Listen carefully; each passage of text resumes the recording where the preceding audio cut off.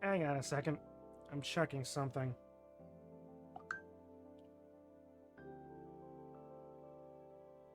Every show, Statler and Waldorf sit up here. Show after show after show. Oh, good. Can't even Now I see cross-reference why. that one, can I? You see why they come? No, I see why they left. Oh, really?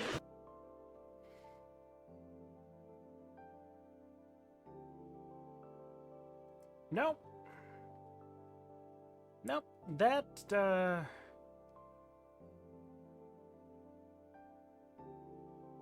does not look like the wah that I am learning in a Duolingo.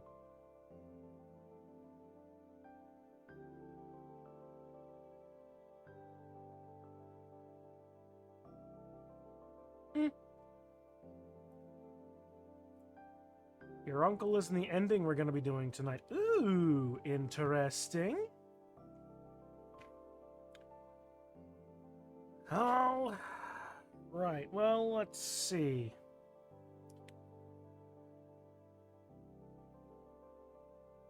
I'm not trusting you about anything, memes. The directions to get to the ending we're going to? Sure. Anything about the ending? No. But I do, in fact, have my workaround for that. Nobody knows how dry I am. And I bought the hard cider just for tonight. The good stuff, even. Alright, but am I going to be drinking to forget or toasting the storytelling? We shall find out, won't we?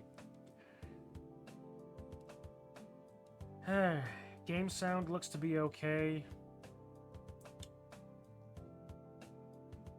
Okay.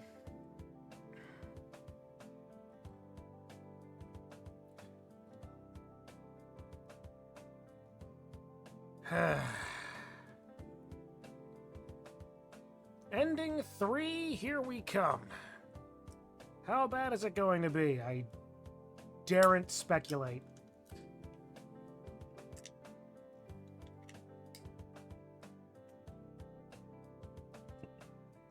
All right. Cider's open. I've got blue raspberry, and cherry Jolly Rancher sticks. Cherry and lemonade Twizzlers. Hard cider.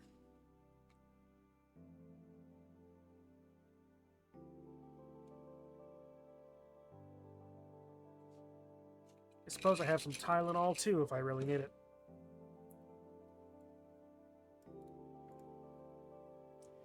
Although with the alcohol, that's probably not a good idea, so let's not worry about that. Alright. Oh, I put this in the wrong... Delete that. Put it in the proper channel. No, not that. I put you in this channel. That in that channel. Return to this. Copy. And then put that in the proper channel for the local game store. Okay.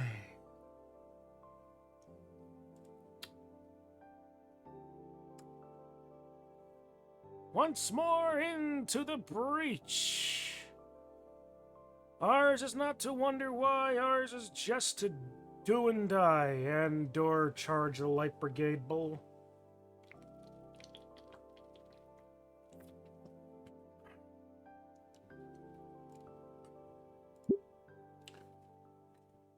Go! And by go, I mean skip!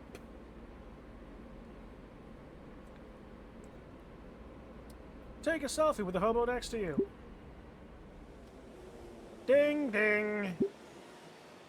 Then we're all here. Go along with it.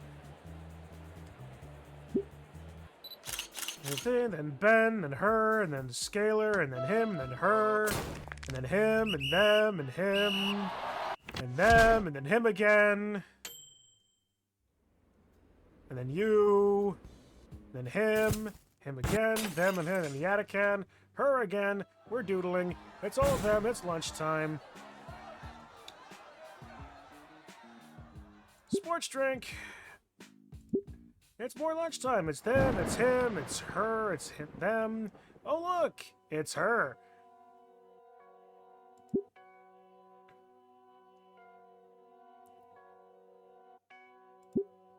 And her. Whoa, she had two heads for a second.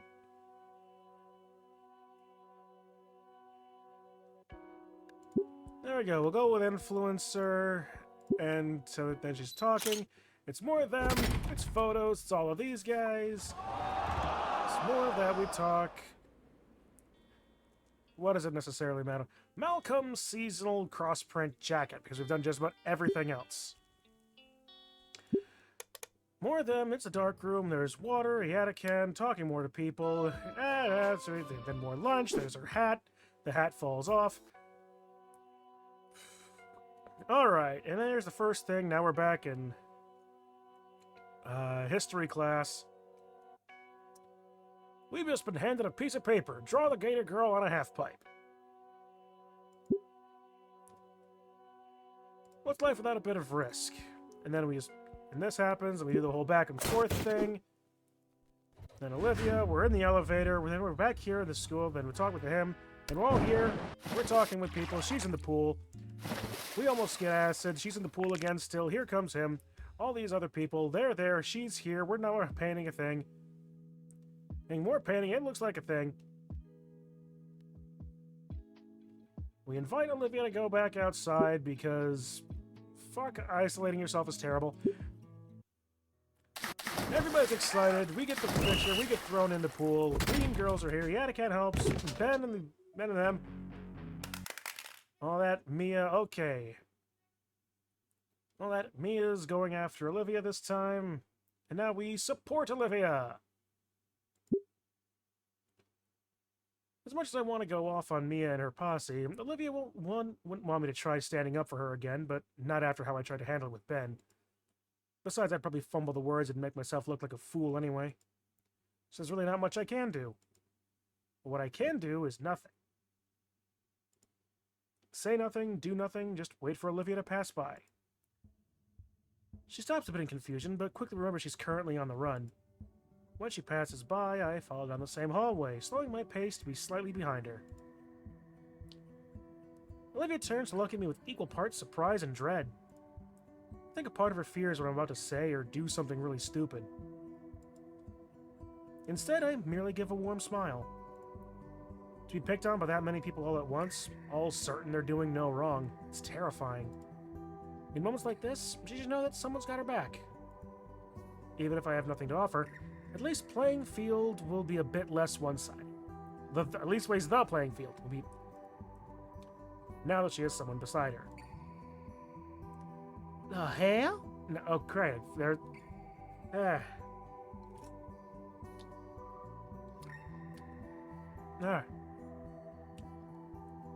Oh, well, ain't she a beauty with shrimp on the barbie and all that? The hair? The hair? Hey, I know that jacket. And oh, I know that bullseye for a head from a mile away. The group starts following behind us. Olivia glances over to me, and I return another small smile. Well, well, if it ain't Baldy. Coming in to save the day or something? I don't respond. Instead, I keep my head forward and keep on walking with Olivia. That seems to catch Mia a bit off guard, as I can hear the gears in her mind visibly start to turn. Oi, I'm talking to you, Hot Whales! The sounds of shuffling boots start to gain on us. Just cause you have Baldy here to protect you isn't gonna save your hide. Neither him nor your dipshit friends. I can see Olivia's claws digging into her armrests of the nickname, but otherwise she maintains an apathetic leer. The more we walk, the more obscenities Mia keeps blurting out to try and get a rise out of either of us. This is why you don't have any real friends, you skipless salamander. I don't know if Olivia has a plan, because I can't fully understand why she's letting Mia walk all over her like this. But I remain steadfast, and believe that she knows what she's doing. That's all I really can do. I don't even want to be with a cripple like ya. I can hear Mia laughing at her own words. Olivia, please change your mind and waste this bitch.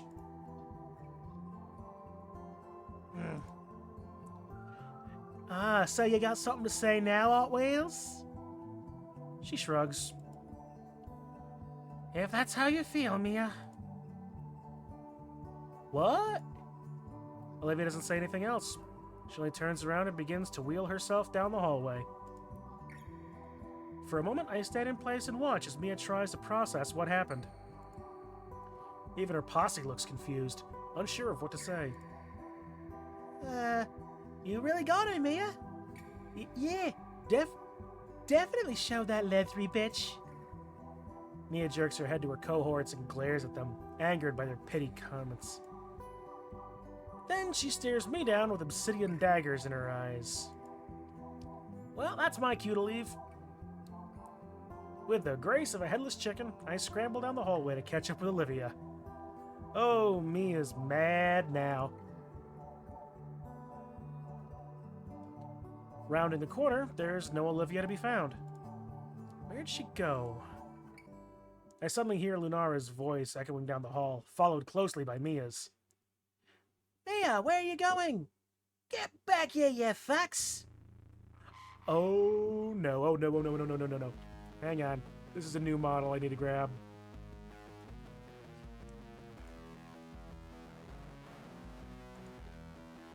That could be a...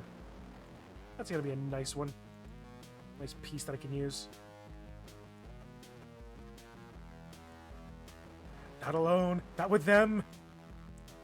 Dread fills me as I hear the pursuing predator's heavy footsteps approach me. I'm grabbed from behind. I'm dead, I'm dead, I'm dead, I'm dead, I'm dead, I'm dead. Wow! Suddenly, I'm violently pulled aside. Right into the school's elevator by the collar of my jacket.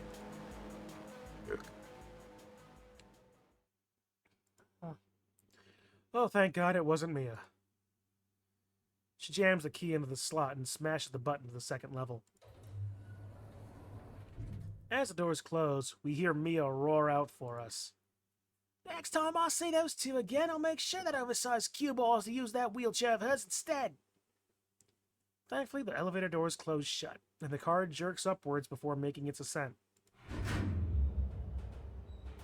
Never knew I'd feel grateful to be in this death trap. I saw Mia right there. As I catch the breath I had unknowingly held, my eyes align with a pair of silver serpentine eyes. I appreciate what you did for me back there. I'm surprised. I'm not sure what to say back, really. Instead, I smile back and nod. In return, she gives me a half smile before recomposing herself.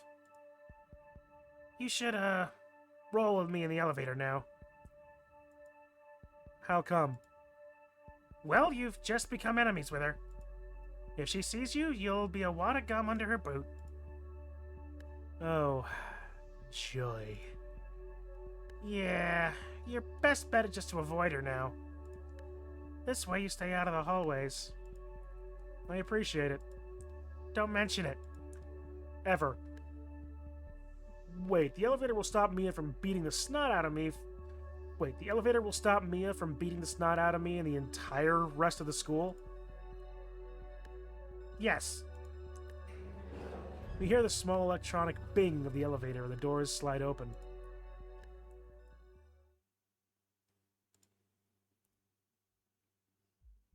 History class is as bland as it usually is. Some sort of historical event. Alright, and now we move. I stood up to Mia and Olivia, and I end up in this mess.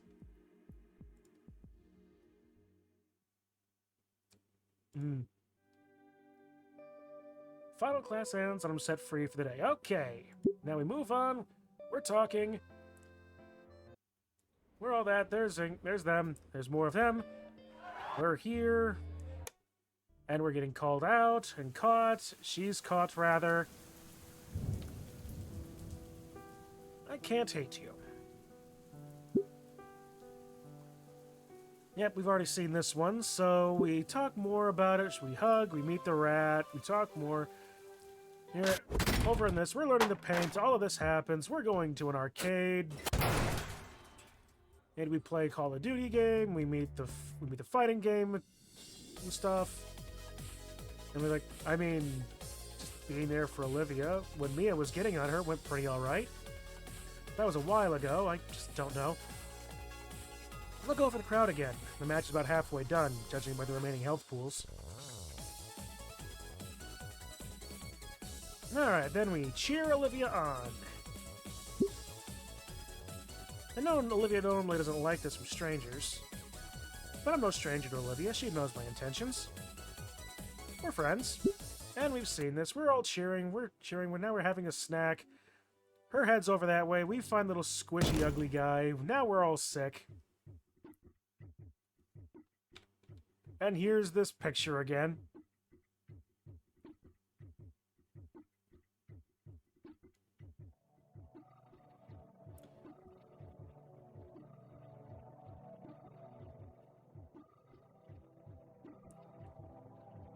I'm not sure why I thought her mouth was open when I first saw this photo. But anyway. Alright, let's see.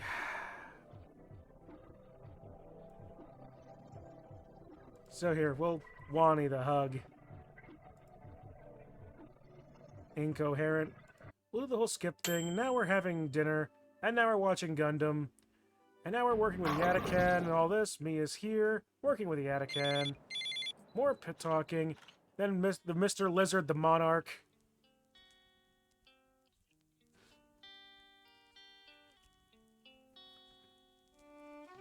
Alright. Need to focus on taking these photos. I can't afford to slack off right now. Alright, and now, another scene we haven't seen. Have you seen the scene? Even when you know what it is, you don't know what it is.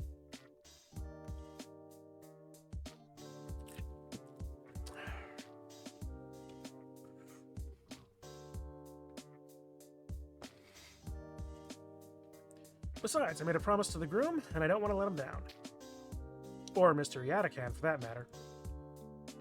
I silence my phone and slide it in my jacket pocket, pushing off the wall and taking hold of my camera. Where should I even start? I think I have a few ideas. With the groom's words still ringing in my ear, I find a second wind of sorts. I can't really understand it. I feel like I'm already picking out prime shots from just scanning over the hall. While Ben has continued his more autonomous rapid-fire approach with the staccato clicking of the snapshots, I've been singling out couples in their own moments just scattered throughout. I think some of them have even noticed, seeming to maneuver themselves out of the Parasaur's view. Young man, over here! An elderly Dino catches my attention, waving me to her table where she and her family are sitting. We need a good Christmas card photo if you would be so kind. Of course, ma'am. The large group moves to one side of the table for me, smiling sincerely at my lens. The first shots seem perfect, but for their sake I make sure to take a couple extra. Oh, thank you. Do you know how long these will take to be developed? The photos should be developed fairly quickly. I'm sure everyone gets these before the end. We'll be sure everyone gets these before the end of the month. Yeah. Ooh, excuse me. They smile and nod, letting me return to... Don't forget us! Yeah, get me and my wife! My next clients, pulling me aside to take shots of them in a secluded corner. And after that, some of the bridesmaids have grabbed me to take shots for them. It isn't long before even some of the servers are wanting pictures of themselves posing in front of the decorations. Somehow, I'm able to squeeze my way out of the mayhem and make my way towards the back of the venue in order to get some much-needed fresh air. Shortly after, I noticed Ben doing the same thing, though he managed to do so far more gracefully by talking his way out of whatever requests the wedding-goers have for him, making me wish I was better at communicating and asserting myself in these kinds of situations. Ben takes notice of me and approaches at a very casual pace, with no one else seemingly taking notice of him. Hey, taking a breather! I just give Ben a nod on my head, causing him to smile and adjust his glasses with his index finger. Well, the wedding's almost finished, so the worst of the workload's behind us. That was a good... Ben checks his phone. 8 hours? Jeez. Yeah, man, my legs are starting to hurt. You're telling me you don't have a tail. How do you think I feel? We sigh together. It's the first bit of silence we've had in a while. Across the room, the bride slumps into a chair, trying to kick her heels off. The groom sees me and shrugs a bit, smirking. So, how are you feeling about the pictures you've taken?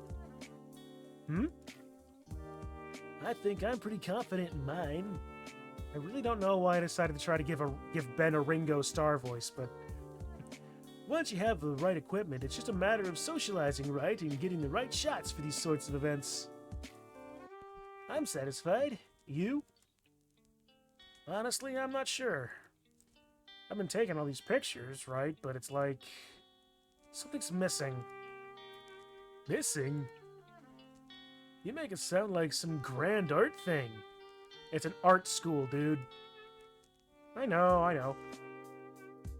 Back across the room, the bride motions to her new husband. It looks like it's the time of night for him to carry her out in his arms like on all the movies. She was probably not expecting those slick moves to position her on his back like a child. He laughs to himself while she pouts loudly and holds onto his hair to keep balance. It looks juvenile, honestly, as the bride taps the exhausted groom's head with balled-up fists, but he's laughing. Gotta grab this. Oh. There it is. I don't think I've ever actually seen his tail, but that is definitely Monarch.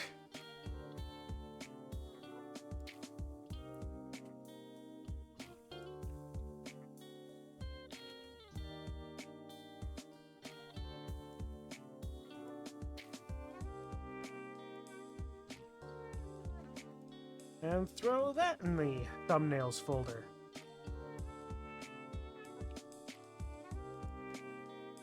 A laugh so infectious that her pout is replaced with delighted giggles of her own when he finally catches her hand in his and just holds it.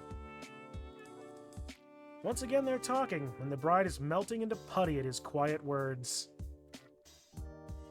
For how menial it is, and how crude that guy was earlier, that understanding and genuine playfulness between them.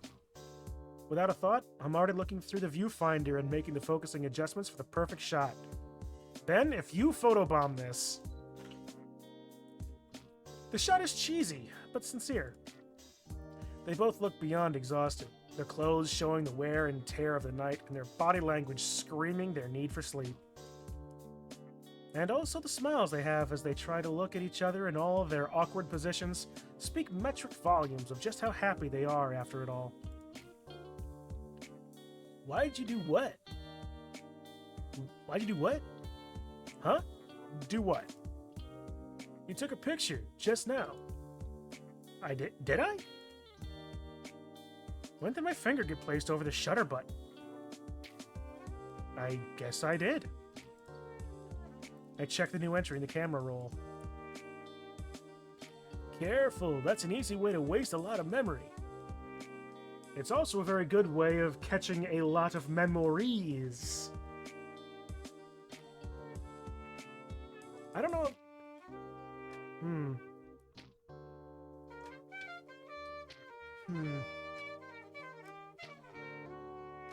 Yeah, I'm gonna stop my commentary there.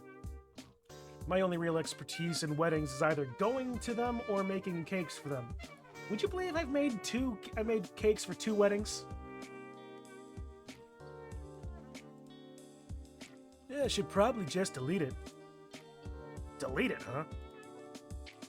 I think it'll be fine. I actually got a good feeling about it. It seemed pretty natural, you know? Ben rolls his eyes. If you say so. Before the parasaur turns to go back to his assembly line photo taking, I grab his shoulder. Oh, by the way, Ben. Mia stopped by our lunch table earlier today to complain to Olivia. Oh boy. Said you were trying to call her, but was upset she wasn't picking up. I don't want to pry into your personal business, but aren't you two on bad terms? Huh? What are you talking about? What? I haven't spoken to Olivia in ages. Huh. I thought you were above gossip, Inko. Sorry, Alright, you boys ready to pack up? Pretty long night, huh? Our teacher looks haggard as he steps up to us. His wings are dragging on the floor, and he's propping himself up with one of the light stands we'd brought. Despite his exhaustion, he's grinning wildly. You two enjoy your first work experience? Oh, absolutely, Mr. Yadican. I managed to load up both the memory cards you gave me, and I even managed to try the different kinds of lenses you had brought. Good to hear, Ben. What about you, Inko? Well, if I'm being honest with you, it took a while for me, Mr. Yadican. Well, I suppose it is a tough order to start with. So many things to account for, and... no, I meant that I didn't really get as many good shots till the end, Mr. Yadican. I didn't even finish the first card you'd given me. I see. Well, we'll go through those next week, and I'm sure they'll be fine. Oh, definitely. The groom saunters up with a huge grin on his face, slinging an arm around our teacher's shoulders. I can't wait to see these! The Yadican straightens up and shrugs the arm off, turning to the newly married man. You'll see them when you'll see them. My team still needs to go through all the pictures and weed out the chaff. Ah, come on, T. Can't you give your buddy a preview or something? The Yadican sighs a bit. Hey, it's your special day. Ben, could you go fetch the laptop and card reader? Yes, sir. Yes, sir. Inko, while he's doing that, you can start packing up everything into the trunk. Sure thing, Mr. Yadican. Before I turn away to start, the tired Taro takes the camera from me. We can sit at that table over there. The two older men head off, leaving Ben and I to get started on packing everything up. Doop-a-doo-doo-doo. While Ben and I are busy dismantling the multitude of standing flashes and lamps, the bride, groom, and Mr. Yadican sits at a cleaned-up table with a laptop before them. I can't really make out what they're saying, but I can kind of tell based on the way the three switch between quietly focused and laughing loudly. By the time the back of the car is loaded up, the last of the wedding party has departed. Nothing left to do, Ben and I linger a bit behind the group. Yeah, these came up pretty dang great. Thanks again for... Oh, what's this? Ah, the Archive of Souls. Welcome.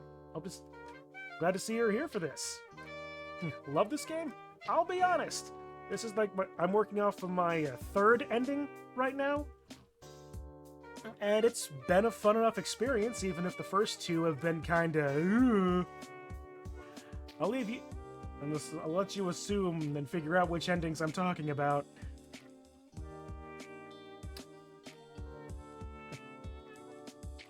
Third ending is great. Oh, that means, hear you say that, he might start telling you no spoilers. I mean, I'll tell you no spoilers too, but you know.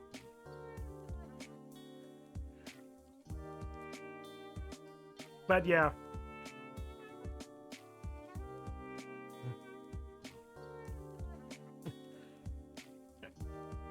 Thanks again for...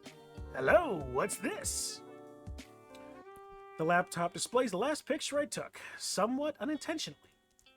He scans the photo with a critical eye. He nods and chuckles with approval.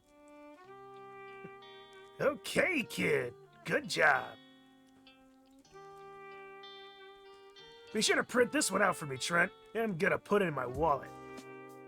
Sure. Despite how lackluster his compliment is, I can't help but feel proud of my work. It's been a while since I've felt like this. Either way, it's not long before we climb into the car and begin our journey back to the school. I settle into the rhythmic motions of the car as it glides around the road. The cityscape of Volcadera Bluffs passes by, and I can't help but admire it. The mood is quickly killed, however, as Ben calls a certain red-scaled girl. The saccharine, lovey-dovey talk makes my head hurt, and I can guess by his expression that Iatakan feels the same way. He changed the subject by asking if my parents can pick me up. Looks like I'll be taking the late-night metro home. Still, I had fun today.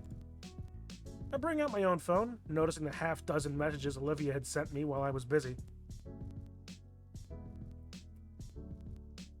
Let's bet me some sunflower seeds that Ben would win. While there were more messages, that one in particular had me thinking. Some more side character stills. Honestly, true.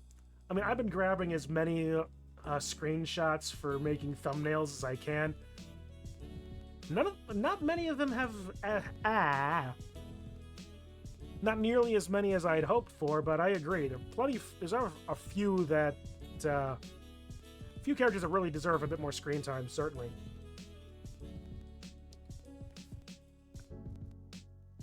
I mean, it wasn't a competition to begin with, but there's also the fact that the groom hadn't complimented any of Ben's shots, so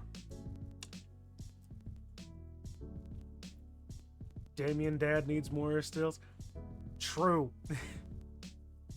You gotta enjoy, definitely do enjoy the Hank Hill men. Collect your winnings, Olivia. Dancy Gator.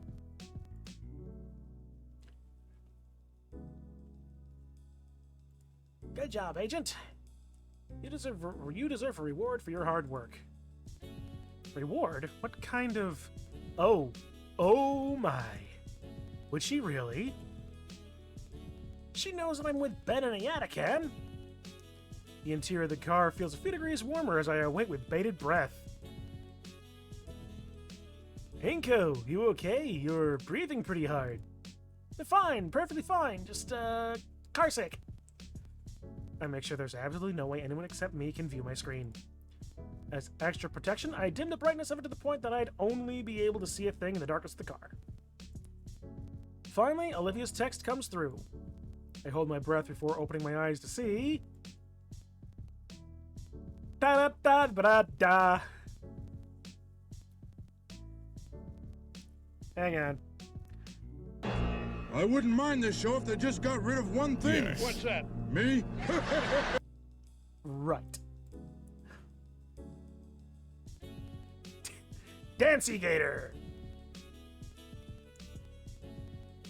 Mr. Iatakan, I think Inko's about to vomit. Not in here! In hindsight, I should have seen that coming, seeing as I'm in love with her and all. Damn my hormones. Even though we're pretty full in the far... Silly Homo sapien guy. Oh, indeed. Indeed.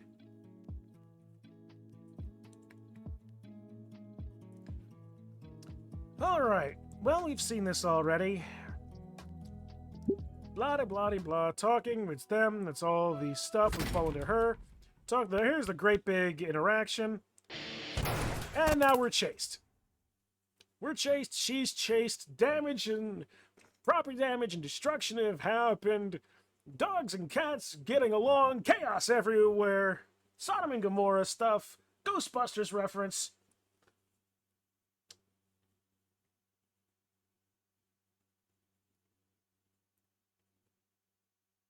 And now we don't take the key.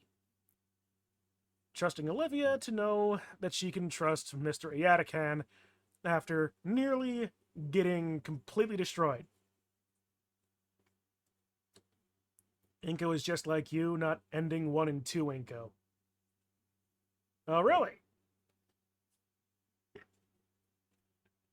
Yeah, there has been a lot of discussions about Inko's character over the ending, so we'll see what happens in this one.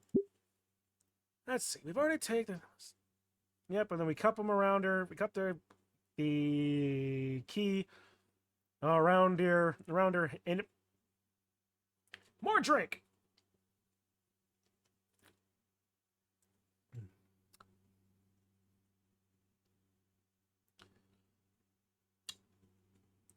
We cup her key in her hands, allowing her to make the decision. We talk to Riadican, he's going thing. Into the dark room, there's rain falling all over the place. It's a ridiculous thing, then we destroy Olivia's painting, that's the whole thing that's holding her back. And things happen. What do we want to do? We discovered Wani in January of this year. Best day of the year.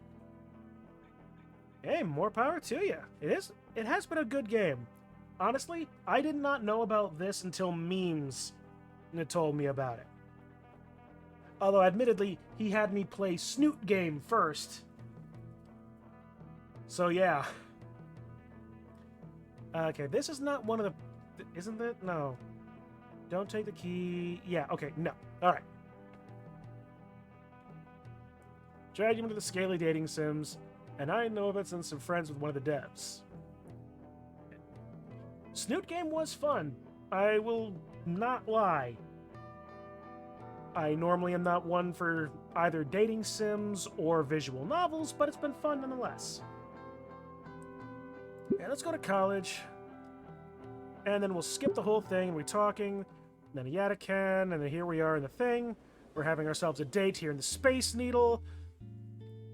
Let's get the Volcadero kebab this time, because we've done two of the other ones. We've done the tropical cheeseburger and the chicken pizza. The wooden steak is even carved look at the restaurant. That's fun. And we had a very long conversation about my experience in restaurant and cooking. Yeah. And it was boring and bland, but you're right, Memes, and I'm still learning my lesson in regards to trusting you ever again on that regard. With onion rings. Alright, so now we're talking... these two get in an argument. We call the kid... We get into a whole shouting match with him saying, like, Fortnite's a great game. It's like, Fortnite's not a great game, and it's not a great game. Alright, so let's see. Now we need to go find Olivia. Heavy breath escapes me as I stand from my chair. If you'll excuse me, Liz. Her head tilts comically further than needed in question. Just want to check on Olivia. Oh! She waves me off as I turn away. Making my way through the restaurant, a part of me marvels at how I don't even feel the room spin. Kinda makes me dizzy, honestly. But it's just mental busy work to distract myself. After all, I have no idea what I'm going to say to Olivia. Hey! Should I ask her how she is? Inko? Well, I'm on the spot now. Hey, just came to see what you were doing. I thought I had more time to think about things, but instead of being by the restrooms, Olivia was... Vinny's the kind of guy to play Marvel Rivals, but he talks about Fortnite specifically. And why are you here by the bar? I wanted to see if they'd give me a mimosa. What? Mimosa? You know, like OJ and champagne? He'll play anything PvP. Honestly, sure. He's definitely like that. I mean, to be fair, I play a lot of Helldivers, so while not exactly PvP, still that third-person shooter stuff. Olivia, you can't drink. Says you. She takes a long sip from a glass flute filled with orange liquid. I make her slap it out of her hand, but her tail stops me. I'm joking, jeez. It's like you, Inko. A virgin. We play a lot of Centaura. I'm not sure I know what that one is. Your ears bled once because of that game? It was loud. Now you've kind of piqued my interest. I'm gonna... If only just mild curiosity, but I like finding out about other games. She grins at my scowl. and continues sipping on her drink. Artillery is brutal. I've played more than enough Civilization to realize, yes, artillery is fucking brutal. Want some? She holds out the glass to me with that smug smile of hers. Taking the flute, I can clearly see where her lips had touched it. Ooh, indirect kiss? Olivia looks to be leaning forward as I stare at the glass. It's a Roblox game that is incredibly chaotic and violent. Ah, that would explain why I've not heard of it. Very realistic, as far as Roblox is concerned anyway, right? Ignoring the heat of my cheeks, I tip the glass above me, carefully pouring some of the liquid into my mouth. Oh. This is just juice and ginger ale, Olivia. Handing her back the glass, for a split second I thought I saw some disappointment in her eyes. Maybe I'm just seeing things now. With a shake of my head, I refocus. I came to check on Olivia and fix things between her and Liz. You okay, Olivia? Yeah, totally. Well, why wouldn't I be? Her eyes are wide open and yet not looking my way. Well, because of what Liz said. Oh. She sags in her chair. Olivia? No, yeah, that was... Her finger circles the lip of her glass as she thinks. Yeah. I'm not hurt, just frustrated. She looks at her glass one final time, then downs the last quarter of it in a single swallow. Afterwards, Olivia sets it on the bar, on top of a couple crumpled dollar bills. I mean, Liz doesn't get it, Inko. Maybe if she walked a mile in my shoes, she would, but... I hate to see you guys go at it like that. Yeah. Maybe it's been a long time coming for me, but who cares? A long time coming? I know she's been a bit frustrated for a while. Probably been holding that in. Doesn't mean I want to hear it, though.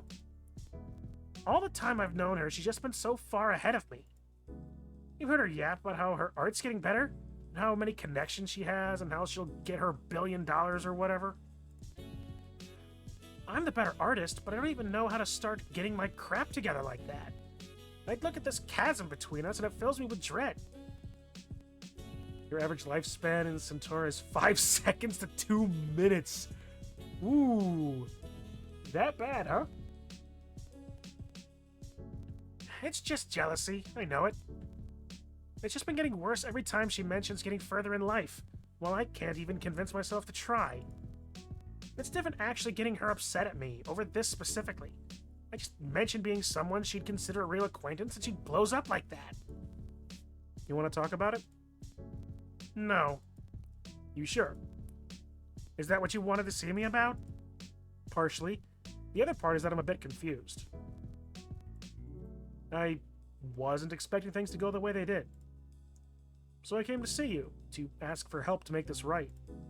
Uh-huh. Well, I'm not apologizing, if that's what you mean. Yeah, okay, let's see. And where'd I put it? There it is, so I don't have to scroll back up all the time. Alright, okay. And we'll put some right there. That's about where I can still see my alerts for the moment. Alright.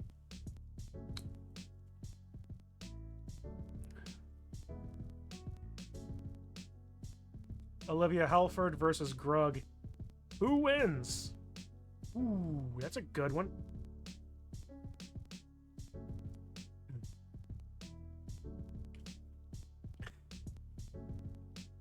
All right. Okay. From what you gave me memes, the bottom one is the correct answer, right? Because this is both asking for her help, but this is the only one that actually utilizes that word, that specific phrase that you put in there. Yeah, bottom. Okay, cool. Yeah. Just in case it isn't clear, Arc, memes is helping me out to get the actual last endings. I got ending 2 on my own, but we're just blowing through these really quick. All right, so let's see.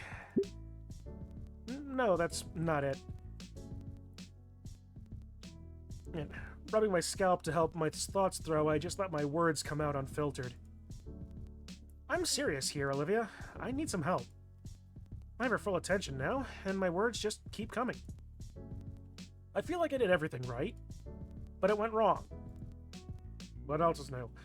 You and Liz got into an argument. And though it wasn't heated, you got hurt. That scares me. For a brief moment, Olivia's gray eyes widened in surprise. I have a few ideas on what to do, but nothing that won't make someone upset. Or worse, get them mad at me. Why do you care about our opinions so much? Because you're my friends? I want us all to get along and enjoy the lunch we got invited to. But I don't know how to fix it. The only things I can think of will just probably make you guys upset with me. So that's why I'm asking you. Me? You're, self-reliant. You're strong in your stance to never accept help on account of your condition. For the longest time, that confused me. Well, it still does, but you do it. It confuses you? Well, it's like others are willing to give, and giving feels good. So when you deny it, it's like telling them those thoughts don't matter. One way to put it. That's the part I don't get. Even though everyone stands to gain something, for the sake of your goals, you don't accept. You take the hard road. Saying it out loud, I like it. I'm willing to give it a shot. But I don't know how. What do you do when there's no good option? Wow. Well, thanks. I guess, well, I'll put it this way. It'd make an alcoholic happy to give him alcohol, even though it hurts him. But sending him to rehab, that's painful. It's not a happy journey to make. But it's good for him. Absolutely. That's my point. Don't worry about making others comfortable and happy if something needs getting done. In my case, that just means ignoring the help because my own goals need to be done. If that makes someone uncomfortable, then that's their problem, not mine. Are you gonna go to bed? It's getting right. Good night, guys. Well, thank you, Ark, for being here for as long as you were. You're great having the conversation. Hope to see you around. You know, if you're so inclined, of course.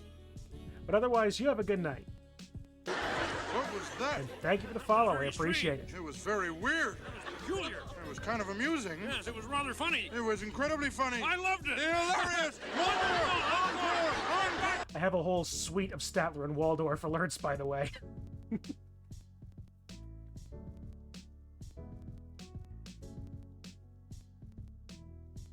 Their problem, not mine. When something needs doing, you just gotta do it. I agree with her. Unfortunately, this leads to a lot more problems than you think it solves. And when no option seems like it'll make people happy, well, you do what you can. That makes sense? I'm making this up as I go along. I think so, yeah. If it's the right thing, you'll get the support you need. After all, I got you. And even if you don't, standing alone for your standards is cool. You'll be trying, and that's what matters. Yeah. Thanks, Olivia. Hey, you're welcome. Saying all that out loud is helping me understand a few things, too. You ready to head back? I have an idea on how to smooth everything over. Sure. I'm curious what you have in mind. Even if you think I won't like it. I start heading back to the table. Olivia follows close behind me. Hey, you guys are back. Everything good? All cooled off? Yeah, everything's great. I want to give my 2 cents. Try to resolve everything. Both of you are wrong. I take a deep breath. I don't really want to have to do this. Olivia watches carefully. She talked me through this. I can do it. She won't stop being my friend over this. Get over yourself, Inko. Just say what needs to be said. I think you're both acting silly. Really? Both of us? I don't know what's trying to get you guys conversing would make these sour feelings come up. And that was my mistake. My bad. But it's just ridiculous. Liz, I get Olivia was a shut-in and didn't open up to you back then, but that's clearly not the case anymore, is it? That was a question. No, I guess not. Then what use is holding a grudge? Accomplishing your goals on your own is fine, and that's your prerogative. But when you say Olivia is just treating you differently because she has something to gain, you know that's not right. And Olivia, I hate to say this, but you have been pretty thoughtless here as well. Liz is trying to do something nice for us, and hey, we're all here to have a nice dinner in this crazy place. When you say you'd rather be home painting, it's not just insulting Liz. It tells me you'd rather not be here with me as well. I love how much you've opened up to us, Olivia. What seems to me is that both of you just refuse to see eye to eye. Too much pride going on. The sooner we stop trying to get to the other to act the way we think they should, the better. And I thank you for your advice. I hope you won't be mad at me for saying that. Just please, be a little more considerate.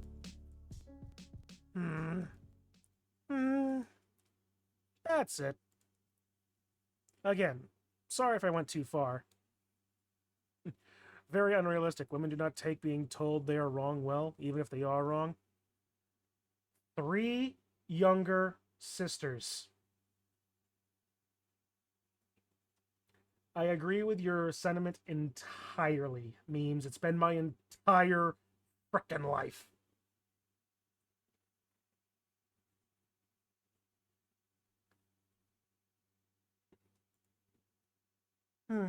You're right. It's a little eloquent for such a little argument.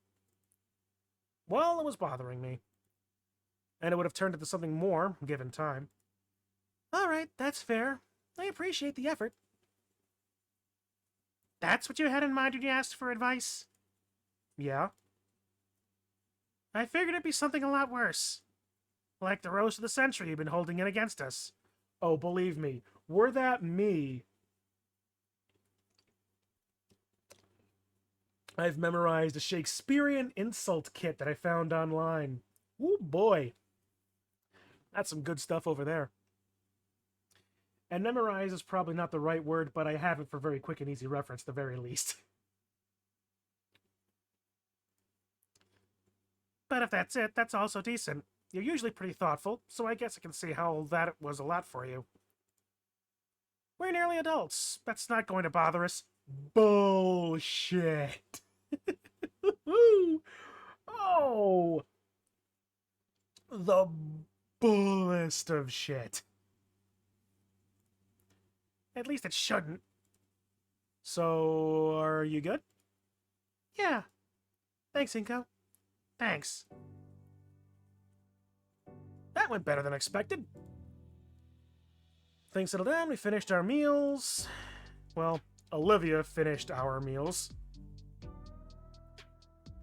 Liz noticed at first when her whole pancake simply vanished. Yep.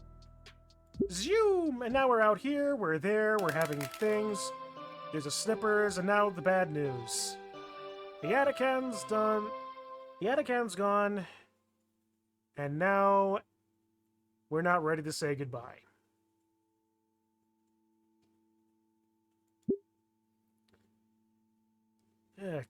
Can you give us some time, Ben? The student council president's taken aback by my words. But Olivia. His frustration with us seems to grow with each second. Ben, look, No! I turn fully to Ben with my hands raised defensively. Ben, listen, we need to do this. For Iatacan. For everyone that cared about him. For us. So why won't you help me? We want to, Ben, really. But can't you see that what you're asking for is way too soon? Damn it, we only just found out. His breathing is haggard now, his composure completely blown. And his own pain is painted across his face as he allows his glasses to slide away from his puffy red eyes. Ben. Her voice is so soft and gentle, now that you could tell from the voice I've chosen for her from the beginning, but sure. fictional women are better than real women. They certainly have more interesting proportions, at the very least. I'll let you have that.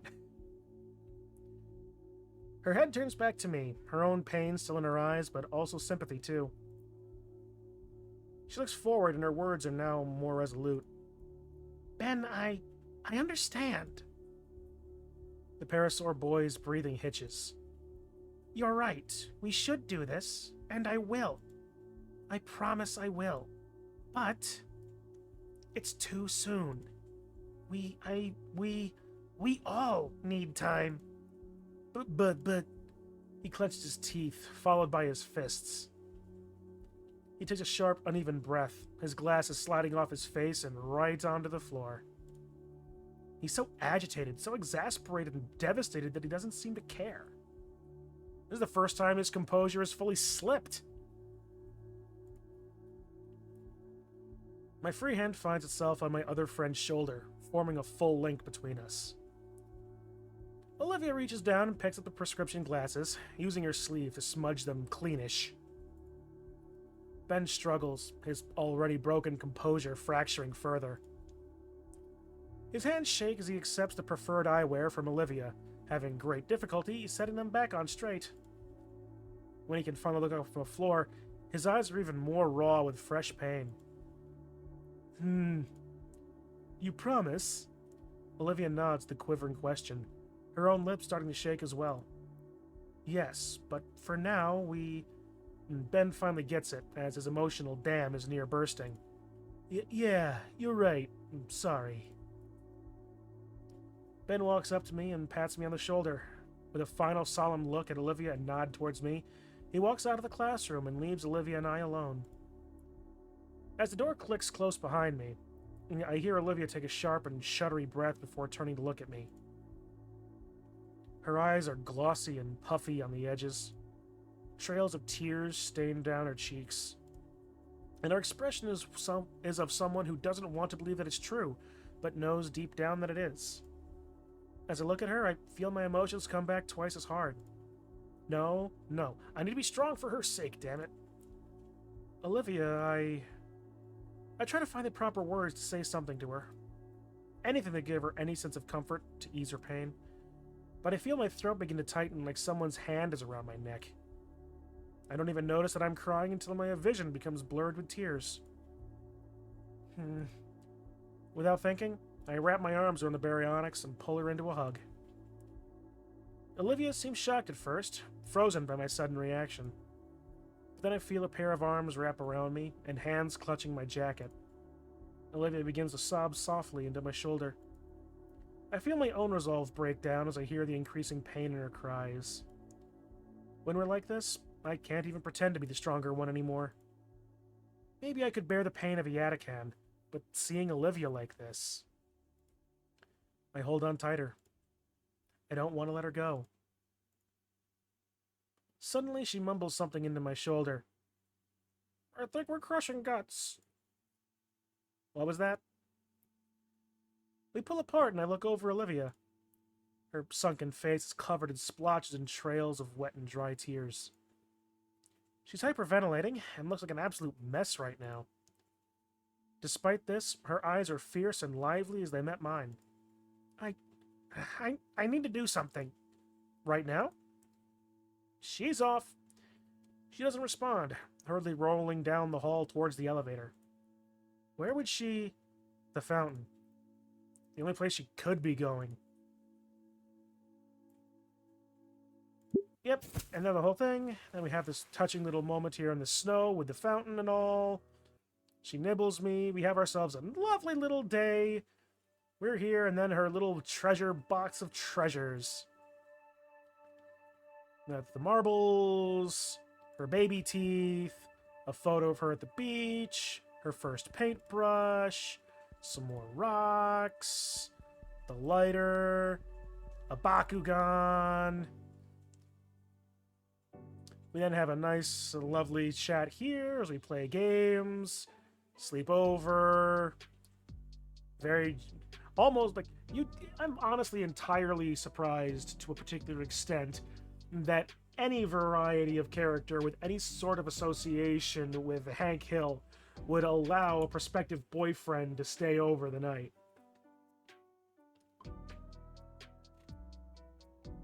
Especially a prospective boyfriend that has only been in the picture for... Fuck, it's only like, what? November right now? So seriously, it's been like 2.5 months? I'll be honest, timeline in this game still continues to confuse me.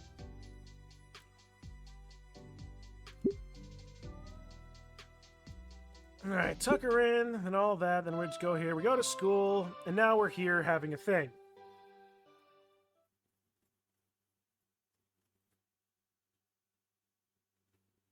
Mister, you could give your side of the incident. These two are all a thing. And you say this with a blonde bitch currently staring daggers at me. From the moment Mia took Olivia away to finding them in the classroom to when she slapped herself in the face with a glitter-covered poster. However, I decided to stretch the truth about why Mia was in the classroom with Olivia and only mention that she was harassing her.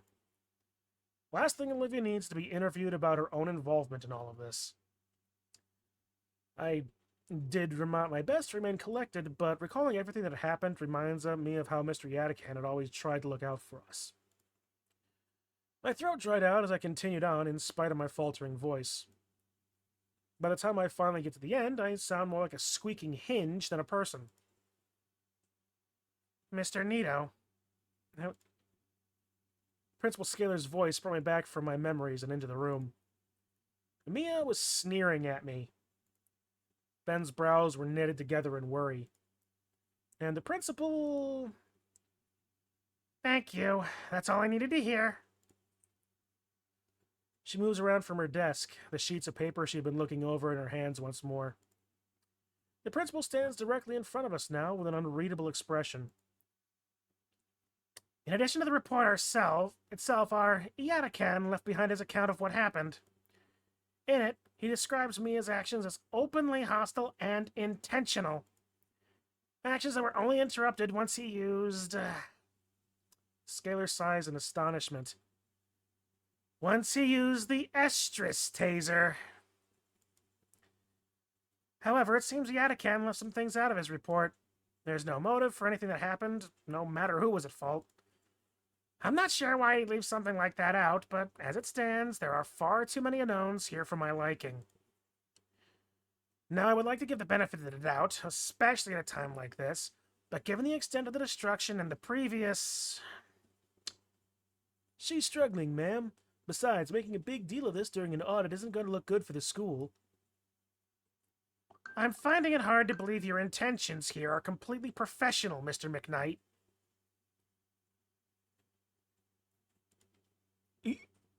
He freezes like a deer in the headlights. Scalar grumbles to herself, placing a hand on her head while we all await the verdict. I feel bad for her. Between the mountains of paperwork and a half-dozen mugs on her desk, it's easy to tell she's overworked. I realize that is a Simpsons reference, but for the life of me, the combination of that plus the coffee mug, all of this just... And even the bob in the hair, it just makes me think should be a Captain Janeway from Voyager reference, but I know it's not.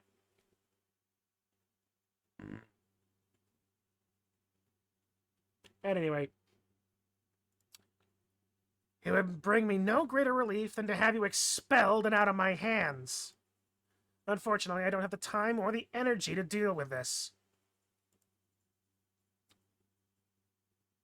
Mia, you're suspended for 3 days, and I'm marking your record again. Now, if you three don't mind, leave my office and leave me be. She doesn't even look up at any of us. I turn towards Ben, who looks both scared and relieved. And Mia, who looks positively overjoyed. She practically skips out of the office without another word, leaving both Ben and I to stare blankly for a few seconds. Another glare from Scalar sends us both out of the room on instinct.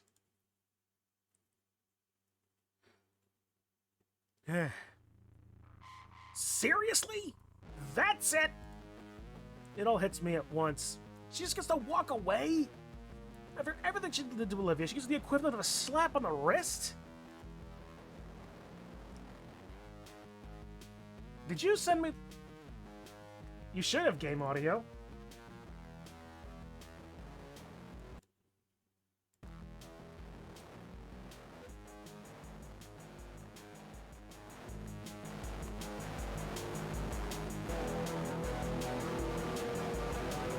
You will certainly have game audio on my side. And if I make it much louder, I'm gonna be completely drowned out. I would think, anyway. Is it almost too loud now? Is it? I'm like just my normal speaking voice is barely peeking over the same thing of the same levels that I'm getting out of the equalizer here. Is it a bit too loud now? Yeah. Okay. We'll bring it back down to like minus 12.5. How about that then? Sometimes I just really don't know about this, but at least ways I'm trying to figure it out. You'll probably get like an actually good equalizer. Next to me. A bit louder. Alright. Get up to 9.1. Yeah. I should probably get like an actual like physical like audio thing. Another like one of those. Might be time to update my stream deck. Alright. I watches Mia happily... The rage. Oh yeah. I watch as Mia happily strolls off down the hall a good distance ahead. That... Inko, are you okay? Am I okay? What the hell are you thinking? On top of anything else, between our teacher dying and what Olivia's going through, could this not have fucking waited? Look, Olivia, is she alright? She crashed her wheelchair. She's stuck at home. She can barely leave her room, let alone the house, and you're over here playing games with interpersonal drama like a school child. Inko, I'm sorry. Are you? Because here you are dragging me halfway across the school so that crazy bitch can use me as a scapegoat when I just want to go home. And you're helping her by being her lawyer. Holy shit, dude, I used to have respect for you. Look, it's not like that. Then how is it? It's hard to explain. She has your nuts in a vice, we know. You know what, I'm already drained. I don't have the energy to spend on this. Inko, nobody's actually in trouble, it's fine. That's the problem! My withering glare does its job as Ben reluctantly backs down. Look, man, it's just for the best. For you, for Olivia, for the school. I can't believe this. Now I know why Olivia hates you. I feel a cruel satisfaction as my words lash at Ben, his face growing more distraught. Get your shit together, man. I turn to leave and get away from everything. Man, that's a... Dude! You left him a withering pile on the floor. Inko, please, you don't understand. Every show, Statler and Waldorf sit up here. Show after show after show. Now I see why. I'm fairly certain we'll You see actually why they come? get the Oh, I see full why they left. explanation Oh, in like ending 1. But to be fair, Ben has kind of been needing to get his shit eaten out for a good bit.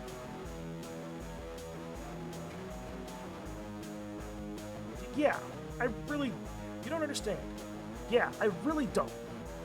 Just listen to me, okay? No. Nothing else left to say. I leave without bothering to look back. By now, it's about lunchtime, meaning I can hang out with Damien and Liz. Definitely needed after all this. After school, I took the metro back home to shower and put on some new clothes that will, oddly enough, look exactly like your previous ones. As it turns out, my parents really were on a business trip for the weekend, as indicated by a sticky note on the fridge. Humph. Randy opens the front door to let me in. Ah, there you are. Damien mentioned that you'd be coming over later. Hey, Randy. Say, Inko, I was wondering if you wouldn't mind shoveling the snow off the driveway when you can. Would really appreciate it, and I'll even pay you a couple of bucks for it. No need for the payment, sir, as thanks for letting me come unannounced again. Thanks a bunch, really. As Randy leaves, I collapse onto the couch and let my head rest against the comforter. God, that whole thing with Ben and Mia really took a lot out of me. And we got a skip button. Yay! And now we see her in blackness.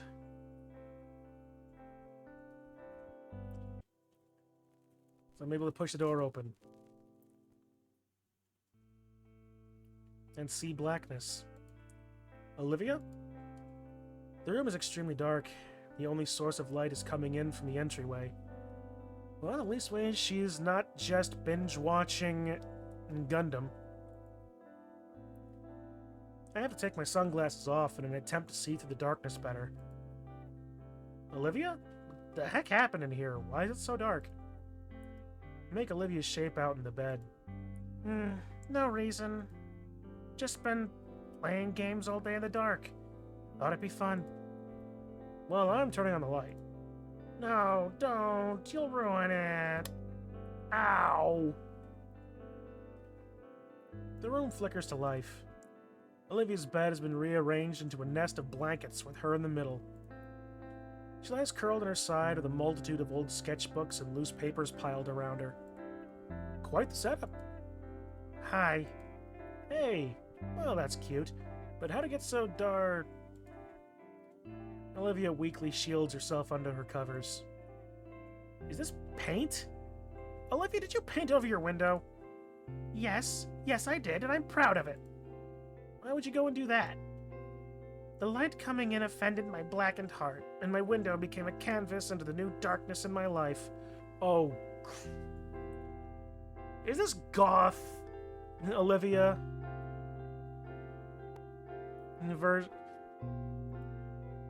I am now my own greatest work of art, a living piece of despair. Oh, Raptor, Jesus.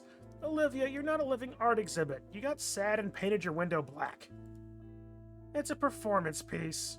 Aye, yes, the biggest bullshit. Like that guy that stacked 10 buckets of sand and let the buckets of sand fall over. And it was like, praise me. And the room fucking praised him for it.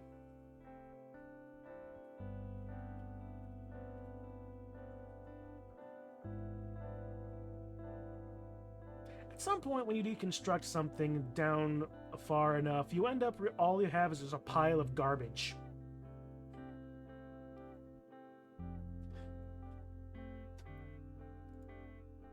Now turn the light back off. Not happening. I go sit by her bed. She leans up a little and offers a spot closer to her. Hey, you okay? I don't know. I take the spot, feeling the bed sink beneath me.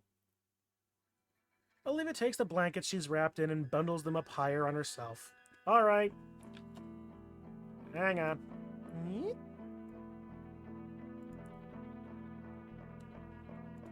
More grabby bits. There's at least some good thumbnails on this one, not gonna lie.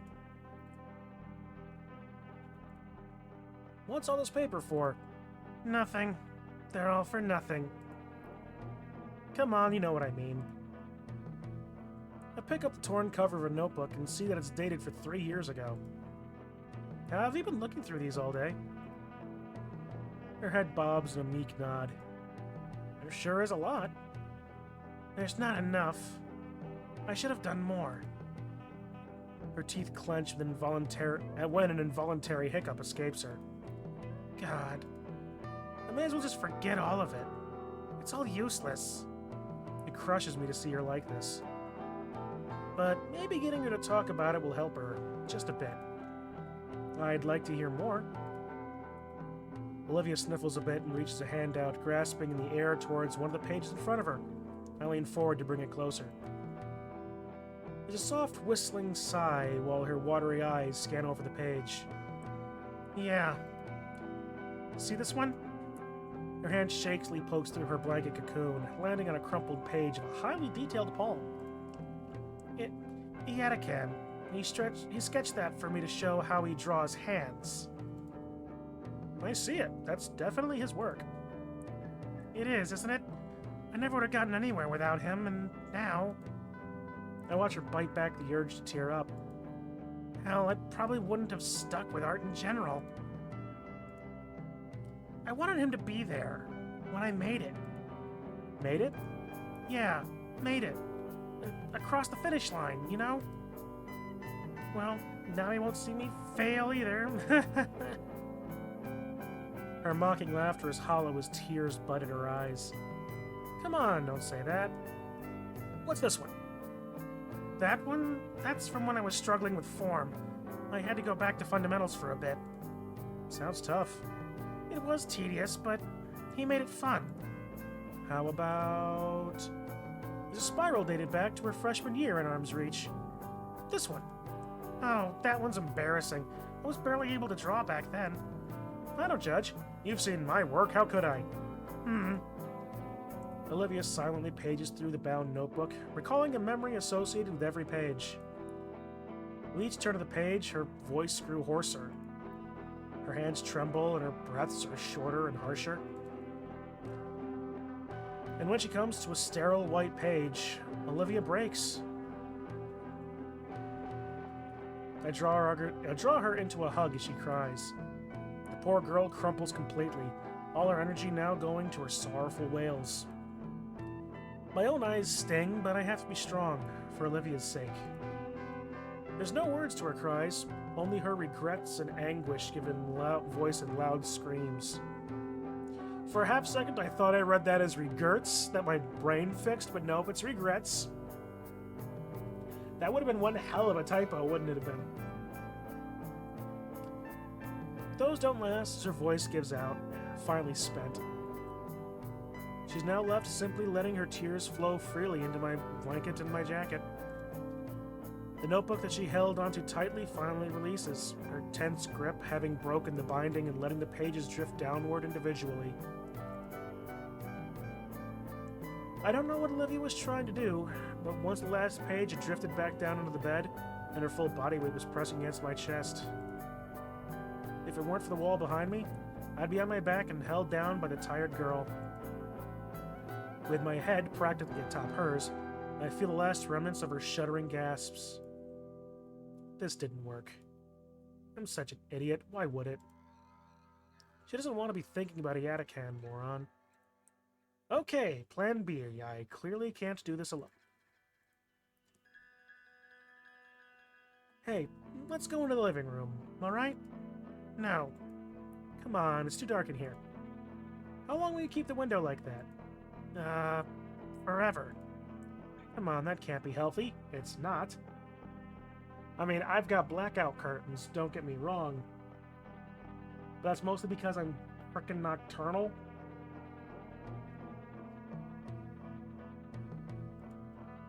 You need sunlight. Olivia protests by digging into my shoulder with her muzzle.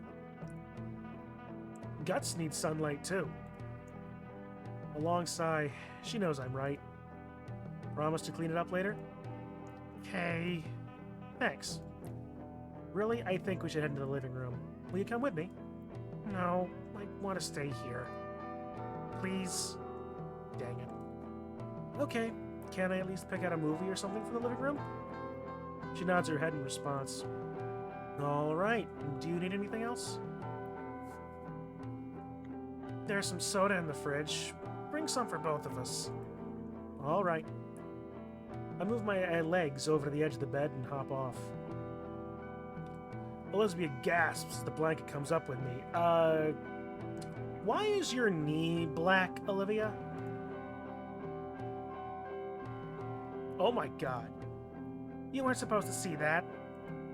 Olivia, are you alright? What happened? Olivia hides her tear-marked face with her hands in shame. Okay. What did you try doing with some sort of like... whatever molting variety. I tried to walk. Okay. You what? Her hands drop along with her head. I don't know. With her eyes drained of life, she stares at the mess of papers before her. Everything's gone. Nothing makes sense anymore. All I have is this hollow feeling. And I wasn't thinking at all, and... Olivia looks at me again, eyes pleading for something. I'd try for a miracle, okay? Do you blame me? I don't know what to say. Does it hurt? I'm fine, it just tingles. Maybe that means there's still some feeling below my knee. Isn't that good? No, it's not. We need a first aid kit or something. Yeah, that is a... Bruising is one thing. When a bruise is so bad as to be like that variety of black versus purpley blue. Inko, it's not even that bad. What if it gets infected? I watch as Olivia gets ready to protest, but finally sighs in defeat. Fine, just get it over with. I'll go get Sophia. She probably knows how to... No! Why not? I don't want them to know, alright? Olivia, I'm not a doctor. I can't even remove a splinter without screwing everything up. Okay, that might be a little far. Olivia casts her look aside. Man, she's not intending to follow up on this at all. Be right back, okay? Olivia softly whines. With haste, I quietly leave the room to search for anything that might be able to help. After rummaging through the house's medicine cabinet and freezer, I managed to find an ice pack, a first aid kit, and Neolithium. Neolithin. As opposed to Neosporin, huh? Damien's not around. He's probably in his room still. Alright, this should hopefully be enough. I return to find Olivia exactly where I left her. The first aid kit is placed on the bed next to her. Olivia averts her gaze from me as I tend to her wound. Grabbing the Neolithin, I squeeze a dollop of the medicinal cream on the injury and spread it evenly. Then I apply the ice pack to the wound and wrap the whole thing up with gauze, making sure not to make it too tight. Although my work is clumsy, it takes 3 or 4 tries and maybe 10 minutes to get it right. Alright, I think that should do it. Let me know if it gets too cold. That's why you wrap the ice pack in a towel first. I looked up to see Olivia still looking away from me, giving her best pouty expression. I know you don't like being taken care of, but I don't want you to get hurt. Yeah, well, it's still weird. I put a gentle hand on the side of her snout, gently coaxing her to look back at me. Feeling better? She still tries to look annoyed, even as I use my thumb to caress her cheek. Eventually, the last of her defenses fall, and a faint, pained smile forms across her face as she nestles further into my hand. Yeah, a bit. Good. With that taken care of, I finally breathe a sigh of relief. Now to figure out the next issue. How to get her to the living room. She's definitely not going to do her silly knee walk, not with how her knee currently looks like the world's largest grape. Then we're left one real option. Forgive me, legs, for what you're about to go through. With the utmost care, I slowly stride into the living room with Olivia in my arms. I can feel her claws dig into the back of my jacket and her tail bumping against my leg. Getting through the door was a struggle, but Olivia coaches me through it and even shuts the door with her tail. Damien's laying on the couch, engrossed in some game. He turns to see us at the sound of Olivia's door closing. Hey, there you guys are! Then he waves from the recliner. Vinky! He must have gotten home while I was bandaging Olivia's leg. Hey, guys. Why are you carrying her like that? My wheelchair is busted, remember? I know, but you always like to scoot around on your knees. For a moment, Olivia and I lock eyes, not knowing how to answer. Inky's just helping Liv is all, Vin. Oh, thank goodness he's caught on. Ah, because they're practicing, right? Something like that. Damien moves his legs to make room for Olivia. Well, have a seat. So, what's up? I set her down on the couch. Just wanted to be out here for a while, get some extra company. For sure, for sure. Well, I'm just wiping the floor with Vinny and War Club 40M here. I beg your pardon. Okay. Which one are you playing, sir? What was that? It's called the medium sketch. The medium sketch? Yeah, it wasn't rare and it certainly wasn't well done. War Club 40M. I wasn't expecting a Warhammer reference. Must be Space Marine 1.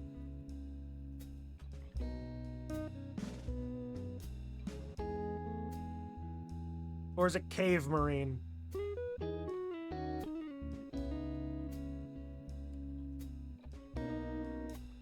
Meh. He's not! Might switch over to something else soon if this Boar Fest doesn't end. You want to give it a shot? The comment is directed at Olivia.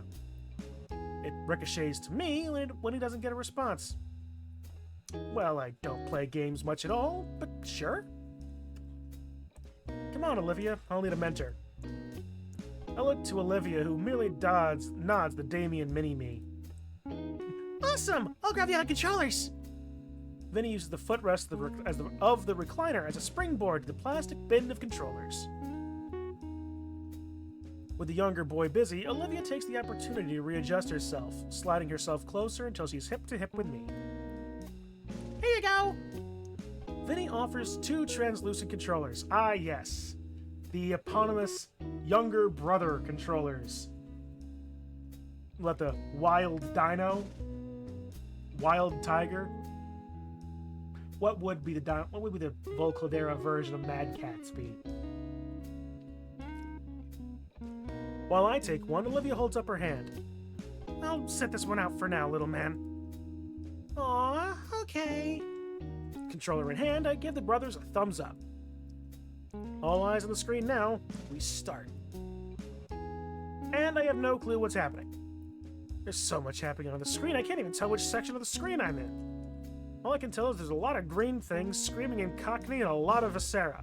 Space Marine 1. Yeah. I don't think this is appropriate for Vinny. Wuss. But then again, he's really getting into it.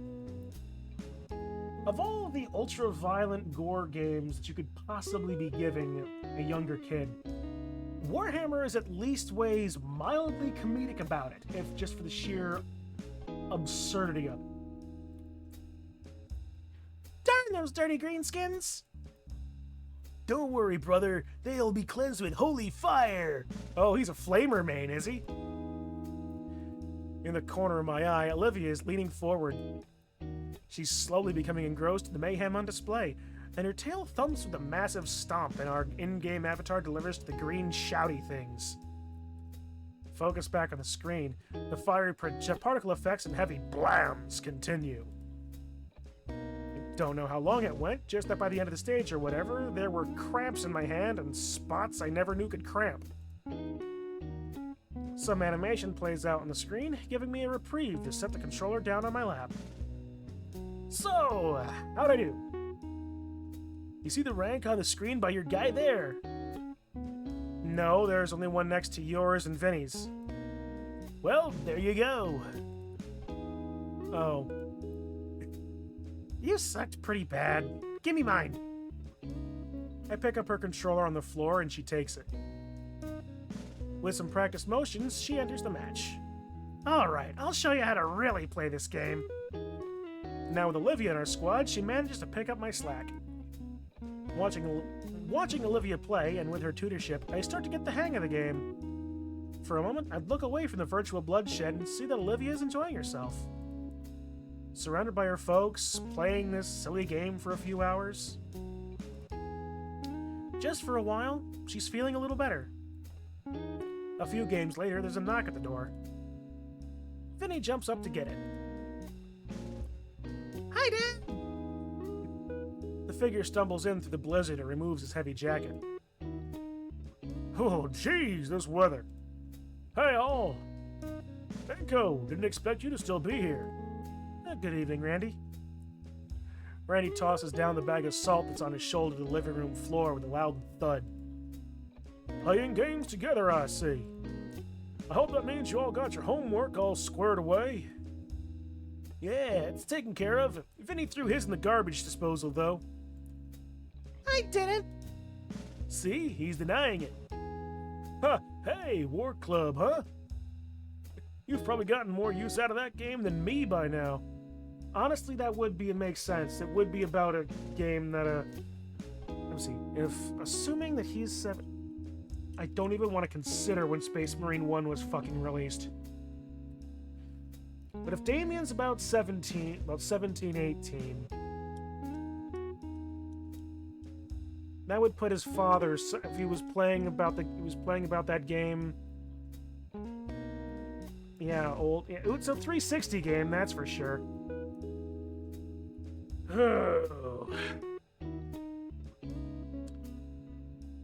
But yeah, that would make Hank Hill over here. I don't even want to consider him being my age. Oh, Christ. The hell am I doing with my life? I mean, fuck, when he was my age, my dad had 4 kids.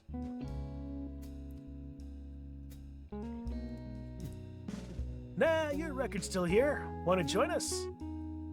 Randy sucks the air through his teeth. Tempting, very tempting. But it's my turn to figure out dinner tonight. Oh, come on, Pops. You barely got time to relax like this. I know, but the rules are rules. Plus, I'd hate to have your mom cook after enduring all that cold. Poor thing's more frozen than an ice cube. Something warm does sound good right about now. Oh, I just remembered. Hold on, I think I got something. Aha! I hold out the coupon I was compensated with from the art contest. 2 large, 2-topping pizzas for $13. I'm unsure if Damien or Vinny's face lights up more at the mention of pizza, but Randy outshines both by the insane price drop. Even Olivia's heartbeat slightly intensifies. Holy moly, that real? I pass it over to him. I'm saving it for a while. Seems like a pretty good time. Well, alright, let's make it a pizza party then. Randy takes a moment to dial the number and make the order. I go check in on Olivia, who's just as ecstatic as the Payne brothers. It's just pizza, no need to hyperventilate. I so need this right now. I know I mentioned this the last time, one of the last times we were talking about this, but like the whole thing with my grandmother and me getting a whole massive pizza that I ate on my own. Yeah, never underestimate the power of pizza for kids. It'll still be about a half hour. What's your favorite? Anchovies. Honestly, I like anchovies. Really? Yeah, they don't sell them much these days, though. Something to keep in mind. Randy finishes his call and gives a celebratory fist pump. You're a lifesaver, Enko! I was planning on getting together some sashimi or something. Sophia said she finally wanted to try my specialty. Phew! We got 2 large meat lovers coming in. And this place is pretty fancy. They got all the stuff you like, Olivia. So I asked for an extra pie, piled high with as much they can put on it. Olivia's face beams with joy, the end of her tail wagging like an excited puppy's. Right, the king is in the house. Someone give me a turn. I forfeit my control of the patriarch. He gracefully takes it and shoos Vinny off of his seat. The little one repositions himself on the carpet. I watch the family play together. I feel a pang of jealousy. Hang on. Let me go back a second here. Grab that.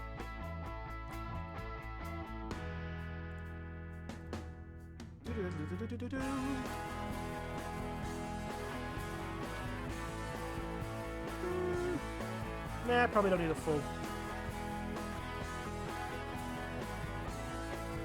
Especially as Randy and the brothers banter with one another, really getting into their on-screen characters. While Olivia remains silent, I see a smile tugging at her lips and as her fingers hammer away at her controller's buttons. I try to picture my own family in their places, but the image is so surreal that it could be displayed as a piece of modern art.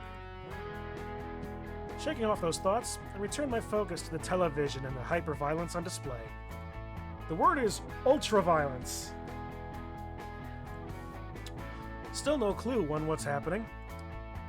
I want to ask Randy about what War Club is all about, especially with all the funny accents being thrown around. War. Glorious, nonsensical, DACA-filled war.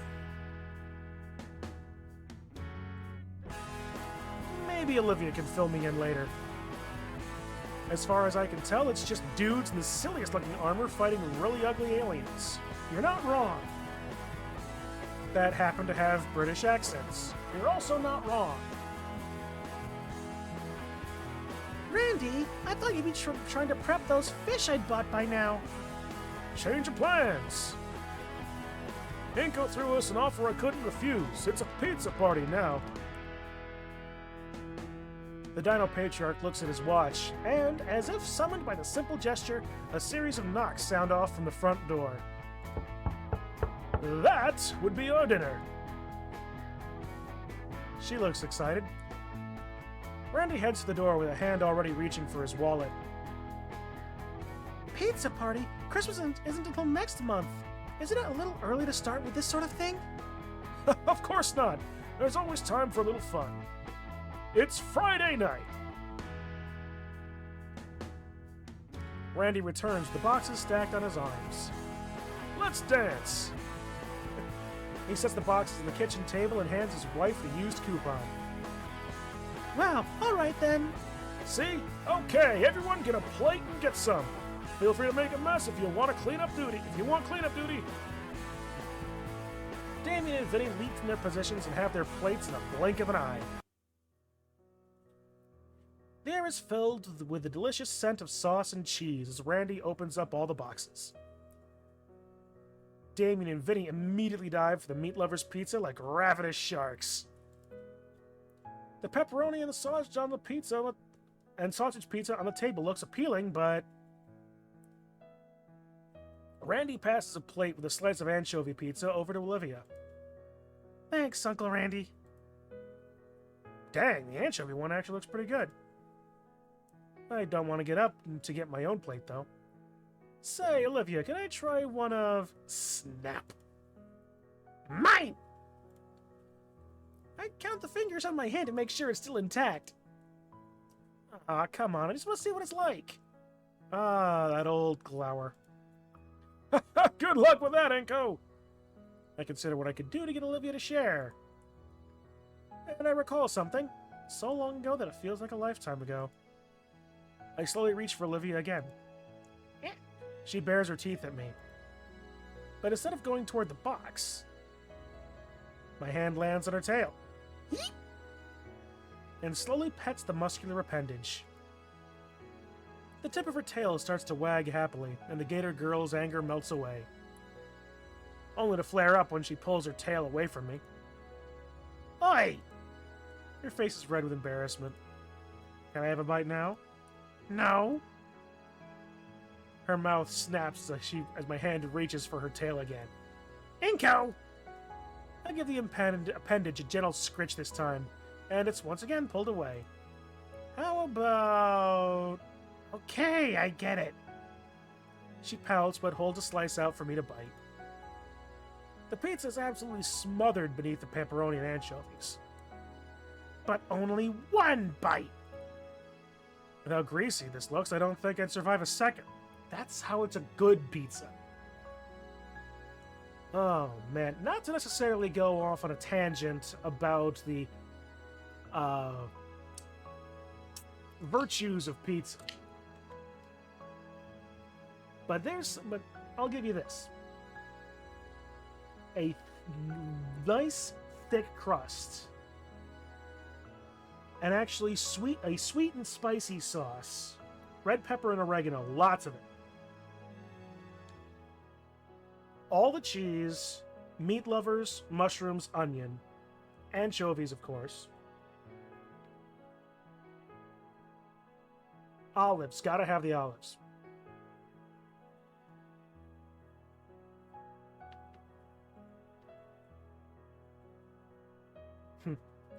Yeah, I don't care. Like, this is absolutely fighting words, and I will brawl with the best of them when it comes to it.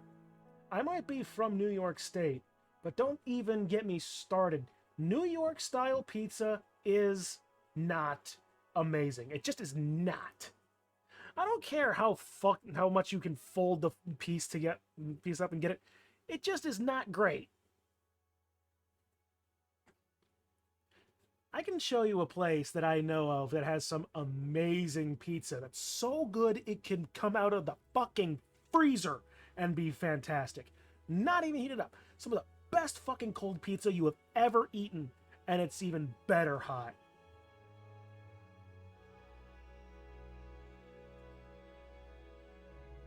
And it's not from New York City.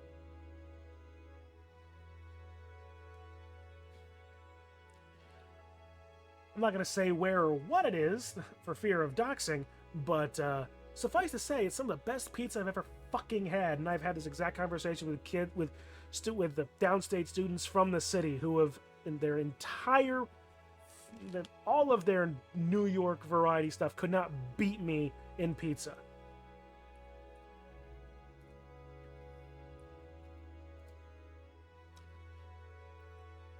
Still, I bring the plate close and slide the pizza to the edge, and taking a sampling bite from it. Good, right? Absolutely. I feel the need to ravenously devour the single slice now, but instead choose to savor the flavor with minuscule bites. Yeah, holy crap, this is good. It is, but that's the only bite you're getting. You sure? I wiggle my fingers at her, and she promptly swats my hand. No, I mean yes. She tries to hold a glare, but I can see her lips quivering with mirth. I hand her back the plate, and she resumes consuming her extra fishy slice. Damien hands me their plate, this time with a slice covered with various meats. And while that one was still delicious, the indirect kiss flavored anchovy pizza was still the best thing I'd ever tried. Of all time.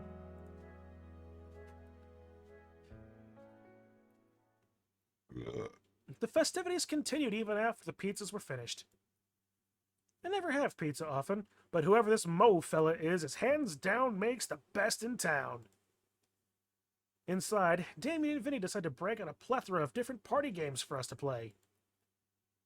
No one bothered to keep track of time. We were all too enraptured by the pixelated entertainment before us. Which is how I missed my last chance home. Mrs. Payne didn't look too upset, though. In fact, I think they expected me to spend the night again. Hey, Pentavin! Good to see you, friend. You're back again for more I was going to say Snoot Game. It's not Snoot Game. This is Wani. And for better or worse, I just opened my second hard cider, so we're in for a thing here. Especially with how Randy had been so quick to pull out some blankets and pillows for me. Both of the parents insisted I'd stay, and it's not like I could realistically walk home. So, once again, I'm staying over, and currently sat at the foot of the couch with Olivia, and we're both bundled up to stave off the chilly winter night. The soft growling purr that Olivia makes when she's content has become almost therapeutic to me. Well, that'd kill you twice over. Hope you're... Oh, I'm enjoying it a lot. It's whether or not you can find awestruck wherever you live is probably not the point, but it's some of the better hard cider I can get around where I am. Local too.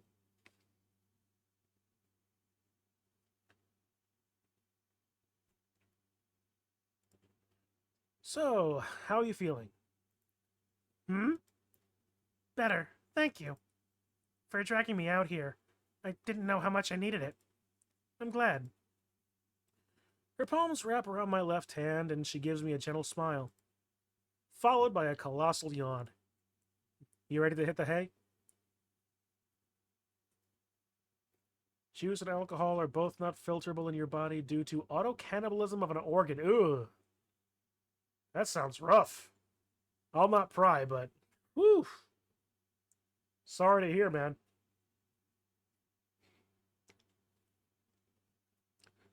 And I can appreciate it with if someone like chooses not to go for alcohol, but not being able to digest juice, that's another matter entirely. A drink in your honor? Verily shall I.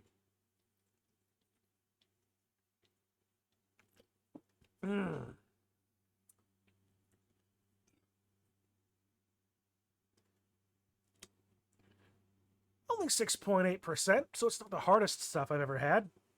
Certainly not since I had this little bottle of 1800.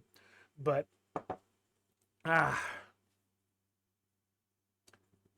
it's definitely good. Anywho, leaving off of that, she shakes her head. I don't want to go back in my room. Too dark? I want to stay out here with you. Randy would probably kill me. I'll bite him back. Come on, I'll see you in the morning. Olivia yawns again, driving her to accept her need for sleep. Ooh, excuse me. After carrying Olivia to her room, I sleep on the couch once more. And as I lay on that couch, parsing through the past few days, the thoughts warp into a dream. One in which both Olivia and I stood before that park fountain, making a happy wish for the future. Mornings in the Payne residence were lively, to say the least. Or maybe it's because it's... can't have coffee. Ooh. Okay. I would hate to ask what one would do if you could not metabolize water.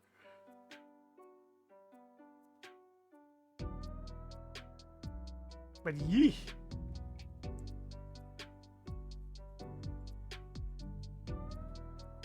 That's technically rabies. I suppose you're right. I completely forgot about rabies being called hydrophobia. Alright, well, let's see. We can skip this, at least. Oh, yeah. Vinny jumps on our chest, and we're like, why?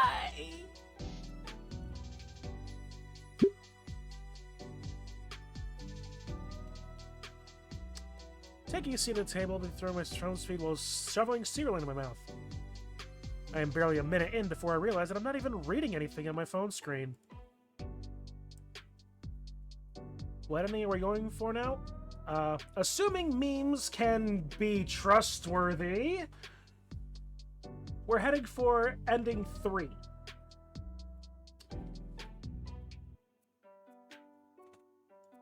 Like I said, trustworthy. I genuinely don't know if there's an ending 0.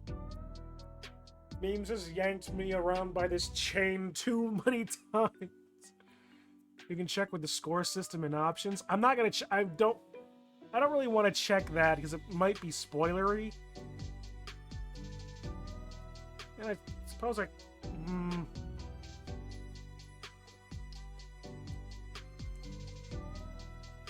That's actually kind of an interesting thing. I've gone through the option. Don't you can trust me? That's the thing, memes. I can't. Not about this. Not about this. Never about this. Although I will grant you, Rat Shaker did help last week. I couldn't figure out how to get rid of it, so there were only 2 things. I was like, what are these? Nah. And vague calls to action. Have I always been this vapid? It's the internet, yes. Yes, it has been. What do you just doom scroll? Like, seriously, what you were discussing what you were talking about here, Inko, is like if I just took my phone, swiped left, swiped to like my Google page, and read the ads. Like I do that when I'm bored, but it has always been vapid. That being said, now that I'm doing that, looking at as like a example, as I'm exemplifying this, there is something interesting here. Apparently, the N64 on Switch Online is getting something new. Apparently.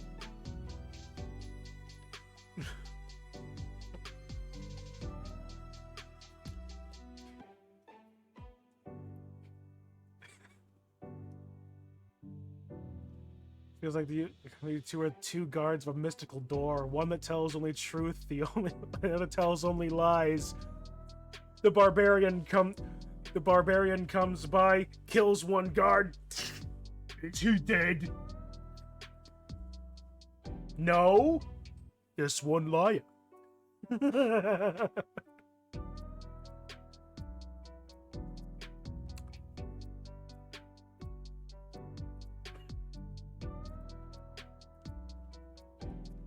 I decided to finish my breakfast without any literary TV static distracting me. Afterwards, I rejoined Damien and Vinny in the living room, both of whom are absolutely enthralled by the hockey game playing on the TV. With every hit of the puck or rogue shoulder check, the brothers explode with either excitement or devastation. The two also take turns assaulting me with more hockey trivia than I'll ever be able to use, particularly about Vinny's favorite goalie. Alright, and shoo! Oh, hello. This Bruiser here, he's not this mean right hook. Oh, ow, ow! And with descriptions like that, I'm absolutely sure I'd rather sit out any game involving Vinny. Soon enough, I feel a distinct vibration in my pocket. Pulling out my phone again, I check my notifications to see a text message from Olivia. Ding ding, room service. Come drag me out of bed. Figured she'd need help after all. There's no way she's dragging herself anywhere with that knee. I excuse myself from the living room and head towards Olivia's room, with Damien giving me an approving nod. I make sure to knock twice before letting myself in. Morning, sleepyhead. Morning, stupid head. With Olivia's wounded knee, carrying her is even more difficult than before. Ooh, excuse me. I hate to admit it, but I almost dropped her at least twice on the way. Thank rapid Jesus for Coach Solly's training. But at last we're here. Welcome back to the land of the living. Morning, Livia. Olivia, eyes still closed, mumbles out what sounds like a good morning as I set her down on the couch. Oh, this doesn't sound right. How are you feeling? There it is. All right, I guess. Still a bit groggy. What about, I pat my knee, which Olivia seems to pick up on. Oh, right. Feels a bit better. Tingly feeling's gone, but it still looks swollen. We might need to redress it then. Hopefully, it should be more manageable by Monday. By the way, what did you do with the ice pack? If she says ate it. Oh, Guts is using it as a waterbed. That's funnier. Sure hope it doesn't pop. Stagnant ice water pack sounds terrible to be in. Damien and Vinny start shouting in victory as the home team gets the final score. What a slap shot! Heard the excitement in the room, watching hockey again. Sophia settles herself into the recliner, opening up her laptop. Oh, the school's weekly newsletter just came in. Turn down the volume, Damien. Sure thing. Alright, first it says there's a basketball game this Friday against the Tailspikes.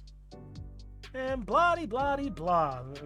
The winter formal, finals tutoring, and all that other stuff. But first,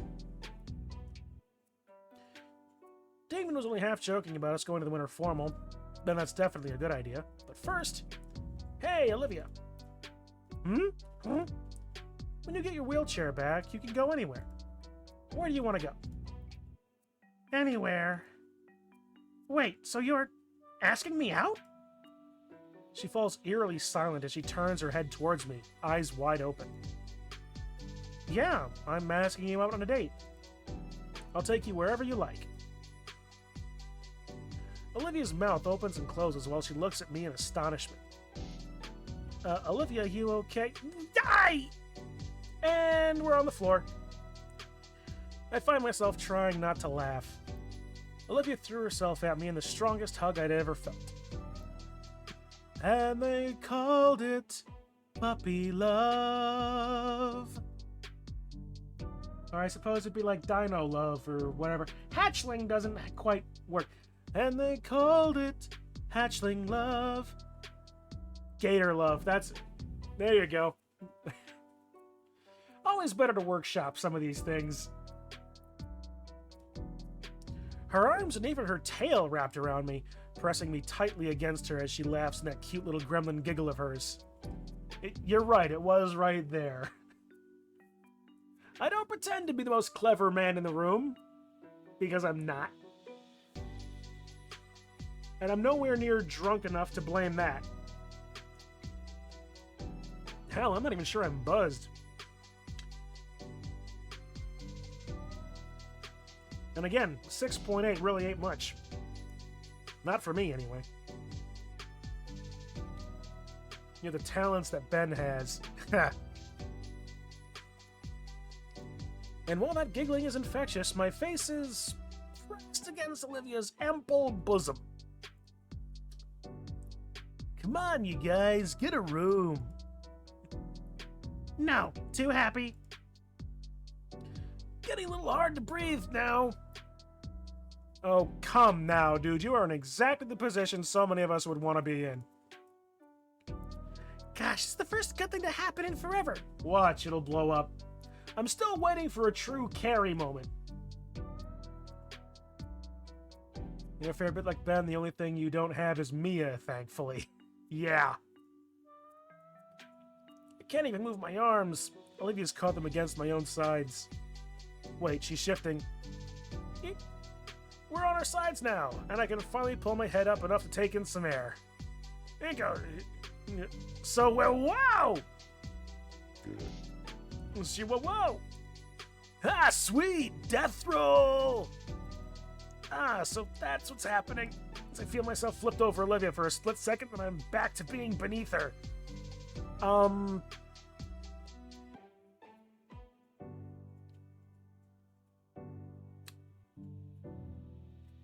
It's not quite death by snoo. And then back again with just enough time to breathe. Olivia, we haven't even decided where to go. I feel like I'm some kind of personal carnival ride being spun wildly around across the living room floor in Olivia's arms. It's fun, but very dizzying. When the gator finally tires herself out, I find myself laid atop her. And while I should feel very embarrassed about our compromising position, I'm grinning ear to ear, looking down at my equally happy and light-headed girlfriend beneath me. Hey, you good, Inko? Pretty wild response. You just asked where a date would be. Doesn't matter. Her voice shrinks. So even so that even as close as I am to her, I can barely make it out. I was hoping for so long.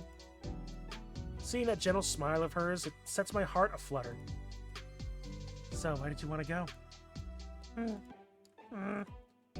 You decide. I got nothing. Me? Somewhere I can take Olivia to show her a good time. I know exactly where you shouldn't take her.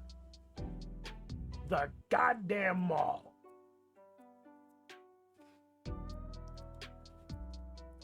How about a picnic? See if it warms up a bit and check out some of the more scenic places around. It's December. Mall, more like mall. Yeah. That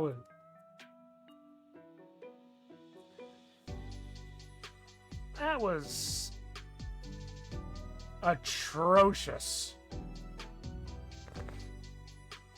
Vocal Air is beautiful. I want to explore it a bit. So do I. For a brief moment, the connection between Olivia and I feels stronger than ever as we stare into each other's eyes until she goes right back into keeping me in her warm, scaly embrace.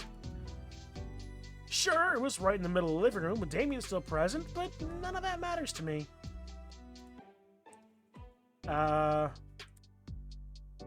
What about Sophia or Randy? It probably would matter to you if they were...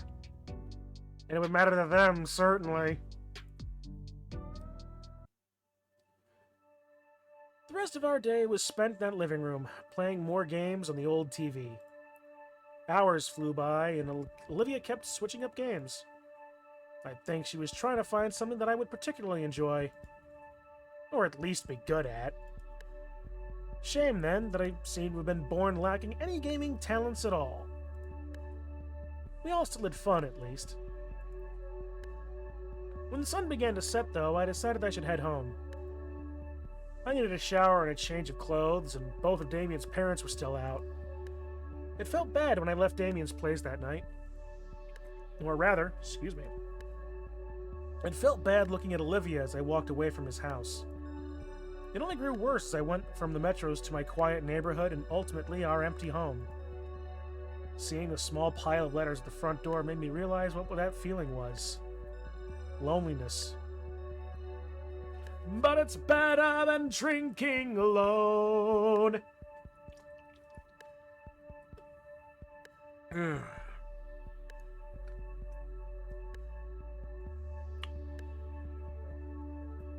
Why am I only just now realizing that there's a fountain superimposed into the text box? Has that just been staring at me this whole damn time?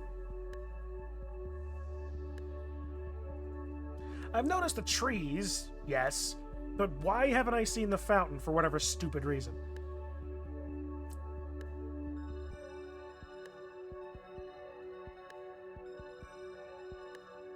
Anyway,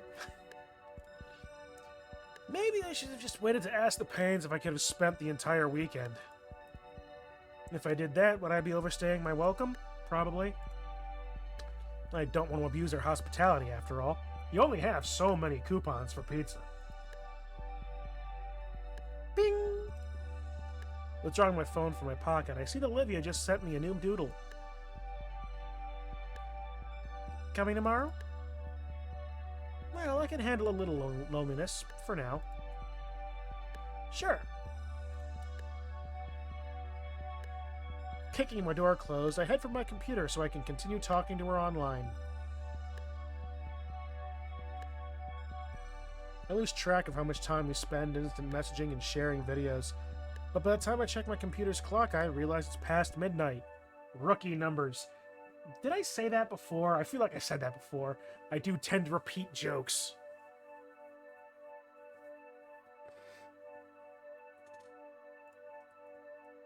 I didn't even go through my typical routine of checking for updates to my forums and blogs. Shoot, I'm going to be exhausted tomorrow. Totally worth it. The next few days went very similar to the first. Visiting the Payne residence and hanging out with Olivia's family became my new routine after school. On Monday, I got around to shoveling the snow off the driveway like Randy had asked me for. It was laborious to do, but it felt good to get it done. I mean, you wouldn't have been able to get it done in that first night when he asked you to because it was still blizzarding out. As someone from the Northeast, the only time that you go out when it's still snowing is when you know it's going to be snowing for like a day and a half. And you have to make sure you stay on top of that. Felt even more rewarding when Randy thanked me with some sashimi he mentioned during the weekend. Eventually, I'd gotten in the habit of leaving sticky notes for my parents letting them know where I was. Not that I care too much as long as I'm home by bedtime. Not that they would know, because they're hardly ever home to enforce that rule. I won't lie, spending most of my afternoons watching Vinny and Damien yell at the TV wasn't particularly entertaining, but Olivia's presence was enough for me.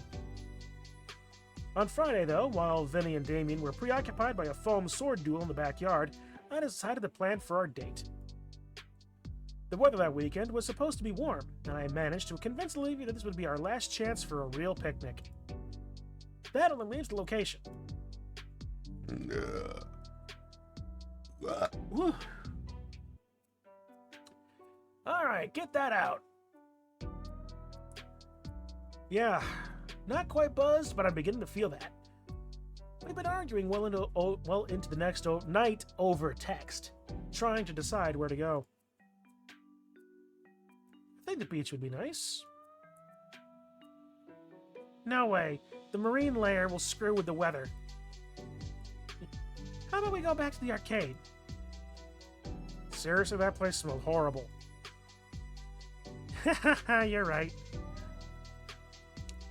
Well, there's nowhere worth going in Volcadera Bluffs anyway. Volcadera Bluffs, huh? Does Volcadera actually have bluffs? Yeah, dummy, the place was named after them. Have you ever seen them? No. Perfect! But those are ages away. Come on, it'll be fun to get home away from the bit. I think Olivia is bluffing. I mean, to be fair though, I don't think she's bluffing. Wouldn't necessarily think she's bluffing about this.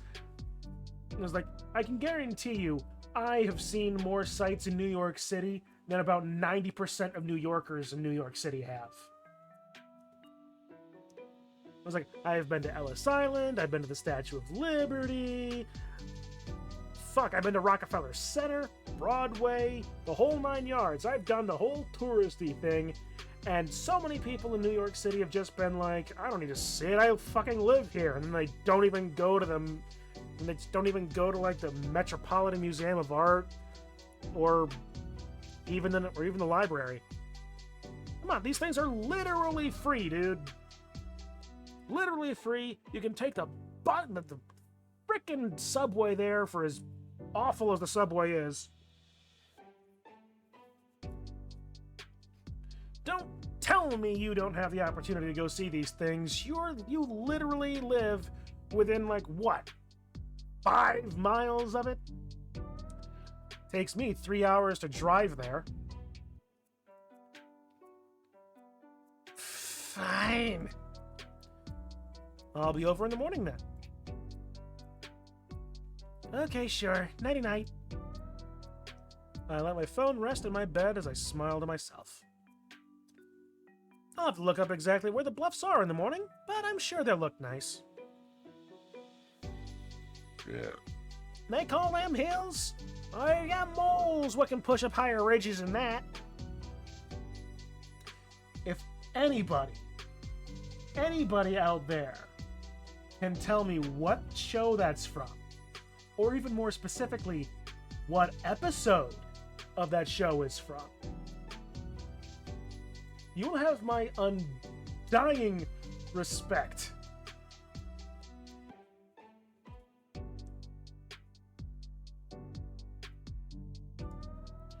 And if not, well, there ought to be something exciting there. That honestly sounds a lot like the Copley would say, hey, let's go to see the Hollywood sign. After researching our destination and getting dressed, I did one last check on myself to make sure I hadn't forgotten anything. Wallet, phone, water bottle, sunglasses, written instructions for the metro lines we have to take. I'm officially ready to go. Written instructions? What, did you map quest this? Before I leave, I make sure to leave a sticky note on the fridge to let my parents know where I'll be. Maybe they'll finish watching daytime television in time to see it before I get home. Ha. It's only a short trip to the closest station to Olivia's neighborhood, and a short walk from there to her house. The Payne's place is as welcoming as ever. I'm starting to feel like a second home by now. In the chilled weather, the yard's growth has slowed, but it's starting to peek through the thin layer of snow. I hope I'm not commissioned to mow now, too. Should let Olivia know I'm here. I'm here. You ready? I'll be out in a minute. Is the door unlocked? No, don't come in yet. What? Just Stand by the curb and be ready. This is gonna be cool. Oh boy. I stand by the curb as instructed, facing the door. Did she... Okay, is she... In this one, did she get like a racing wheelchair or something? After a moment, it swings open and... Whoosh! New wheelchair, and she has flour! A green blur shoots out the door and directly for me. I know better than to flinch. Olivia's tail slams the ground and brakes her to a halt with a stylish skid. You're here! I am. And it looks like you finally got your wheelchair. Yeah, came in just yesterday. Didn't want to tell you to make it a surprise. How's that new wheelchair smell? Dummy. While it looks the same, I do notice how it's lacking in all of her old scarring her original one had. So, did you hear it? You hear what? Exactly. I can sneak up on you now. In your dreams. So, you, ready?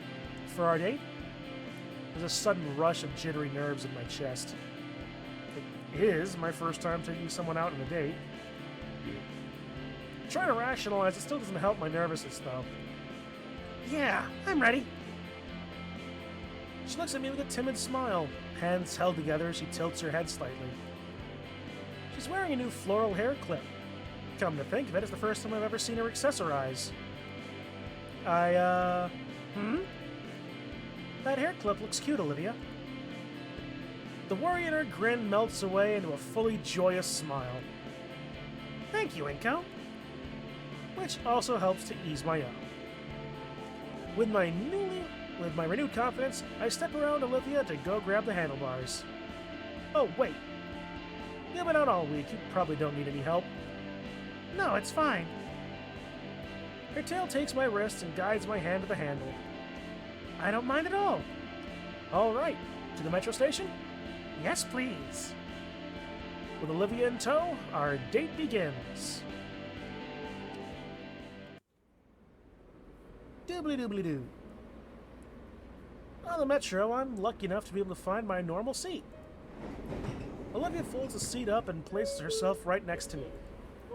Something's different. Oh wow, Christmas lights? I swear they start setting up earlier every year. The white fluorescence of them, combined with the dimmed lighting of the metro's lights, give the cabin a more cozy feeling.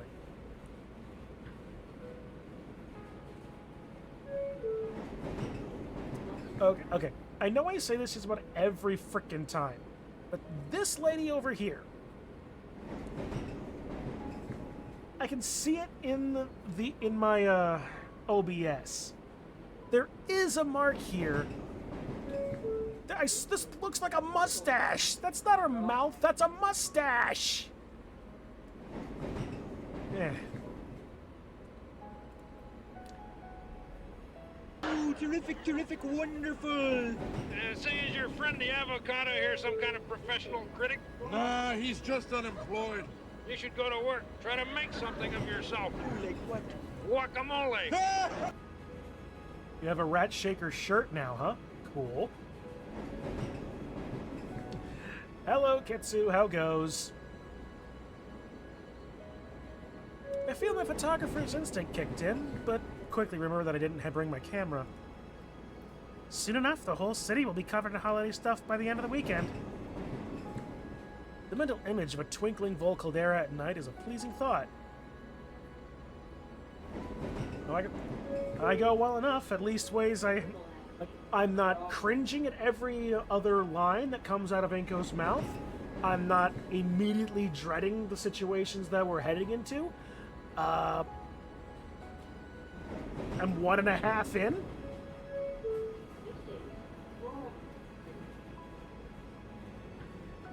And memes is still making me uncertain about anything that I feel. So, let's finish dulling that hope, like pre-dulling.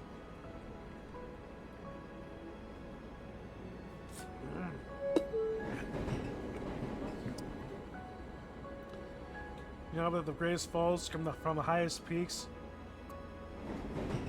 mean, the answer, Pentavan, is yes, but no. Like, I don't want to suffer an uncertainty, but I also don't want this to be as natural as possible.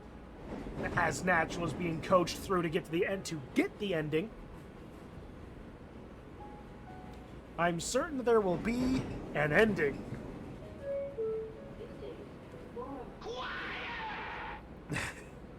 I'm certain you will experience it. I don't know how you's done it, but I know you's done it! It's been a while since I've used my buttons.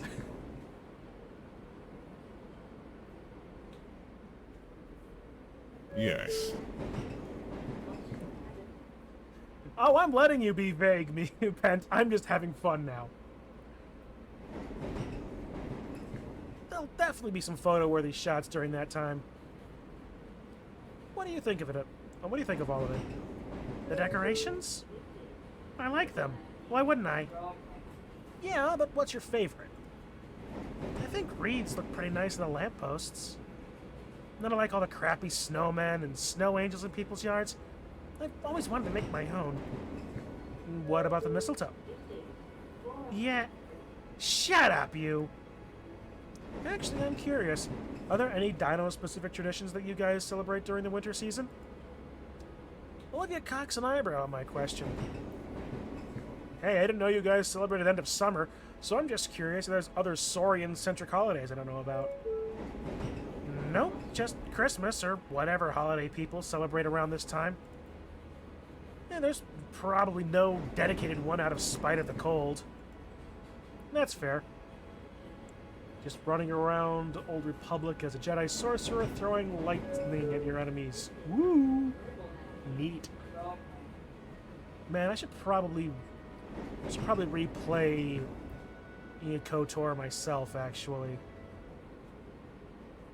It's been a long time since I played that. And here's the funny thing. The first time I played Knights of the Old Republic, it was on an old, crappy, old laptop, like... Don't... No, Sean. Oh, for hell's sake, do not. Was that really 20 years ago? I don't even want to think that it was 20 years ago when I played Old The older I Republic. get, the more I appreciate good music. Yeah, what's that got to do with what we just heard? Nothing, just thought I'd mention it. Or- Beside the point, when I first played it on that old laptop, it didn't have the proper audio card, so I literally played that game in dead silence. I was literally making all the noises in my head, and it. When I actually re-downloaded it later to replay it with actual, like, on a good rig, it didn't hit the same.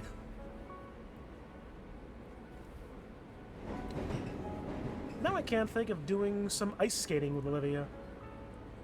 Surely there's wheelchair access for it, right? I'll look down at Olivia's wheelchair to imagine how it'd work when something interesting catches my eye. There's a small compartment underneath her seat, almost like a cubby hole with some things inside it. Well, what's that? Oh, I decided to bring my sketch pad with me. You know, since it's my first time going to the Bluffs, I wanted to draw out the scenery while we were there. Maybe I shouldn't have?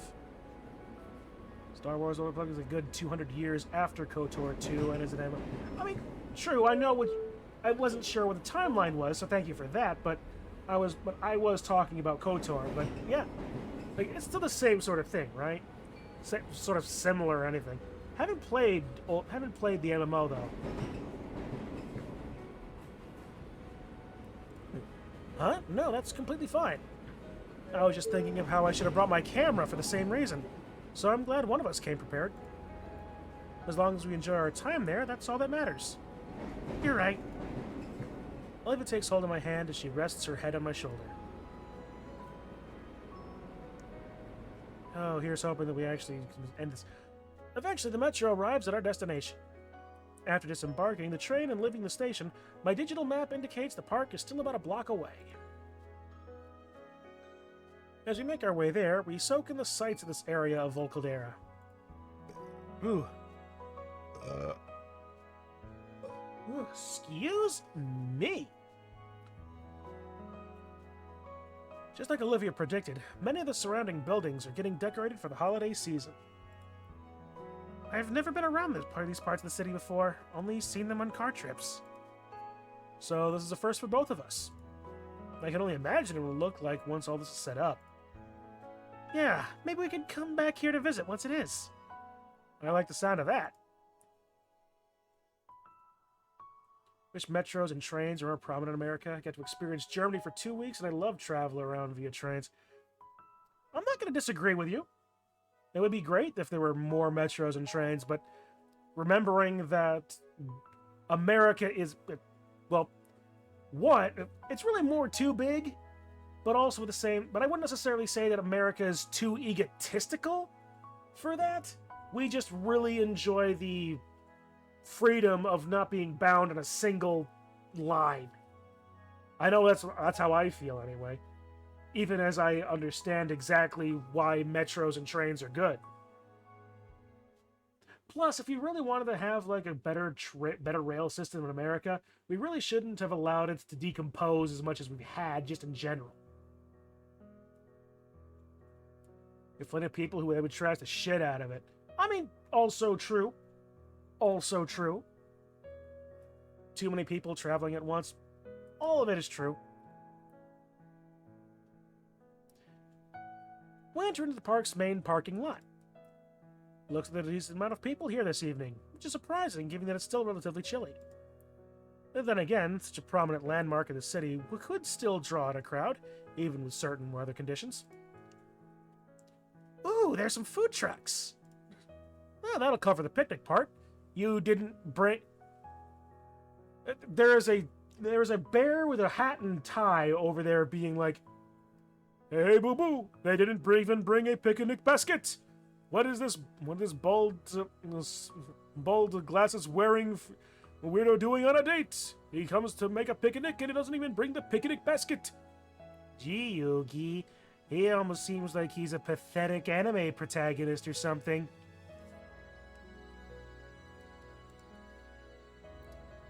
Looks like they got a decent variety of things too. Tacos, sandwiches, chicken. Shoot, looks like they all have a bit of a line to them. Plenty of time to do other stuff. I'm not very hungry yet anyway. Glancing around, there's a few gaps in the tree line with trails heading into them. I'd wager they're nature trails, maybe bird watching ones. Do you want to try one of those trails? Olivia looks almost disappointed as she glances between me and the food trucks. We could grab a snack first before we head in, if you want. She simply shakes her head. I can wait. Plus, I don't want any arm cramps on the trail. Boogie Ursus. I realize that my Yogi Bear is bad, but...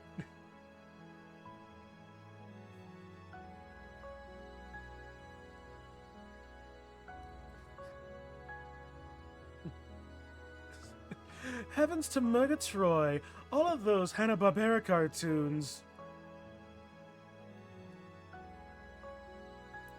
Funny, the voice of the male character for the Jedi Knight is David Hayter, and female is Carrie Walgren. Huh.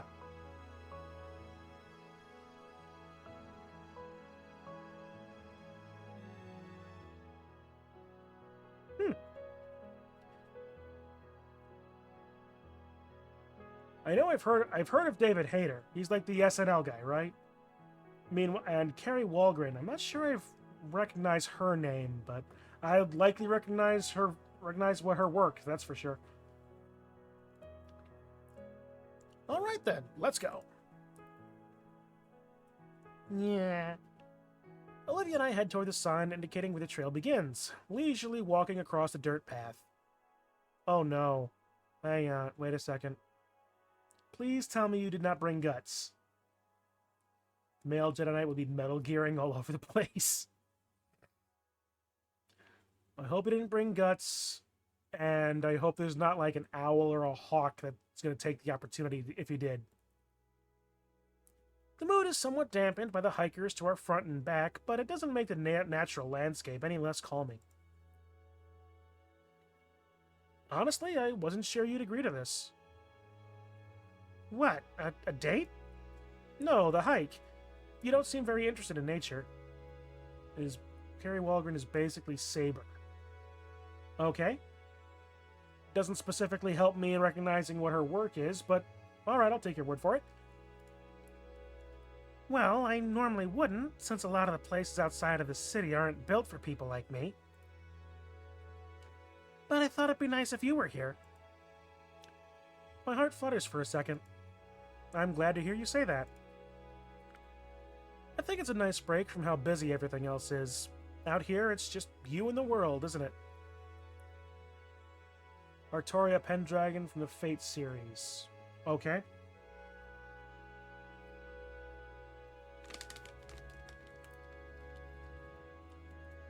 Oh boy. Oh. Good, my Twizzlers have finally decided to not be super sticky together. Anyway. You in the world. Yeah, I can see that. You plan on sketching out any landscapes? I was planning to before we got here, but I think it'd take too long. Just a sketch, then? You forgot that something happens in this ending. Does it end?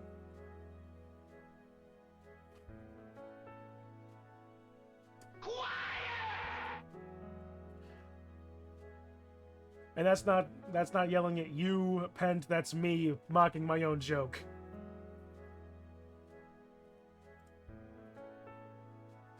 I'll think about it. We continue for another few minutes, admiring the passing scenery. There's less hikers than before. I'd noticed them hanging back for pictures or moving faster ahead, but that was a while ago now. It's just us and the trees. You think any of the others are into this sort of thing? The others? Liz? Damien? Nah, probably not. Unless it's community service or something, Liz wouldn't be interested. And Damien is only interested in setting ants on fire with a magnifying glass. Something wrong? No, I just imagined Mia driving a tractor for some reason. Seriously? Yeah, you think she could pull off the farmer look? I refuse to imagine that. Regardless, a mental image of the burgundy-wearing bruiser in overalls and a straw hat invades my head. I hate you. Shaking the thought from my head, I look around to reacquaint myself with the trail. There's a video of Saber. Oh, thanks, Kitsu. Fate fan in high school. Well, you and Kitsu can have a lovely chat about Fate, because she also very much enjoys it. Poor fellow lost his nose. How will he smell without it? Same as always. Terrible. Oh. Something's off. This place is quieter than I thought it would be. That's how the woods are, city boy. We live 15 minutes apart. Yeah, I like it quiet. It's nice to not have anybody to worry about. No Mia, no Ben, no Brockling, no Scalar. We have the whole world to ourselves, and nobody else can ruin that. That's a good way of looking at it.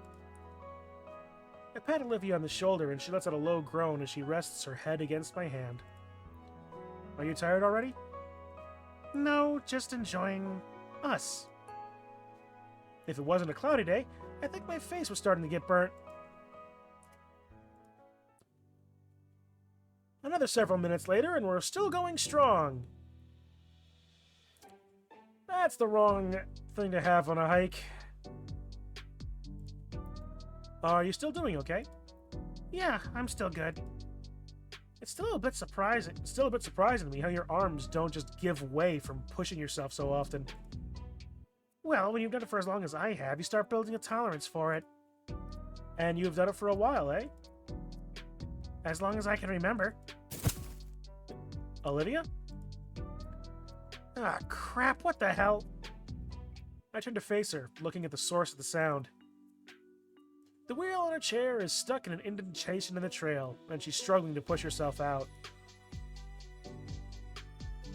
Without a word, I quickly step behind her and grab her handlebars, helping Olivia push herself from the natural trap. Thanks, Inko, but what was that? I'm not sure. I take a closer look at the trail to investigate. The indentation that Olivia got caught in extends across the entirety of the trail. It almost looks like a tire track? Hmm?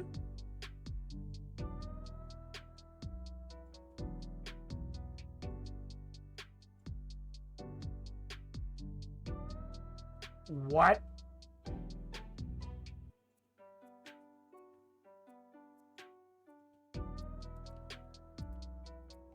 I think you got stuck on a tire track. What's a tire track doing on a hiking trail?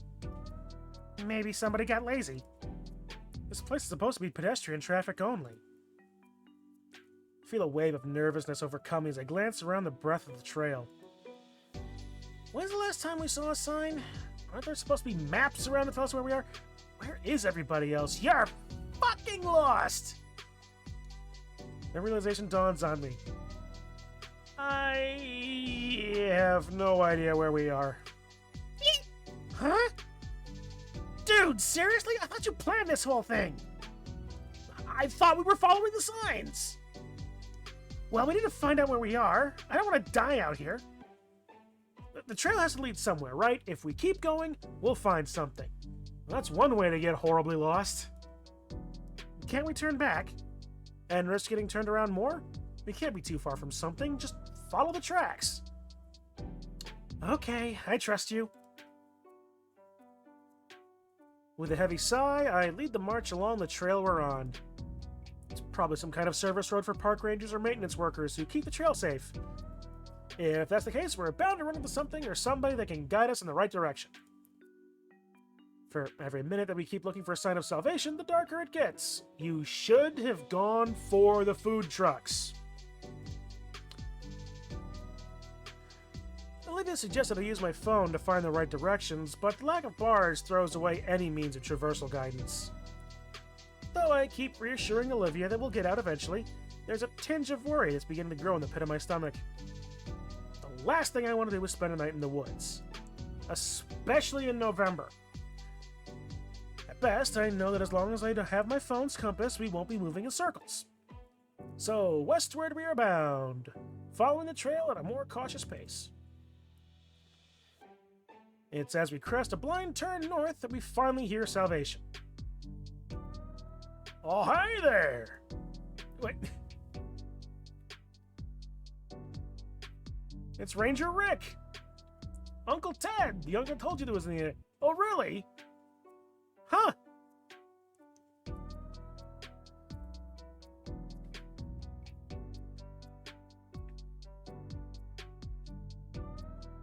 The Ted that is all of our uncles. Really loves nature. You know what? Sure. That really sounds more like my cousin Randy. But anyway. Oh, thank Raptor Jesus, finally, another living being. The scruffy-looking gent looks to be a park ranger. Hi, you two lost? Yeah, we sort of got mixed up on the trails and couldn't find any maps. Uh-huh, sounds about right. Happens all too often around here. Anywho, I'm assuming you two are looking for a particular sight to say?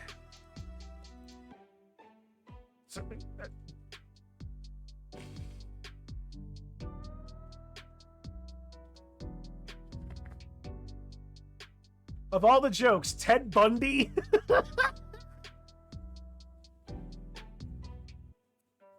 Oh, boy. Oh, Kaczynski. Oh, yeah. Okay. Why do I have Ted... The Unabomber. Right. I knew it was the Unabomber, but I got the names mixed up. That's it. Alright, anywho. You looking for a particular side to see? Yeah, do you know the way? What? Wake me when the show starts. It's already been on a while. Wake me when it's over. He hums in thought for a moment with his head sweeping left and right. Finally, the ranger smiles and points at a particular path, just wide enough for Olivia's chair.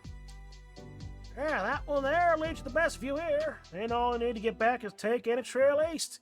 They all branch off near the park. Yeah, thank you so much, sir. Yeah, don't mention it, and call me Ranger Teddy. Taking the ranger's directions, we go down the narrow pathway. The thin pathway continues on for another 30 minutes and ultimately leads to a secluded table and railing. And the most breathtaking view. Olivia gasps as her eyes peer over the protective rail and takes in the vista that is the bluffs. Over the edge, I can see a number of branches jutting from the cliff face, and past that, the ocean laps the base of the bluff. While I look below us, Olivia's eyes lock onto something further away. I follow her eyes and... Whoa. I'm really regretting my camera now. Because what I see is a 1 in a million shot. Taking a spot on the rickety wooden table, I feel it groan beneath me. This spot must be one of the less trekked to, if the stuff here is in such disrepair. Knowing that, I feel the spot is more private. Like our own little view of Volcaldera. Hey, Inko. Yeah? She holds up a sketch pad, giving me the sweetest, pitiful look. Do we have time to... Oh yeah, of course. I'm sure we can manage to get back as long as the sun is still up. You probably should have let Ted come with you. He probably has a radio or something. Her smile irradiates with the power of 1,000 suns. And her hands quickly flip the pad open to a fresh page and start on the sketch. Compared to her deliberate strokes when painting or doing clawligraphy, her sketch pencil moves in quick, rapid strokes. Her head is constantly moving between the page and the cliff view, and her eye carries an ember in it, akin to when we'd gone to the arcade. As Olivia is engrossed with drawing the beautiful bluffs, I'm engrossed by the beautiful girl's drive to create. Still, time passes and the sun slowly moves lower and lower. A cool gust of ocean air blows over us, and I see the shiver run through Olivia. Checking the time, it's only about 4 o'clock. You said it was 4 o'clock in the wintertime, yeah. I curse the short winter days, because Olivia is out of time. Olivia, almost done. The page is almost fully used, showing a very rough duplicate of the cliffside she's been focused on. Her final touch was to add a simple signature on the only blank space she had left, holding the full drawing up in triumph. Wow. I know, right? The sheer smugness raining from her grin lasts for all of a minute. Wiped away by another ocean breeze that makes both of us shiver. Even her nose scrunches up in irritation as she sniffles heavily. Achoo! Do you really need to have, like, the aggro gator? Holy shit, that sounded like a fucking shotgun. Especially as it bounces off the cliff wall. I think she even managed to spook the seagulls nesting in the branches down below. Bless you. She grumbles her thanks as she wipes at her irritated nose. You okay? Yeah. She sniffles again. Sea air just sucks. The atmosphere is cooling rapidly, too. We should get going then. Some warm food would be good. Not yet. When she sees my questioning look, she continues. I want to see the sunset first. You sure? That means we'll have to take the path back in the dark. We'll be fine. As proof, she shines her phone's flashlight at me. All right, then. Instead of going back to the bench, I stand beside her at the guardrail. Slowly, the sun starts to dip, as if sinking into the sea. Just watching the natural world move on. Simply me, Olivia, and the wonderful view in our little private spot. Fingers gently wrap around my hand, and I reciprocate until our palms are interlocked. At last, the sun crests the horizon completely, the last ray of light illuminating Olivia's tiny smile. And this wall that you built between us. Thanks to Ranger Teddy's directions, finding our way back to where we started our hiking journey was easy, even if it was a bit too dark for comfort. Eventually, we make it back to the parking lot, just as the street lamps were turning on. When we return to the main area of the park, it's also gotten a lot less crowded. Some of the food trucks have called it a day and left as well. We're not cutting it close to the last metro home, right? Yeah, the last one will be in another hour or so. Phew, I was worried I was taking too long. Then we had to stay overnight, alone in the wilderness. I want to check out those food trucks now. Here, here. Looks like some of the food trucks are still around, probably to draw in the late-night crowd. And there's practically no lines for them either. Neat. Let's see, what sounds good to eat right now? What are you craving, Liv? Olivia? I glance over to see that she's looking over to a nearby playground. Looks a bit derelict, having endured the elements for who knows how long. Something catching your eye? It's just that I haven't been on a swing in ages. Really? Back when I was little, yeah. Whenever Damien's family took me to the park with them. Then I sorta stopped. Safety concerns and all that crap. I'm sure the trucks will be here for a while longer. The metro won't, though. Would you like to try it? Are you sure? I mean, it's getting pretty late. Come on, we've got time. Okay, let's do it. Olivia wheels herself back towards the small play area of the park. I follow right behind, taking the short walk to examine the metal structure. The swing set looks rough, to say the least. The support bar's paint is cracking off, showing the heavy rust beneath. The chains are rusty, covered in sparse remnants of safety tubing. And the seats, they're so loose and wobbly I fear the entire thing would fall apart, even if Vinny sat in it. Olivia, are you sure? Hold it steady, would you?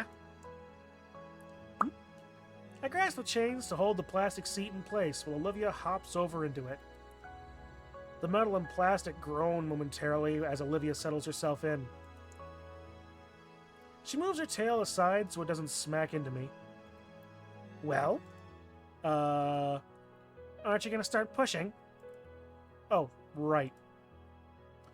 Olivia snickers for a moment as I place my hands on her back. With a gentle yet firm push, Olivia begins swinging.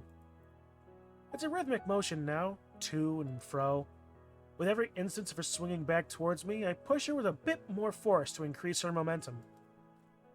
Eventually, Olivia starts pivoting her tail to maintain her movement, meaning I no longer have to assist her. So I position myself in front of her to watch as she swings like a pendulum. The creaking of metal becomes a simple white noise as I look at her with ease. The cool night breeze and the swing's movements gently ruffle Olivia's hair. With a cherubic smile, Olivia's eyes close as she loses herself for the simple enjoyment of swinging through the air. To see Olivia having a moment where all her cares are gone, where there's no troubles or drama consuming her. To see her truly at peace. It's an image worth 1,000 words, and one I hope to never forget. After a while, I sit beside her on the accompanying swing. Say, Olivia. Yeah? Her voice is a soft whisper of her contentment. What are you thinking? I'm thinking about today. It was nice. Really nice, Inko. Thank you for taking me here. I'm glad you enjoyed it. I was worried. Don't be. How could I not? It's my first date. Inko? Yeah? About the formal. Oh, do you not want to go? Olivia's eyes open and I can see them tremble. I want to go, it's just... Ames. Iadakan's memorial. Oh. It's tricky leaning to the side, but I managed to place my hand on her shoulder for emotional support. I understand, Olivia. Whatever you want to do, I'll support you. Her fingers ring together. Your first real date was to the park and did the swings? Sometimes the simple stuff, right? Unless she hated it and thought you were being an absolute nude, like, cheap ass.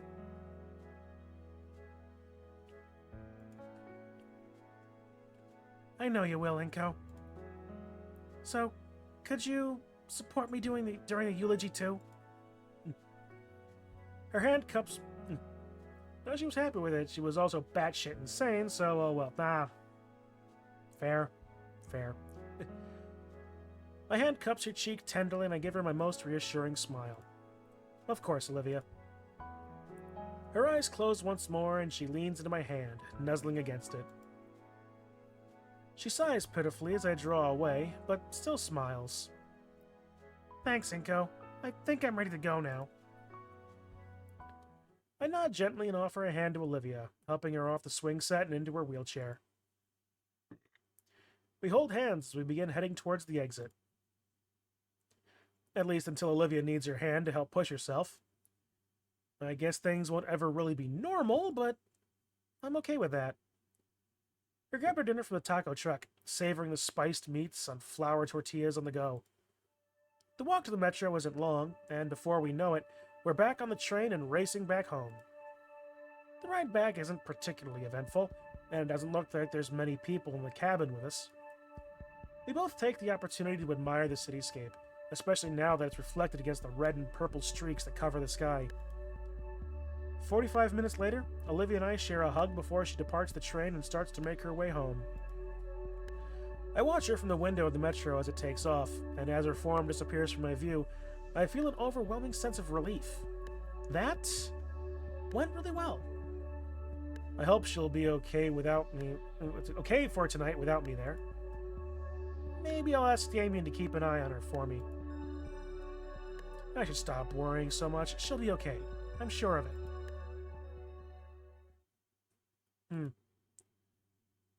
It's December. Winter in Volcadero Bluffs is officially here, and we've finally got to the next Skippy part. Zoom! And here we are with a thing. Blah, blah, blah, blah. Okay, we'll go back a few steps here. Oh lord, yeah, the idea of acid on my evening gown just... Oh, the habit of karate at the sleepover. I just die. Damien sniffles dramatically. Oh, stop it. So, No, don't worry, Olivia's just getting ready. Mrs. Payne's voice carries a tone of worry with it. Turning to her, I see the older woman staring at Olivia's door. What is it, ma'am? She shakes her head with a smile, just shy of uneasy. Oh, nothing. I wanted to make the night extra special for her, so I decided to break out my old sewing machine. We were going to tailor the dress together, but... Another shake of her head. It's fine, Inko. Was it, though? What if it isn't? What can I even do if it wasn't? Well, considering you literally blew a small fortune on a evening dress in one of the previous things that I doubt you're going to do in this case, there are some things you could do. Your first real date was prom, and now I get to share my first date story. And that was my first date story. I hope you liked it. It's very deep and some deeply impactful and meaningful.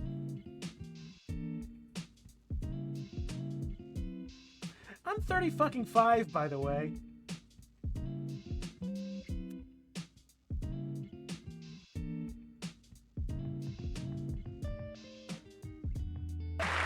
You know, I really like that. Yeah, me too. Are we in the right theater?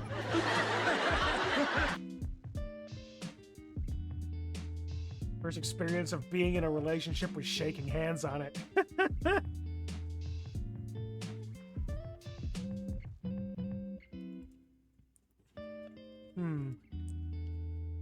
I nod and lean back, letting the small talk between everyone else continue. My concern only grows heavier as we wait, though. And inevitably... Ah, that must be your ride.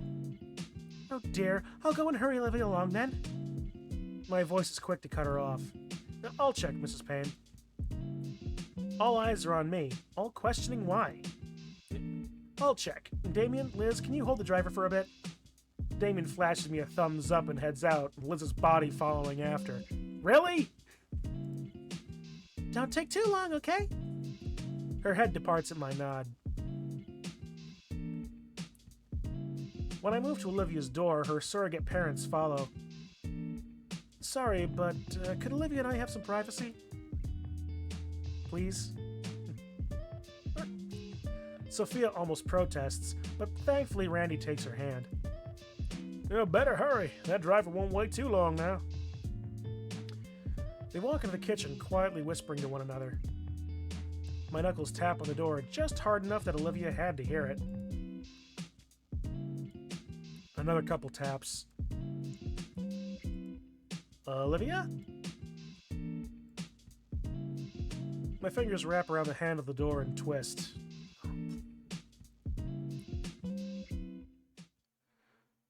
Pushing the door open, I'm greeted by sheer blackness. Inko? The sound of my blood pumping is in my ear from Olivia's weak voice. Quick as lightning, my hand finds the light switch and flicks it on. And I see...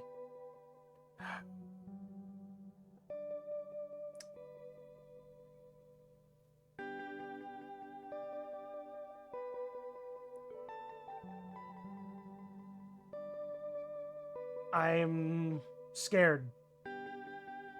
But, memes, just for you, I'm gonna hold my hand like this. Alright? This is gonna be for you. Hey, you want to hear me sing? Only if you sing solo. Solo? So low I can't hear.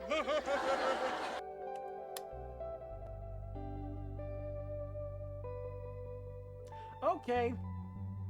Sure.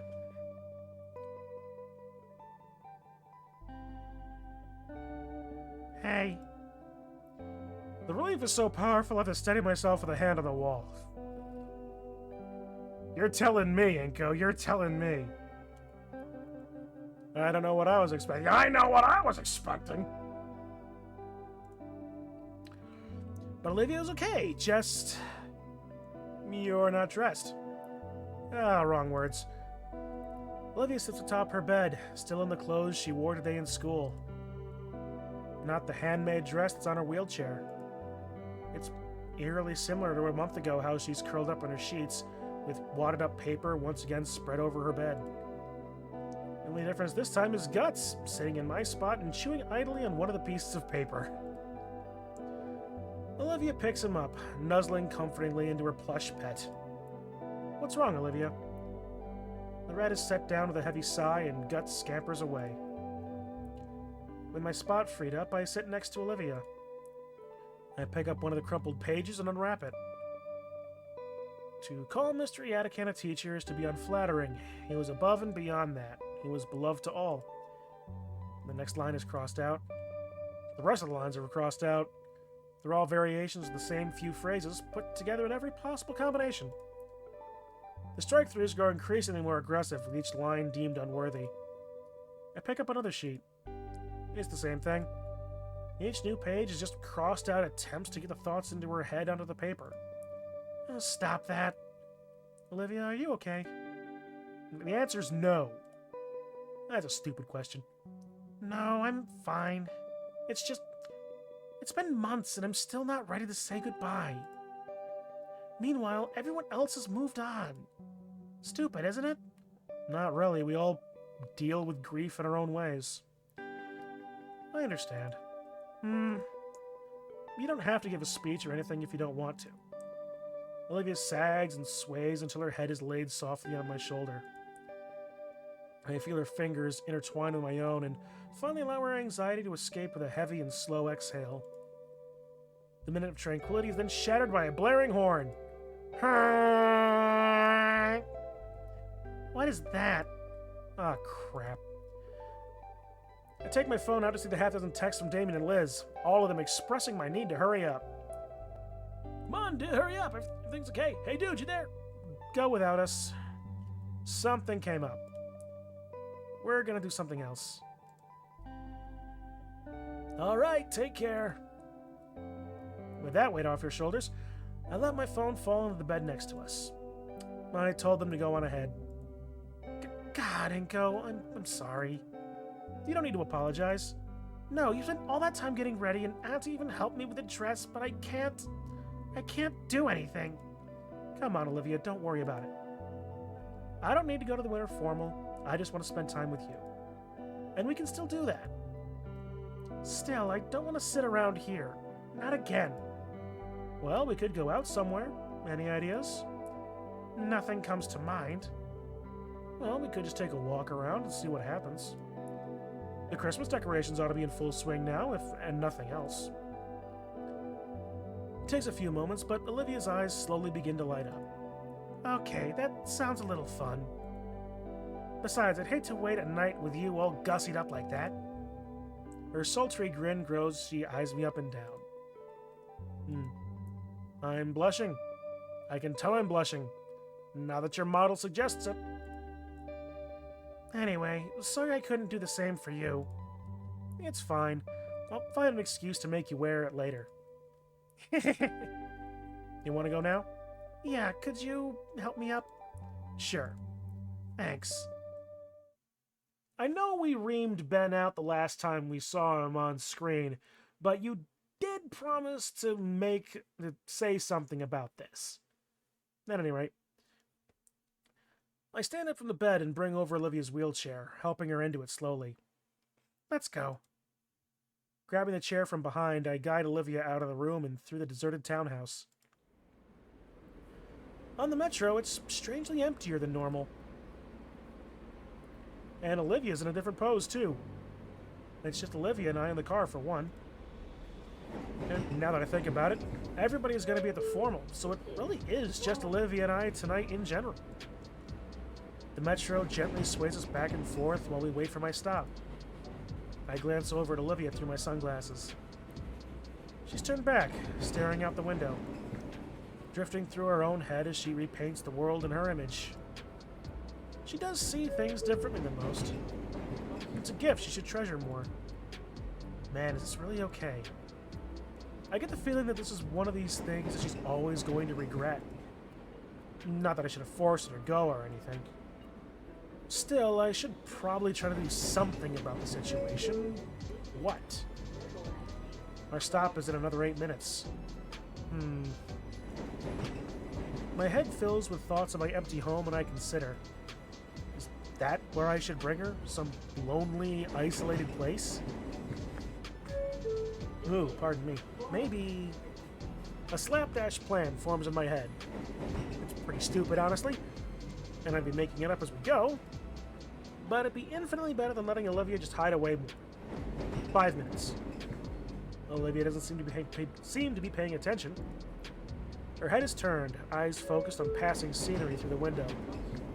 She probably expects me to tell her we're at my stop.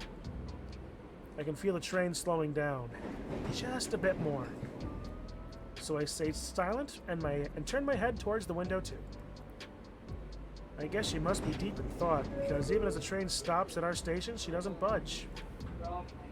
It's the moment of truth. The doors slide open, and then they shut. The train continues. We're now in untested waters. The train takes us to an unknown destination. Hope it's a good one. After a few minutes, Olivia comes out of her reverie, confused. Wasn't that our stop? Oh, was it? Whoops. Oh, well. Oh, well. Inko, it's gonna be hours before it loops back around. Well, we can get off at this next stop and wait for a different train, or take a taxi back. No biggie. You don't seem that surprised. Well, I'm looking at it like an opportunity. We can go do something neat, something neither of us are expecting now, right? Oh God, if you find yourself in that Chinatown area with Xavier, I'm gonna... Yeah, I guess.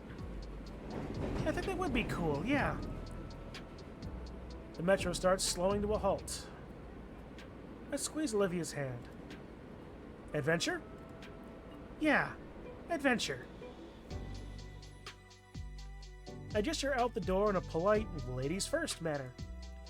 Then I start pushing her once she's away from the wall. The cold December air hits like a brick wall. Jeez, it's freezing. We exit the metro into a carefully placed stone path. The district is enchanting. Older buildings of faded stone and brick with colorful lights casting them in a magical glow. Older, but well kept. As we move along the cobblestone road, I feel as though Olivia and I had gotten off the train in another time period entirely. Well, you certainly have dropped off in the Bronx, that's for sure. Gaslights, decorated with tinsel, replace the modern street lamps that normally light up the sidewalks. Oh, wait a minute. Did you actually just, like, Midnight in Paris this shit? The difference between this place and the rest of Volcaldera is night and day, and manages to invite an even cozier feeling of the holidays. Whoa. It's the city's old financial district turned tourist spot. Hard to believe that it's managed to stick around after all these years. You've been here before? Dad took me once. So what do they have around here? Just some restaurants and shops. The usual stuff that any tourist spot's gonna have. But I think there's a few small art exhibits around here too, if you'd want to see those. Sounds good to me. We continue walking down and admiring the district side by side. There's a few other dino folk around the area, but it's noticeably clear that they are well wrapped up for the sake of heat retention. Thick coats and puffy jackets were the primary apparel, with some added scarves and beanies to further aid in keeping warm. Though even with it being purely for necessity, there's clearly a winter fashion scene to take advantage of. A small but noticeable chattering noise pauses my current train of thought. I look over to Olivia, who's doing her best to stop herself from vibrating in her chair.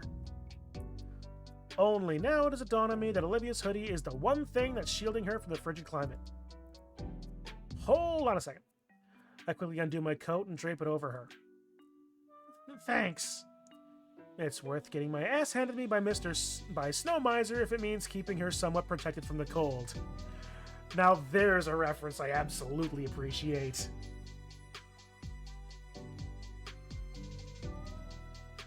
Shall we? After a bit more walking, we find ourselves in front of a quaint bistro. Thinking about it, I am a bit hungry. There are a few tables inside, but the outdoor seating looks relatively open and cold. There's even heat lamps near each table. Appreciated. I gestured towards it. Olivia glances over. She considers and gives a brief nod. When we enter, we share a mutual exhale as the warm embrace of modern air conditioning welcomes us. There's no line, but the tables are all occupied. The waitress behind the counter is sympathetic to Olivia's shivering, though, and offers us the patio table beside the largest heat lamp outside. Our order of burger and fries was quickly made, and we were ushered into the warmest spot in the front of the restaurant. The warm burger and heated light invigorate Olivia. I hadn't realized just how bad the cold weather affected her, and I feel relieved as I watch the color return to her scales. And as she recovers, so does her appetite. As I slide my plastic basket of fries to her, I notice that the little square has gotten more populated. Despite the cold, several dino families fill the remaining seats, some with food, some just taking advantage of the heaters. Something going on? I poke Olivia and gestures around. She shrugs. Oh my fucking god, it's a parade.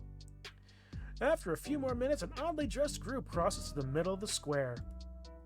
Compared to everyone else, they are very underdressed for the weather. Wearing fur vests and oddly baggy shorts. Ladies and gentlemen, Dino Kislev!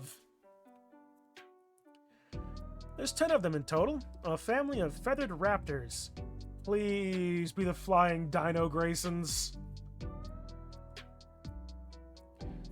Swallowing a mouthful of burger, I turn to Olivia to ask and see an excited grin on her face. You know them? Shh! Oh man, I forgot it's Friday night! There's always some live performers here. Just watch. Whoosh! Hang on.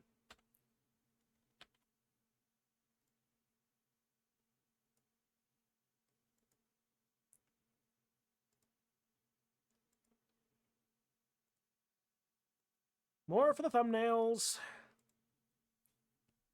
Whoa! An elder-looking dinosaur stands out with a microphone. He must be the leader. Ringmaster? Good evening, everyone! It's a truly magical frosty night out, so let's warm things up just a little bit for everyone. Ooh, excuse me. Each member is adorned with various hoops and juggling pins that light ablaze. So please, gather close and let the Ashtail clan share a little fire with everyone. Good name, Ashtail. I get the distinct impression that there's a reference here I'm missing. It almost seems like this is Avatar. And I will introduce myself. I am Fire Master Alejandro. I assure you, tonight is a very special show. They continue setting up. A sign is placed nearby with their socials on them. I do a quick search and... whoa. With these kind of numbers, they must be quite a spectacle to garner an online audience of this size. Several children tug away from their parents and sit on a perimeter set with rope over one of the members had laid out. It makes me just a bit nervous, but they're professionals. I hope. We begin with a traditional Bateria del Fuego. A drum beat starts playing from a nearby amplifier. It's a steady, strong beat, no doubt meant as a metronome for the group. After a few seconds, the troupe begins dancing. Rods spun a flame, creating wheels of fire until they ran about the square. The crowd cheers as the embers sweep by them. Oh damn, he knows his shit. The Fire Master, a grandfatherly-looking dino, is the wildest of them all. He wields a pair of chains, the ends of which are ablaze as he spins them about with reckless abandon. That man alone is a veritable firestorm among the rest of his troupe, even going as far as that the fireballs bounce off his body to create more unique flaming shapes. My steak fries sit abandoned as Olivia is entranced by the live performers, her silver eyes wide as she takes in a particular performer as he twirls about with flaming fans. Actually, looking at all the performers, they're all raptors. It's a family troupe. Shh. Indeed, all 10 fire dancers look to be a single large family, though there were some minor differences between them. The biggest one being small flourishes in their vest and prop. The tempo of the beat hastens and spiraling fire dancers move around their elder more swiftly. Then all at once the drumming halts, and the performers bring their fiery props to a halt before them.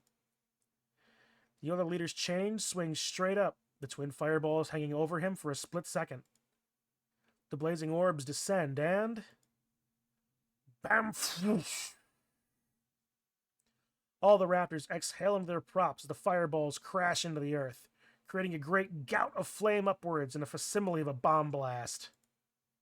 The fire recedes and the members of the troupe regroup, the ringleader once more taking front and center.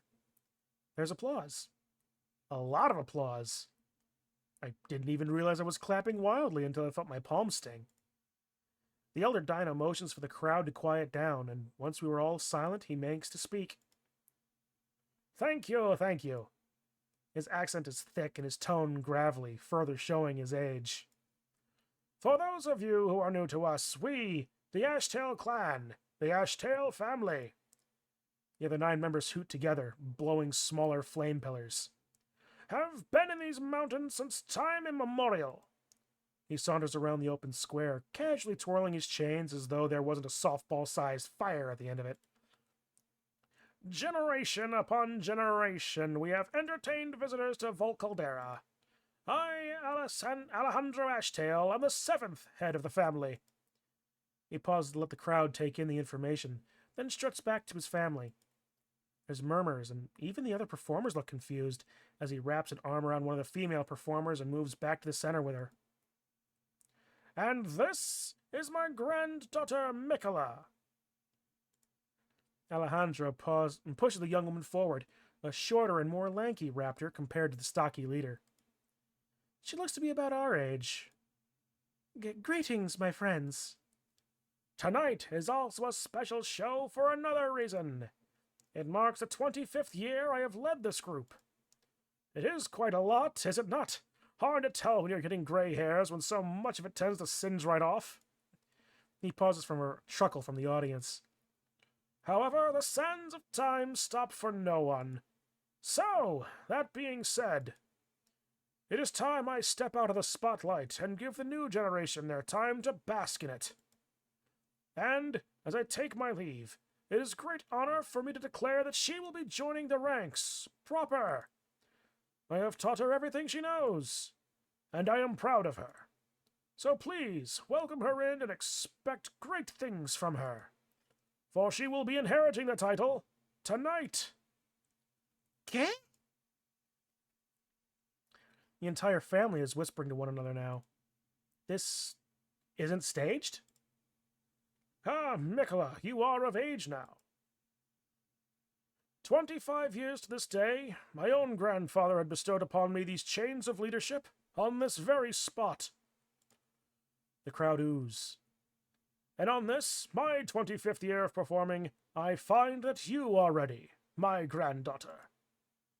The chains finally stop spinning, Alejandro now holding and presenting them to the crowd, and then his granddaughter. Go on, the crowd, she awaits. Mikola hesitates, her hand shying away from the chain as though it will burn her. I mean, she looks nervous. Grandpa, this is... Up, up, up, up, up! I know you are ready for this, sweetie. He looks her in the eye, and his once bombastic tone is now more soothing. You have devoted your life to our traditions, absorbing all of the lessons in earnest. Thought there was a storm for a second. Nope, just my air conditioner. You have that fire inside you, just like the fire that I am giving to you now. The Fire Master turns to the crowd with a gigantic grin, his voice larger than life. Do you agree, my friends? A thunder of cheers and clapping echo, the crowd fully invested in the family ritual taking place. Someone starts chanting her name, and soon enough, even Olivia and I are chanting with them. Mikola! Mikola! Mikola!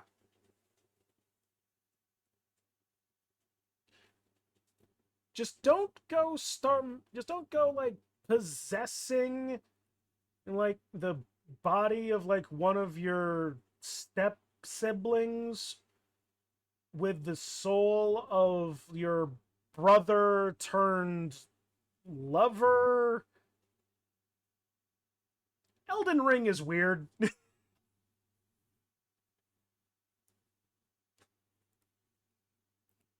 Our voices invigorate her. With a loud and triumphant whoop, Mikola takes the chains from her grandfather. The balls of flame spin once more, far more wildly as she hollers uproariously along with the crowd. Yes, Mikola, now go. It is your show to run now. The old Dino meanders back with the rest of his family, taking up Mikola's abandoned baton before taking his seat amongst the crowd near us. My friends! It is with great honor as the 8th head of the Ashtails! The other 8 performers once more exhale tall pillars of flame. Let the show continue! With a graceful somersault, a new drum beat blares through the speaker and the dancers begin to move with their flaming props. The new member moves with elegance. She's clearly had a lot of practice. That grandpa. Whoa, hey, what was that? What was what? Your smile just faltered. I saw it. In the corner of my eye. What's up? Aren't you observant? I just feel for him a bit. The Fire Master? Why? In a way, it's kind of sad. The great Alejandro will retire, and his granddaughter will take his place. What's he going to be doing for the rest of his life? He loves this job, and he just retired. He's never going to do it again. He's going to enter his twilight years and know the best is behind him. Is that what you think? That's what I worry about. Olivia looks back to the show, the newest member dancing elegantly. The performers laugh and hoot in the square with the new leader of the troupe. Compared to her grandfather, she's far more energetic. Her flourishes and sweeps are far faster than Alejandro's. But even still, for snippets of seconds, I would see some worry cross Mikola's face, questioning herself or her movement or something. The look would vanish, though, when another of the troupe would pass her by, whisper something to her, or perform a duet move with her to help correct her. Taking the show now. It feels less refined compared to the first act, but also more real and vibrant. The Fire Master claps along and laughs to himself, giving reassuring thumbs up. Olivia looks to the old man, lost in thought. Well, maybe there's a little truth there, but I mean, look at him. Does he look sad? No, he looks like it's the best day of his life.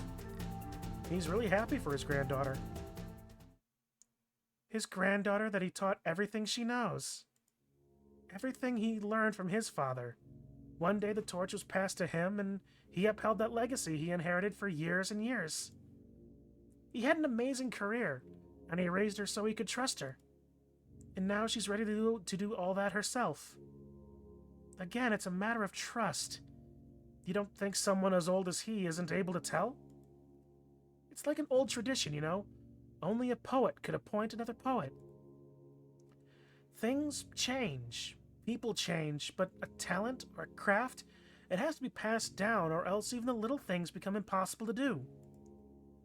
Alejandro knew his craft well enough to perform for 25 years, and look at Mikola. She's performing just as well as he did. He knows better than us, Inko, so I don't think he's wrong for wanting to pass on his legacy. To pass along everything you know like that to someone you love? It's to grant that person their purpose. That's why he's happy. Life's full of uncertainties. To raise someone up to take your place is one of the biggest challenges. Moving forward with no fear of the future at all, making it so even the apprentice can become a master and pass on what she knows, just the same. That biggest challenge turns into a great blessing. To keep going, even when it burns. Emphasis on fire. Always moving to a final victory.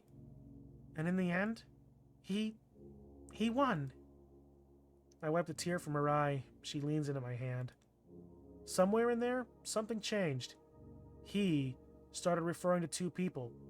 I want to tell her, but she knows. I think I'm ready. Inko?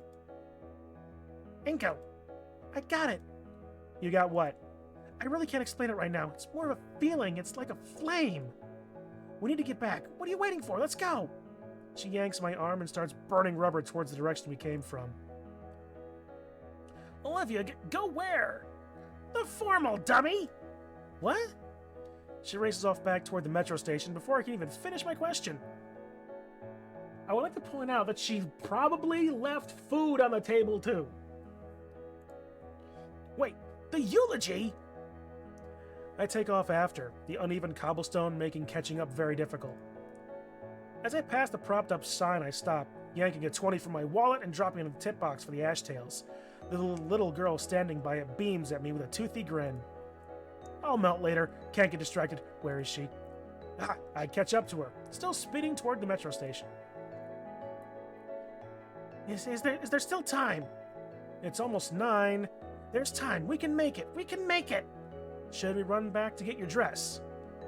Olivia stops and skids to face me. It's the other way. We can't. Both our heads jerk sideways to the boutique we stopped in front of. Our hearts skip a beat. In the distance, the familiar sound of the metro's arrival. We have maybe a minute. You got $200. Merry Christmas. Thank you. Come on. Olivia drags me into the store, scanning for anything she'd find acceptable. What kind of dress do you want?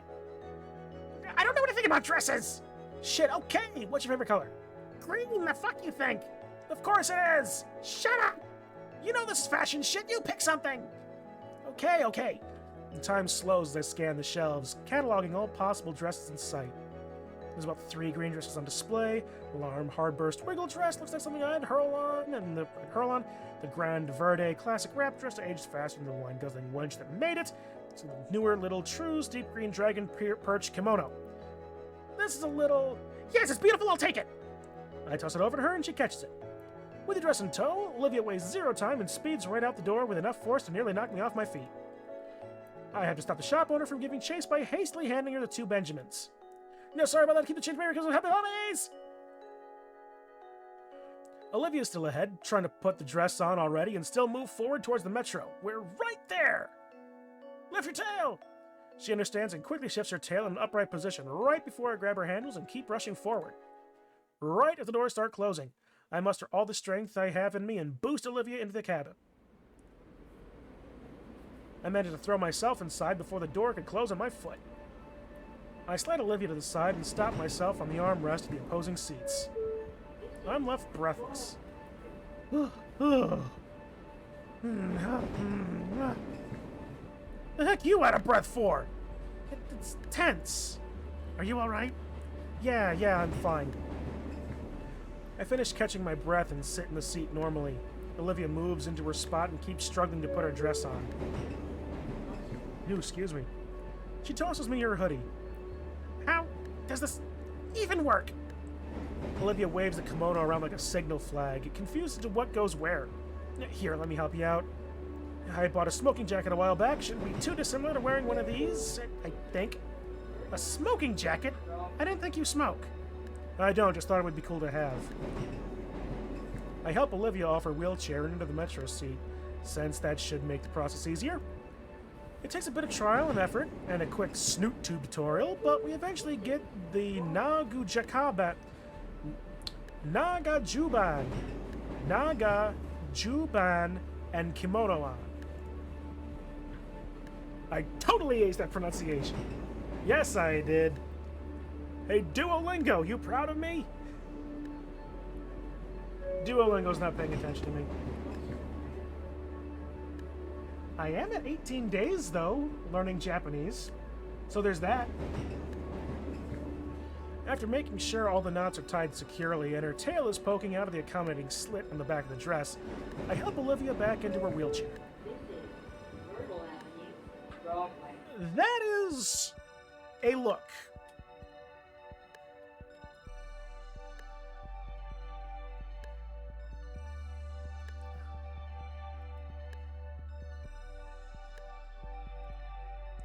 That is definitely a look.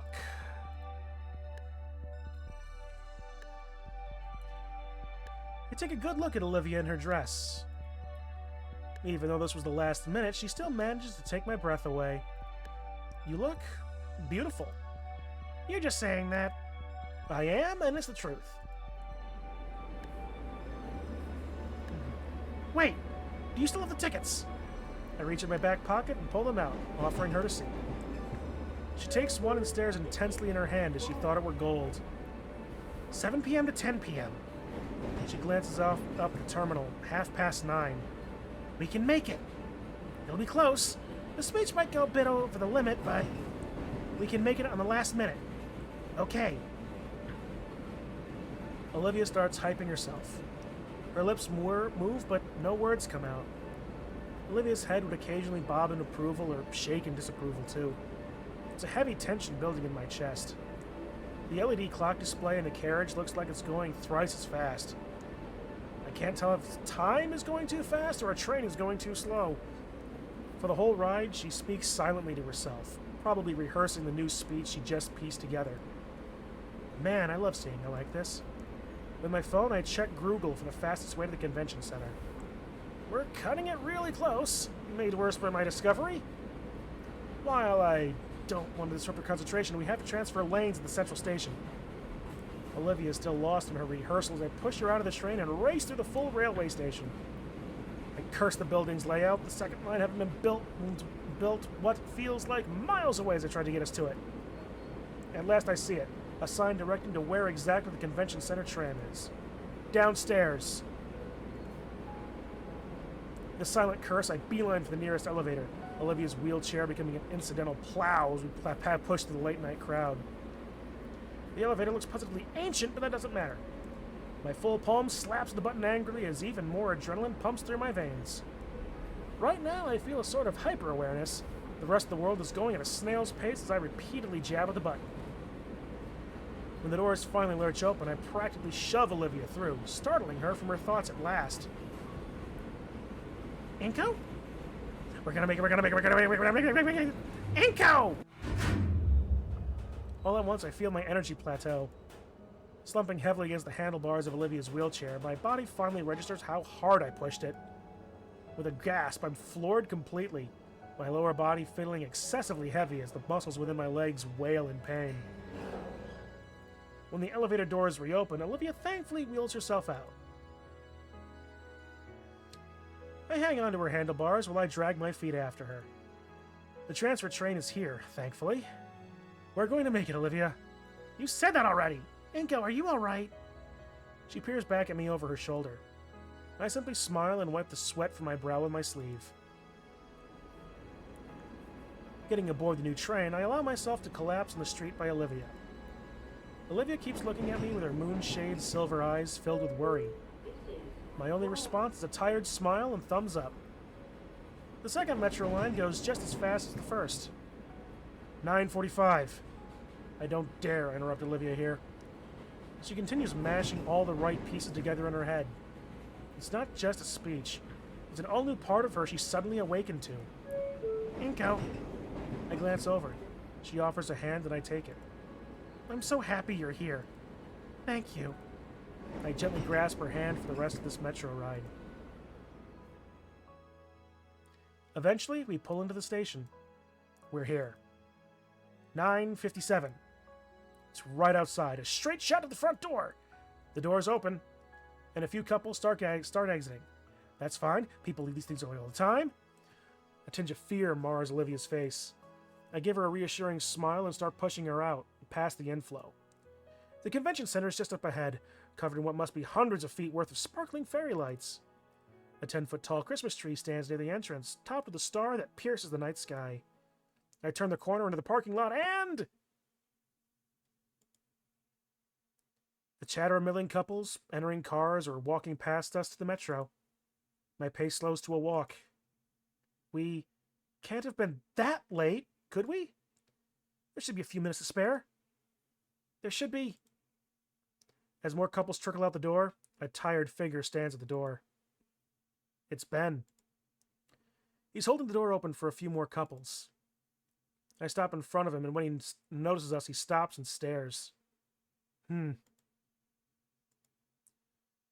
what are you two doing here? It's over. Go home. We need to do cleanup. But the formal, it ends at 10. Ben raises an eyebrow. Everyone should still be in there, just getting ready to leave. I peek past Ben. The place is nearly empty. We needed to be out by 10. It's 2 minutes past. Oh, no. Look, Ben, it took some time, but trust me, we got it.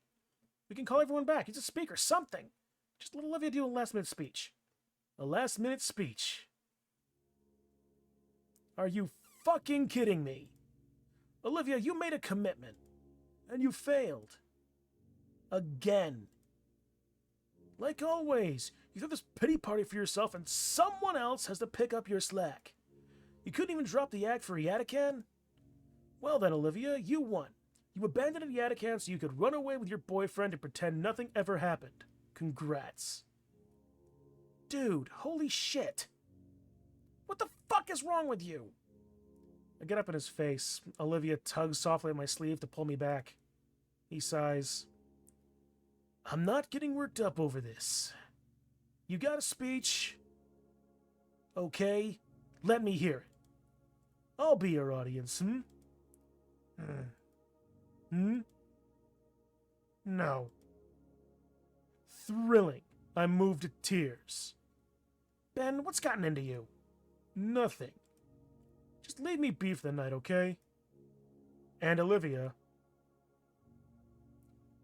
Stop looking at me like that. Takes a step back and lets the doors close. I feel Olivia's consistent tug at my sleeve. A deep exhale. It's not worth it. The walk back to the metro was silent. From us, at least. The chatter from the couples around us is lively. Tales of a night well spent, how fun it was, impromptu plans being made to visit each other's place for the night. But Olivia's just left out of it. She was so excited before. It's like someone clipped her wings. Someone. I'm not letting that guy live this down. A heavy gloom hangs above Olivia's head. Sitting silently in the empty car with her, any previous words I had to help are simply gone. Well, here's the thing. In my mind, she didn't technically fail a Yatakin. She got there. Maybe not in the time frame that Ben wanted. But everybody grieves their own way. And Ben was being exceptionally pushy at the time. A missed commitment is one thing, and Ben has half of a point on that. But that's all I'm willing to give him. Instead, I lean closer to her, my hand finding one of hers that's balled up tightly in her dress. My fingers softly unwrap hers, carefully disentangling them from the soft cloth in her grip. Her head tilts upright, just enough that I can see the fresh tears trailing down her cheeks. Once more, I take her face in my other hand, my thumb wiping away one track of tears from her. A sorrowful smile spreads across her lips, small and feeble on the verge of breaking. Rising from the seat enough, I bring myself closer to Olivia. The hug is awkward and shaky from the rocking of the train car, but I keep tight hold of her, cradling her head against my chest. Olivia's tears soak into my suit jacket, already ruined from our failed attempt to get to the formal. I couldn't care less for the damn thing, though. All that matters right now is being here for Olivia. My front door opens easily enough as I slowly wheel Olivia into my home. I don't know who is more tired, but I know for a fact I'm in need of a change of clothes. Olivia? She simply responds with a non-committal grunt. I need to change out of this. Another grunt. With a gentle sigh, I set Olivia's hoodie on her lap.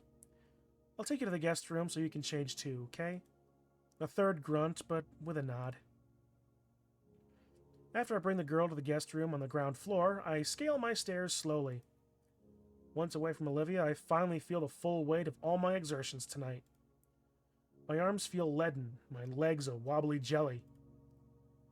The want to just collapse and sleep drops violently on my shoulders.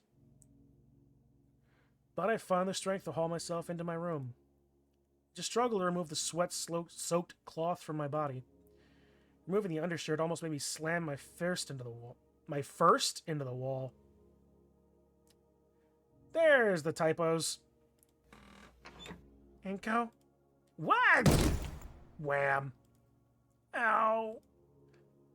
The cool hardwood on my floor feels amazing, my scalding hot back, even if my tailbone feels bruised. Olivia's kneeling in my doorway, back in her usual hoodie. Seeing her concerned look helps to dull the pain. I'm fine. Good. She shuffles further into my room, her eyes roving over my walls thoroughly. I consider standing, but my legs could use some reprieve. So I simply reach for the clean shirt I'd set aside and slide it on swiftly. Nice room. Thanks. My knees ache terribly as I shuffle after Olivia, uncaring about how it may ruin my dress slacks. Olivia plants herself at the foot of my bed, and I take the spot right next to her. Her hand finds mine immediately and her head lands on my shoulder. We simply sit and relax like that. The stress from it all oozes off me as Olivia nuzzles against me. It's an odd sort of silent serenity that settles on us. No sound at all except for how breathing, each puff of air taking with it more and more of our worldly troubles. Inko. Her voice is soft and steady. I'm sorry. About tonight. It's all my fault. I lean my head against hers and shake it in rejection of her statement. It's fine, Olivia. I don't blame you for anything Ben said. But if I had realized sooner... I shake my head again. What matters is that you figured it out. And I'm sure that Mr. Iadakan... Her breathing hitches at his name. I mean, you understand what's important. Yeah? Her head bob of agreement presses her silky hair against my cheek. What matters now is that we're together and enjoying the rest of the night, okay? She bobs her head again, and I can feel her anxious sigh escape her. So, what do you want to do?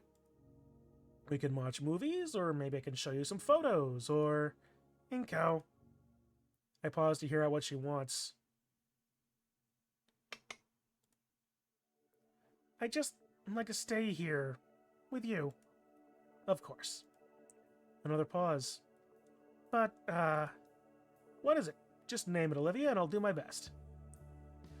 Well, could you turn the lights off? The lights? Those lights? The ones with the switch all the way back at my doorway?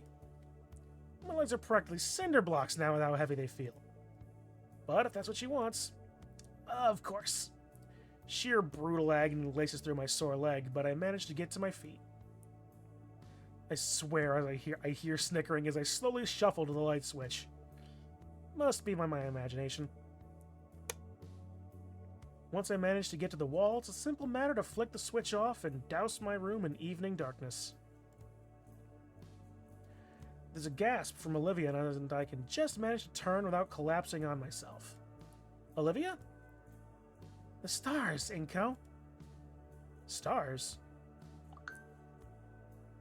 In the dim moonlight filtering into my room, I can see Olivia's head turned toward my windows. Huh. No wonder they made the suburbs out here. I guess? Olivia shifts back to her knees and moves to my window. Wow. You like stargazing? My dad used to take me out. The nebulas I saw back then, those colors, they've always stuck with me, swirling around in my thoughts. Managing the steps I needed to reach the window, I stand next to Olivia and look through the window. It's a clear night, with the moon only a quarter waning. I had never considered it, but these new suburbs don't have too much light pollution. Unlike Olivia's neighborhood. How long has it been since you've seen a night sky like this? My legs finally reach their tipping point, and I find myself collapsing into my desk chair. When my arm lands on my desk, my hand lands on something. Oh, it's my camera. Say, Olivia. Huh? Would you like a better view? Of the sky. Here. I find my tripod and search my desk for my biggest camera lens. After some practice setup, the camera is pointed right out my window, aimed at the cosmos above. And then, the whole thing is connected to my computer. Presto! Our very own observatory. The screen fills the beautiful high-definition feed from the camera. I slide in the computer share to show Olivia. Wow! Want to come see? I move to get out of the chair so she can have a turn. But in a flash of movement betraying her tired exterior, Olivia forced herself into the chair right on my legs. Feeling her weight pressed into me is... nice. It's really nice. I carefully aim the tripod bit by bit, aiming at the various sights in the sky. We see a distant nebula swirling around in blue and purple. It's only barely visible, but it's there.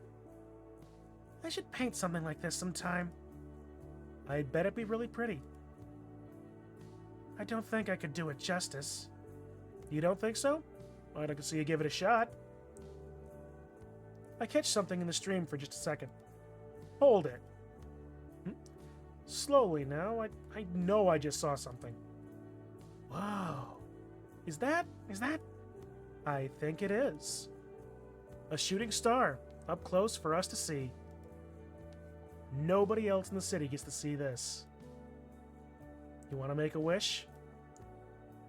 Olivia thinks to herself and turns her head to look at me.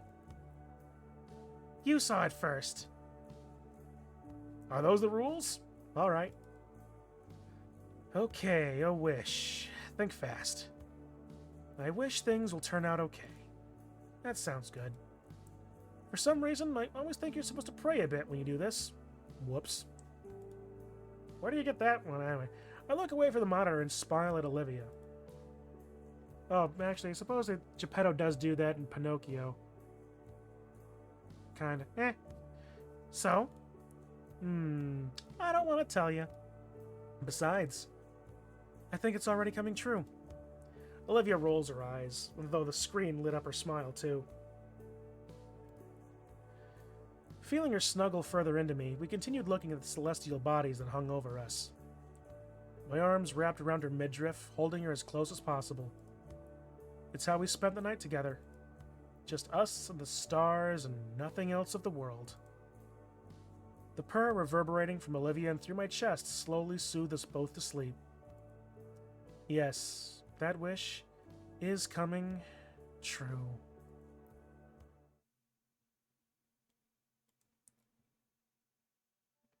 A month has passed since that night. I held Olivia, she held me, and things were okay, just for a while. After everything she'd been through, Olivia needed something to help lift the burdening weight from her shoulders. Thankfully, the next day marked the beginning of winter break, and we ended up spending most of it together. Most of the time, it was just hanging out at each other's houses, watching shows and playing games. She even taught me how to get guts to perform tricks. It was simplistic, but those intimate moments with her were memories I'll cherish for as long as I live. I even got to spend Christmas and New Year's with her and the Payne family. It was the closest thing to having a real family I've experienced in years. In those 2 weeks, I've never felt more connected to Olivia. Time marches on, though, and the future draws closer day by day. The first semester ended last week, and this week, along with the new syllabuses for this semester, we've also been given our college prep packets, along with a number of different application forms. There's so many that my cramped backpack can't fit them. Looking through the various sheets, I feel confident in most of my choices, most of which are within the city. And I hope... Oh, here's my stop. Holding 2 overfilled folders to my chest, I make my exit and head for my usual destination. Minding the numerous papers in my arms, I gently push open the door to the Payne residence. It's open. I know, Randy, thanks. The head of the house and Vinny are at the dining room table, working on his homework together. Hey, Livia's in her room. Vinny, stay focused. Thanks, Vinny. I ruffle the little Dino's hair as I pass him by.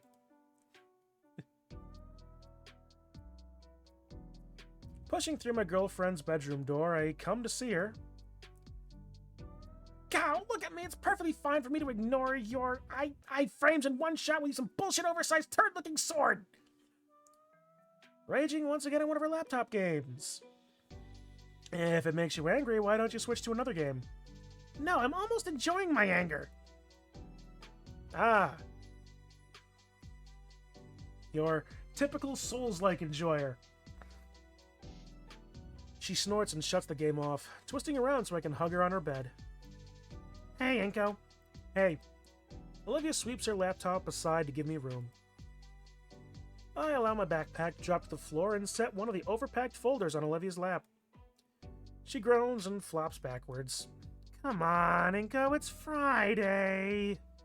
It's Thursday, actually. This isn't coursework, though. Olivia sits back up and checks the folder. Then what is... Oh, these.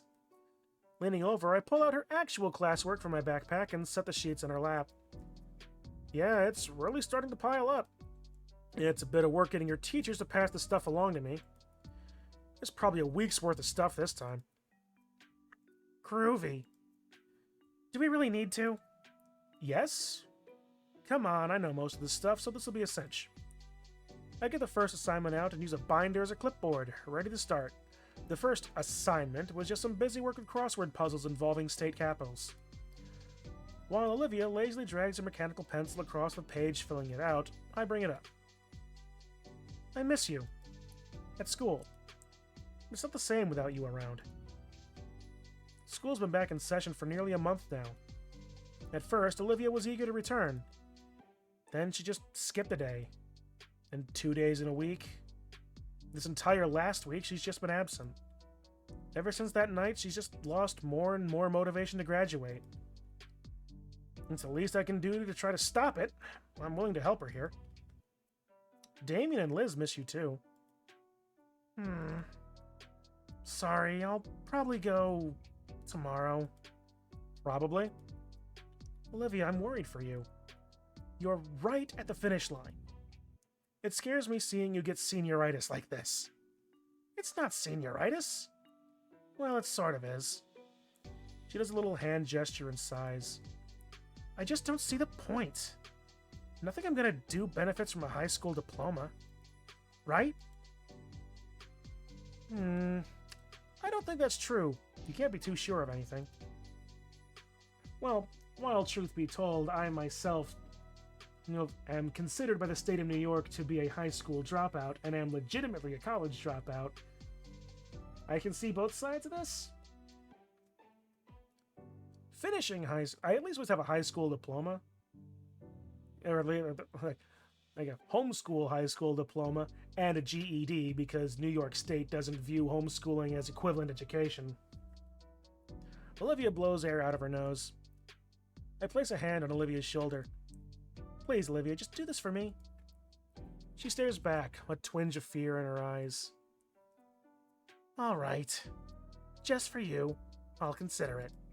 Thanks. We keep working away at the pile of assignments.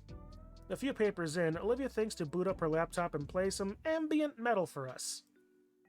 She occasionally asks my opinion on a song, self-conscious if I like it or not. At a point, Mr. Payne lets us know he's heading out for some errands. This is pretty nice, getting to teach Olivia what she'd missed in our classes and keeping her up to speed. Dare I say the schoolwork is even relaxing. Less so the busy work, more so that we're together. About halfway in and an hour later, there's a loud knock at the door. That doesn't sound like anyone here's knock. You can tell? Yeah. Could be a package delivery. I'll go get it then. I give Olivia's shoulder a little rub while I get up. She tries nipping my sleeve. It's still pretty cold out, so I shouldn't take too long to get it. If it's a package, it may be something that's not good to leave out. I open the door. It's Ben. Okay. Hey, Inko. Instantly, my enthusiasm is drained. What is it? He's starting to shiver in the freezing, huddling to himself. Look, Inko, can I come in for a moment? No. What do you want? He sighs. Listen, I know things didn't go well when we last talked. We didn't leave on good terms. I'm here because of Olivia. Why is she not coming to school? None of your business? She needs to keep her grades up, but I feel my lips instinctively curl my expression into a grimace. What? Fuck off, dude. No, this is serious. Why the hell do you think this is something you need to be involved with? I'm working on it. Are you? She's about to lose her eligibility for graduation. She's going to flunk out. My fingers dig into the wood of the doorway. I had figured, but she hasn't missed that many. Olivia's completed all the assignments and... How close? Dangerously close. Close enough that I got the memo. What do I do then? We need to convince her to go back. Some people keep letting her get away with it by handing her pity points, but there should be no excuse when the situation is this dire. There's my pointer. What do you mean by some people? Inko, it's obvious that you're only encouraging her to fall further into the abyss. If you keep enabling her to slack off, she's never going to improve. You have to know on some level. I know you know I'm right. So if you're not going to do anything about it in a meaningful way, then I'll tell her myself. Ben has the audacity to try to walk past me, but I shut him down with a firm hand to his chest. Why can't you get the idea, Ben? Olivia wants nothing to do with you. I'm trying to do what's best for her. Ben starts yelling it near the top of his lungs. Olivia! Please, just hear me out. I'm trying to help you. Ben, stop. Just let me talk to you. Stop! Just stay away from us before you make things even worse. Ben stands there, unable to form any more words. For a while, I can't either. You psycho. Outside Olivia's room, I dread turning the doorknob. If I'm lucky, she just cranked up the music that whole time and thinks that was just a livery. It's a nice little fantasy. I know better than that, though. The music's already turned off. She turned it down when I opened the door. I sigh and open up. And she's cocooned again. Olivia's huddled on the bed, holding her knees tight. All my work is crumpled and torn, cast aside off of her bed. Damn it. It was close. Olivia. Sorry. I can't.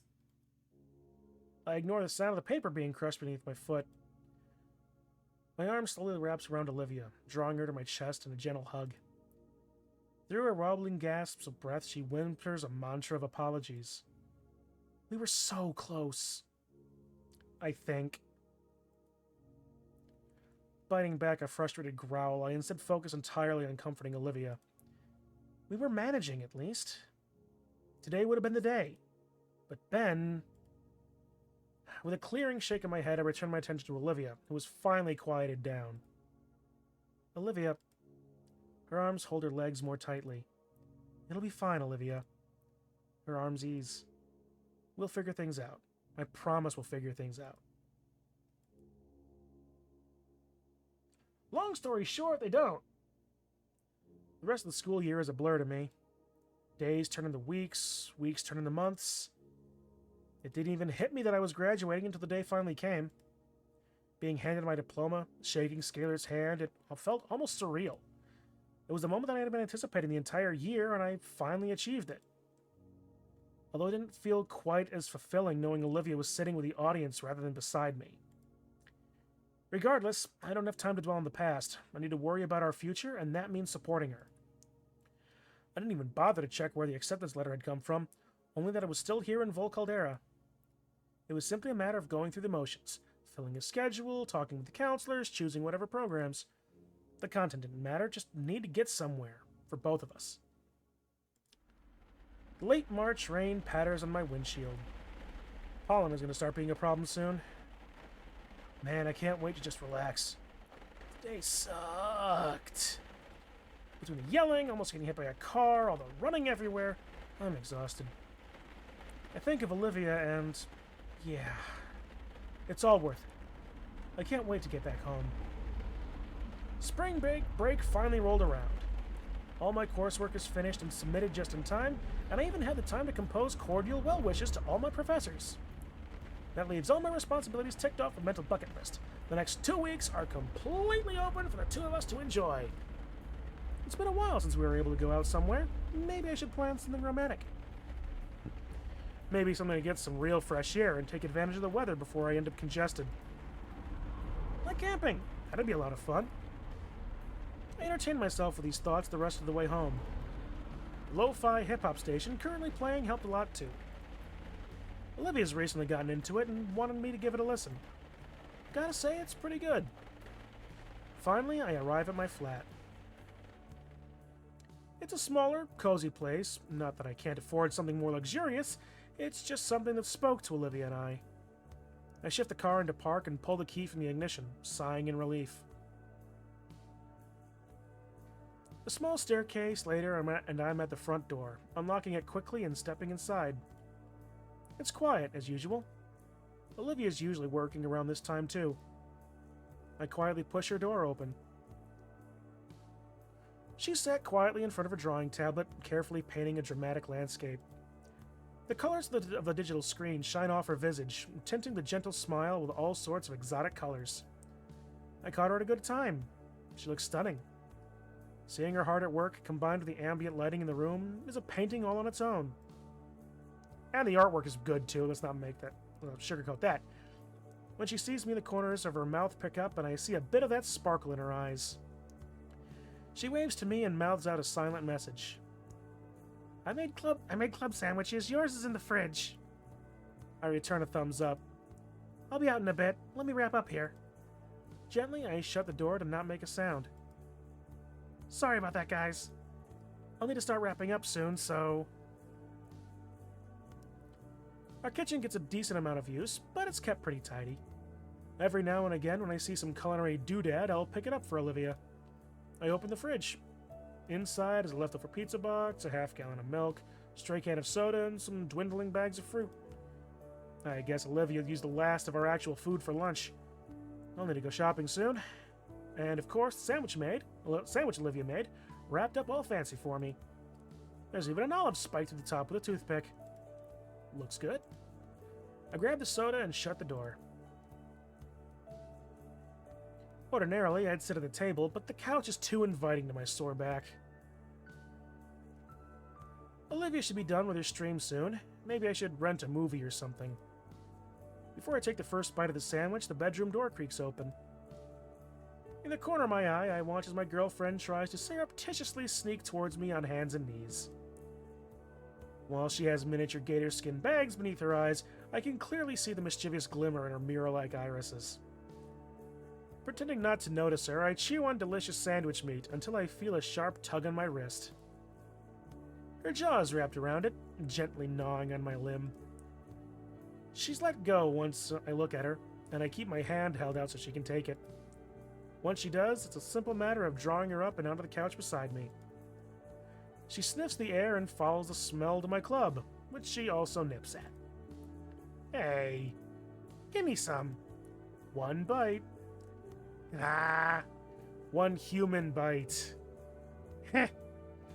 She crunches off the other end, and I follow up with my next bite. It's good. Olivia's cooking is always wonderful. She's definitely upset about something. Hey, something got you down?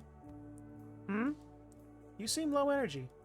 Nah, don't worry about it. Just some heckler when I was wrapping up the stream.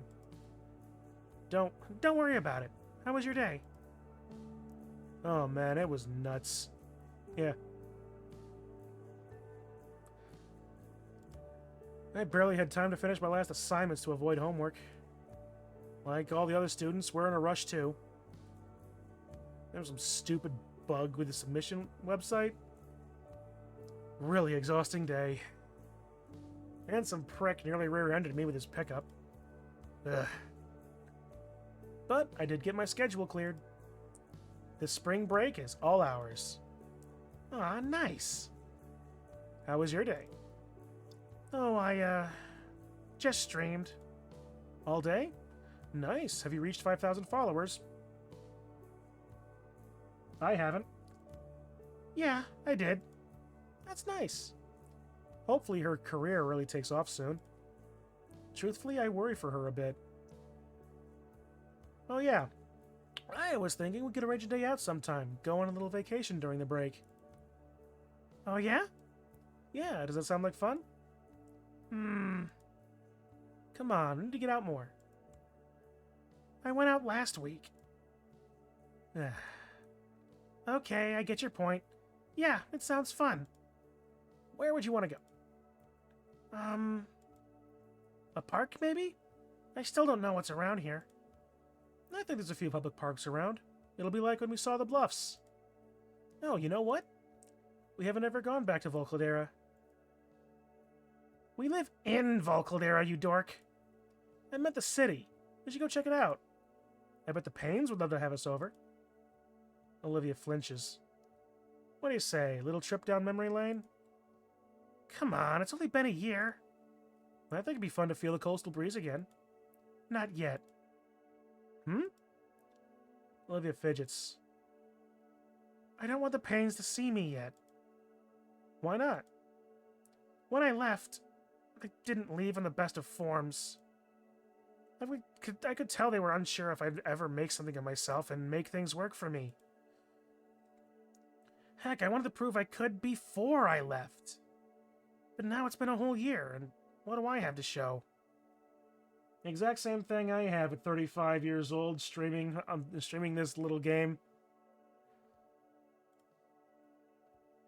I don't even make enough to cover my share of rent. Olivia. My hand lays atop hers and curls over her fingers. Would Randy or Sophia care? Well, come on, we both know they just love to see you again. Her fidgeting eases and a smile slowly creeps across her lips. Yeah, I guess. I'll shoot them a text later, okay? She looks up and nods happily. After that, then, I don't know. How about camping? I can look into local campsites. That sounds nice, yeah. All right. Hey, you up for a movie or something? She nods. Using the remote, I browse for something decent. Oh, hey, they added a bunch of old kaiju movies. Nice. We finally settle in for a night of cheesy rubber suit monster movies. At some point, Olivia's tail had wrapped around my waist and bodily dragged me to her. Slowly, the sun fades down, leaving us only illuminated by the television screen. I'm sorry, Inko. For what? Well... My arm wrapped around her shoulders to pull her close as possible. For everything. With a derisive snort, I shake my head.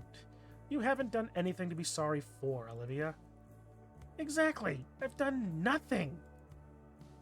Even in the duskiness of the room, I can see her hurt-filled eyes. I plant the most chaste of kisses on her nose, eliciting a giggle from her. I wouldn't say that. You've done so much more than you know. For me, goes unsaid. But Olivia gets the message, and her head sinks into my chest. It's a bit difficult to pull my phone out with Olivia's tail in the way, but I manage. Sophia, would you like to have lunch tomorrow or something? What are you doing? Sending that text. Oh, absolutely, sweetie. We haven't heard a thing from either of you for so long. Why don't we get brunch? How would brunch with the Paynes sound, Liv? Okay. It's been a while since I had Auntie's waffles, after all. Brunch sounds good. Wonderful. Remember, brunch. I accept the automated schedule update on my phone and let it drop onto the couch cushion. And return to our movie marathon. I always love seeing the old cinematography tricks in action, and Olivia's enjoying the cheesy battles. Well, we both are enjoying that part. It's made even better after I order a pizza. At some point, Olivia falls asleep, leaning against me. I find it hard to stay awake, too. The morning sun greets us as we exit the flat together. I take the moment to bask in its warmth, breathing deeply the crisp spring air. Achoo! Excuse you, Inko. My hand is quick to rub my nose clear of any pollen. Sorry, Liv. Where are we heading first? Olivia ponders it as she wheels herself to the car. She sways idly in her chair, really considering where we'd spend the morning. Finally, she speaks up when I hold the door for her. Well, Auntie Soph said it'd be a brunch. We've got a couple hours. Olivia climbs to the passenger seat carefully as I hold her wheelchair for her. It's become second nature at this point to collapse the chair and store it safely in the back seat. I, kinda wanted to take a trip down memory lane. Memory lane! Got it. Got the directions? Now in the driver's seat, Olivia has her phone out and connected to the car's older radio. The old financial district first, then. With a nod, I shift the car into reverse and carefully back out of our parking space. Once we're on the road proper, Olivia sets the tone of our trip. The song is fast and upbeat, and with just a hint of hackiness. Glancing at her, I see that she's checked out completely, her eyes cast on the passing view through her window. She won't be for too long, thankfully, since getting back home is easy if we know which back roads to take. As we pass through a congested section of downtown, Olivia lowers the music and speaks up. Inko. I turn to her and see her face pressed to the window. What is it? That building, the one right there. Looking to where she's pointing, I see an older building that's vaguely familiar. After I squint at it for way too long, Olivia supplies the answer. It's the old arcade. Her voice is low. Taking a closer look at the building, I finally realize why I couldn't recognize it. The paint looks fresh and there's a different sign above it. Oh, it must have been bought by someone. Yeah. Do you want to check it out? We've got the whole day after all. With the heavy traffic at the main road, Olivia has time to consider deeply. Finally, she sighs, and shakes her head. It's too early anyway. In fact, I think it's too early for Old Town, too. I doubt anything interesting will be open. Oh. Well? Any other places you want to see, then? The light ahead finally changes and we start down the street again, but Olivia's eyes never leave the old arcade building. It's when even I can't see it from the rearview window that Olivia decides. I'd like to see the bluffs, actually. It might look nice early in the morning. That is a bit more of a drive, in a totally different direction. But, sounds good. Turning the steering wheel to the side, the car starts down another side road towards the highway. Are you excited to go hiking again? Hiking? I mean, we don't have to walk the entire thing, do we? I just figured it'd be nice to do it again. I suppressed the word exercise from my mind. It'd be nice to recreate our first real date. Yeah, it would.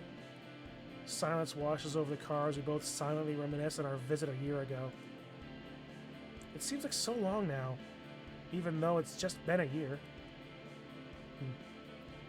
As I slow to a crawl in response to a silver SUV cutting me off, Olivia begins tapping on my arm furiously. Inko, look! Huh? She points at something out my window. I shift my gaze to follow. To our left lies our old high school, St. Hammond. Oh wow, I didn't even recognize where we were. Can we stop and visit? It's a Saturday. It might still be open. There's clubs on Saturday. There are some cars left in the parking lot.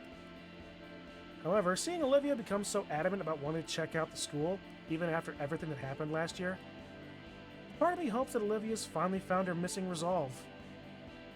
Let's give it a shot then. I engage in some questionably legal driving maneuvers to get us into the left lane and take us right into the school's parking lot. The place is still pretty empty, so we're able to park real close to the front entrance. Although we'd get prime parking anyway due to the fancy sticker I got. I quickly look around for a place to park, pulling to the side of the road and turning the vehicle off. I step out of the car and make for the trunk to set up Olivia's wheelchair. It doesn't take long before we're taking the short walk up the path. The mural is as beautiful as ever, looming over us like the sacred guardian of the school. There are lights on inside. Olivia hesitates, hovering her hand just above the door handle. She pushes in, and the cool, air-conditioned breeze is let out, along with the very familiar scent of the facility. Inside, it looks just how we left it. Is it really okay for us to be here?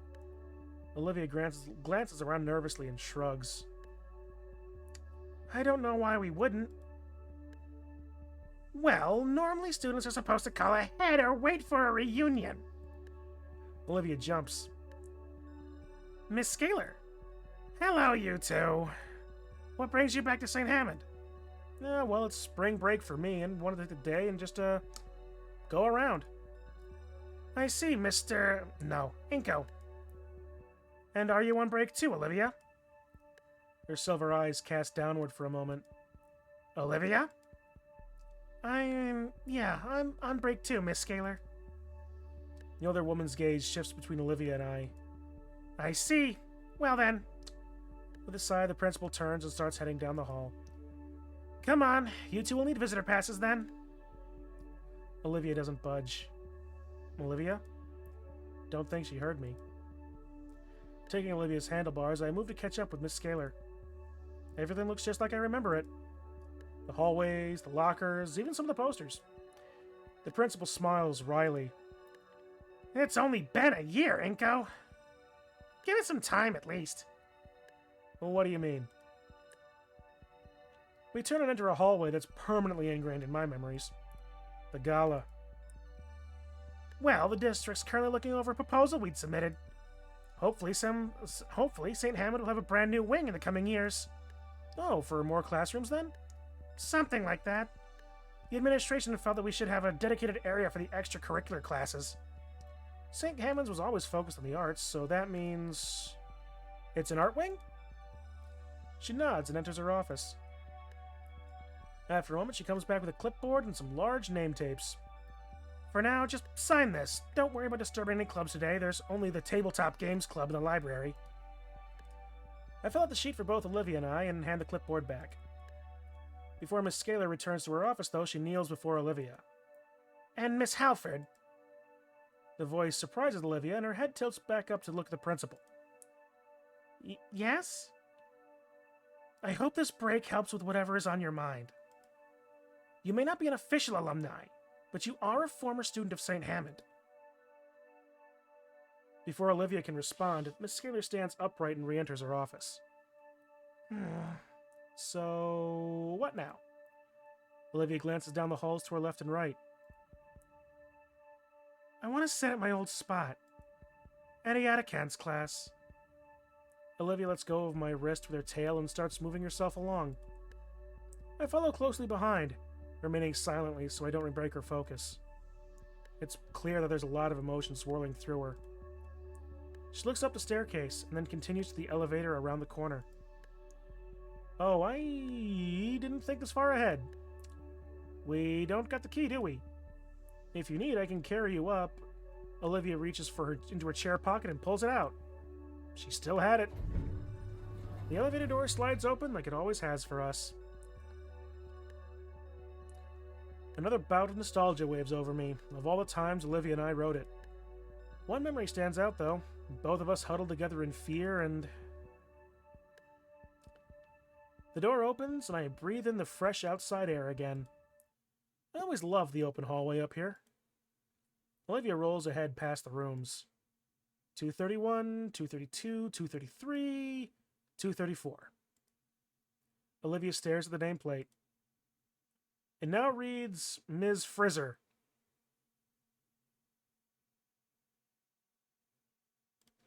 She sighs. After a moment, I reach ahead and open the door for her. Inside is pretty similar. There's obviously some new decorations. The teacher's desk has a different clutter of papers on it. But it's the same classroom. Olivia rolls inside. I watch her carefully move the chair by her old desk so she can use it. It's still... Should I enter? After a moment, she glances at me and pats the desk next to hers. I've been granted entry. When I take my seat, bits and pieces of my second day here surface within my mind. It's still here. Olivia's finger is tracing something. It's a little indent in her wooden desk. The one she used as an inkwell. How'd you ever get away with doing that? The teacher was cool with it. She smiles. We both stare ahead to the front of the classroom. It's like the two of us showed up early for the day. And any minute now, an energetic Taro will waltz in, dramatically flapping his wings, there to take us on another learning adventure. We're ready to give it his all to teach us the values and craft of art. Olivia doesn't cry. Her fingers weakly tap against the desk. But she doesn't cry. After a while, she speaks up. You ready? Are you? She looks over with a slight smile. Yeah. I get up and push her chairs back in their original spots. Leaving, I turn around for one last look. I know Olivia is as well. It probably really is the last time. I gently shut the door behind us. Bye. We ended up taking a short tour of the rest of the school. Seeing the sights once more, the auditorium, the atrium, even the cafeteria. I got us some of our old favorites from the vending machine. On the way out, we passed the gala once more.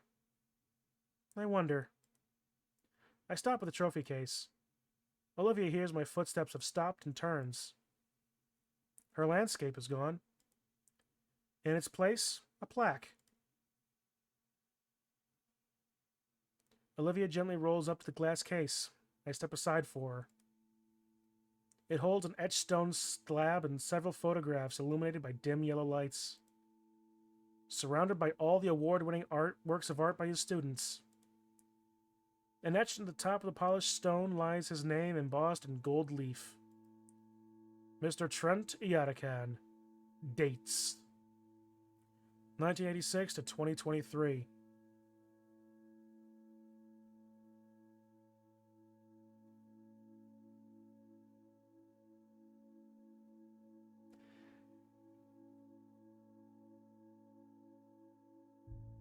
The guy was 33?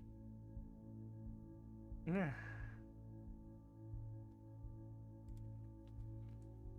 Olivia's hands clasp over her mouth. Olivia, are you? She shakes her head and lets her hands drop into her lap. Inko? Olivia rolls back to the front office.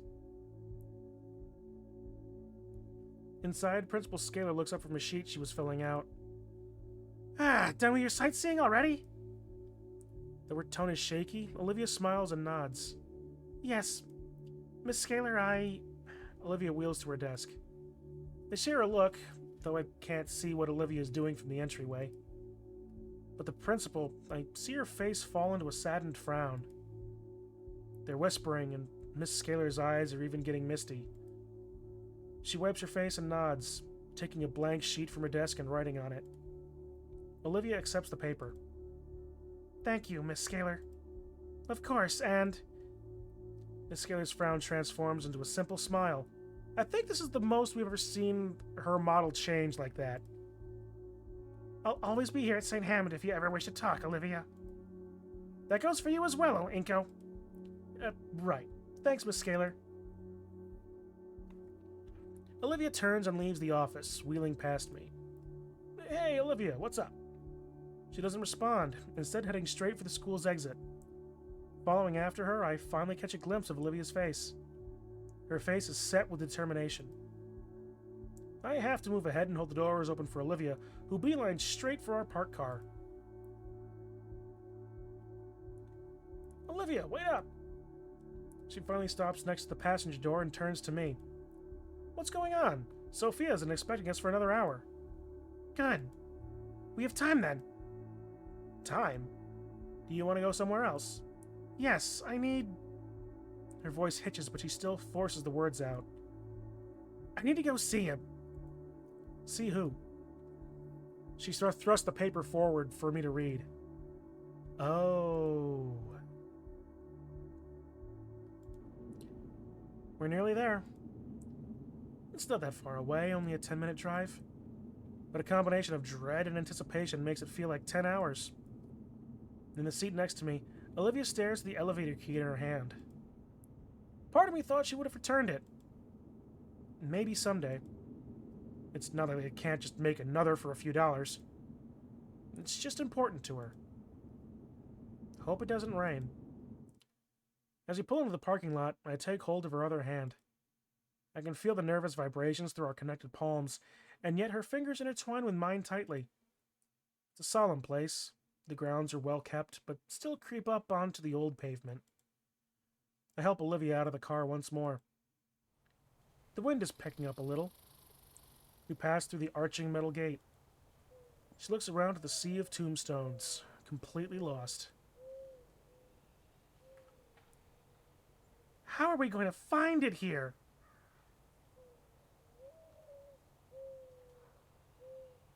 Why are you at Arlington? I don't know. Let's just start. I should have asked for more details. But don't worry, we have time. I push Olivia along the gravel trails, past rows and rows of graves, or, on rare occasions, a small mausoleum. Without the plot numbers, we have to scan over each tombstone carefully. Olivia's breathing picks up.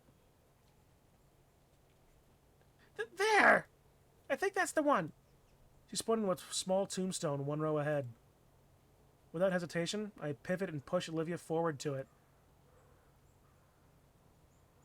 It's a similar plaque to the one at the school. Instead of engraved gold letters, it's simply carved into the stone. Olivia holds a hand out for a bit and lets it fall back into her lap. We found it. For a while, we rest in silence, just looking at the inscription on it. His teachings will continue on into the new generation. I'm startled when Olivia pushes herself out of her wheelchair. She kneels before the small tombstone, and I move to kneel beside her. Olivia? I'm fine. It's just, I want to finally tell him, Inko. It takes me only a moment to recall what she's referring to. It was nearly a year ago.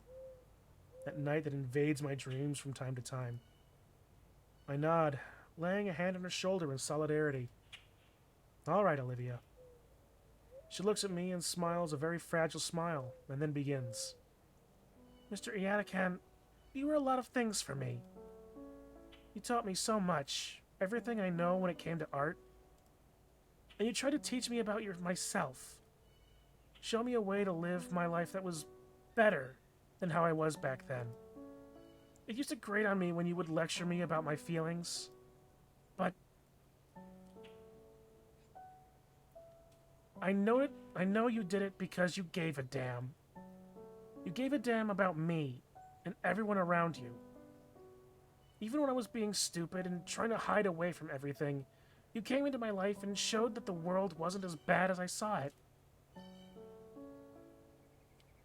Olivia's eyes turn to me and I can see the tears flowing freely down her cheeks and all over her shaky smile. You were right about him too, Mr. Iadakan. I'm grateful to have had you as a mentor. I promise from now on, to you and to everyone, that I'll live my life unshackled by doubt and fear. Like you had always taught me to. Thank you, Mr. Iadakan. Olivia sits back. I hate to think of how all of that was weighing on her this whole time. But it's gone now. And thank you, Inko. I know it's been hard, and you've done so much for me. I promise I'll get better. I promise I'll be someone worth it all. I shut my eyes and move in to hug Olivia. Thank you so much for giving me the time. I love you. I love you too, Olivia. I'll get better.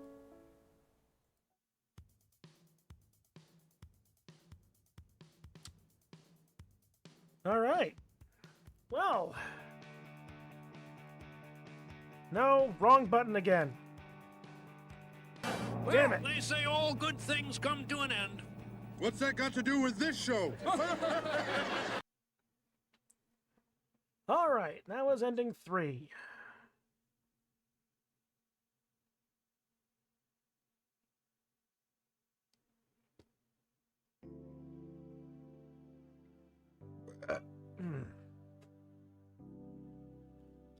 How was it? Let me turn this on. And turn it up a bit.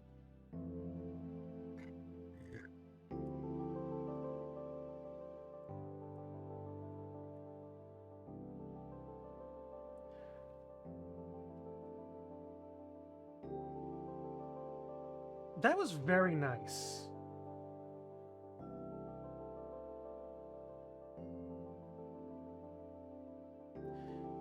Taking the whole thing, the direction being of making those moments a lot more private and personal was a good touch.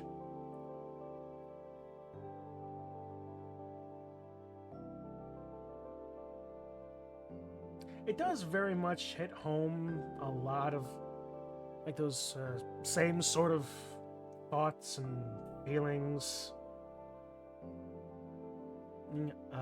that I've noticed since my graduation of high school, or such as it is.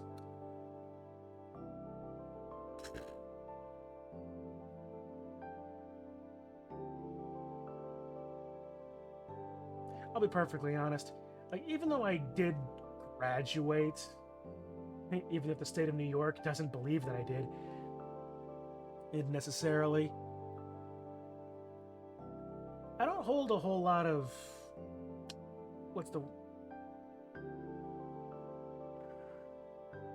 I don't put a lot of importance behind that. I mean, heck, there's a reason why I joke about having graduated from MIT in 1994. And the reason why is Tom and Ray Magliozzi, the Car Talk guys, gave the commencement at that particular class. It's on YouTube. It's worth a watch, actually. Tom talks about the aspirations of becoming grass philosophically. And it makes a lot of sense, too. Beyond that, there's a lot of... It's another one of those bittersweet endings, this one was. At the very least, it doesn't end up with anybody either in a desperately bad place or in a hospital.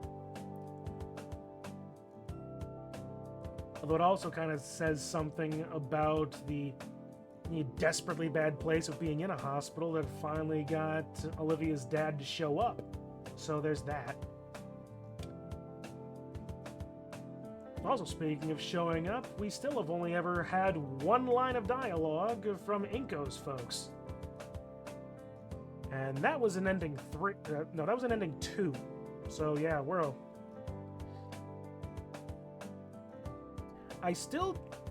that being said, going forward, I am far more optimistic. I don't know why I am. Especially if you aren't joking about that ending 0, whatever that's gonna end up being.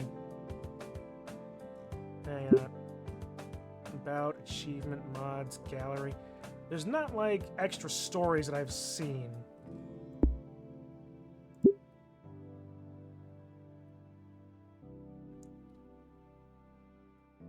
Enable debug scores. Is that what we were talking about before?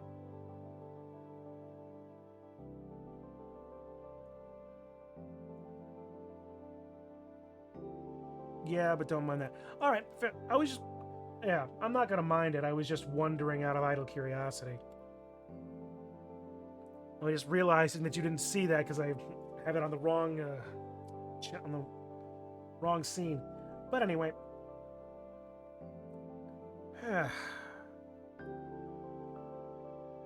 I was half planning on being like, man, if memes has led me astray on this again and it's another horrible situation, I'm gonna need another detox game. Maybe I'll just play Crash Bandicoot for a while. But no, this was good.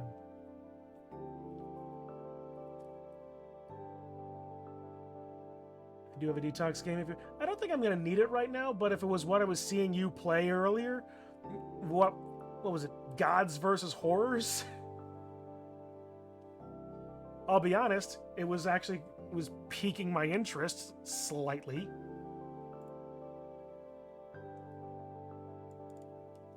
Let me see. Oh yeah, I forgot Doom released.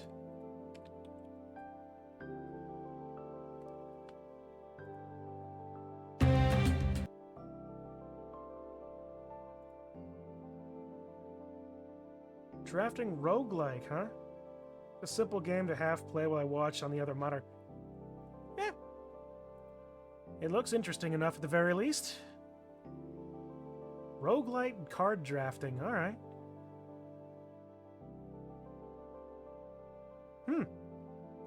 Well, that's definitely something. And I absolutely, although I got plenty of neat things for what I call it, thumbnails for later. Man, I am so far behind. Like, I've got like at least 2 games of MMM that I haven't uploaded yet.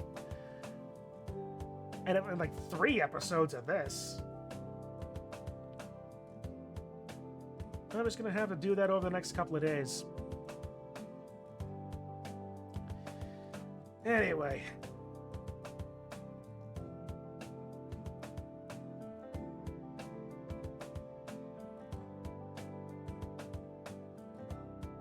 I honestly gotta say, the storytelling in this ending was very good. I'll be honest. Like, the energy of that rush, the chase scene, to get to the winter formal in time was very well done. You get you caught up right in it at the thing. Like, you feel the energy, the what's the word I'm looking for? The sheer motivation and determination, even if it was for naught.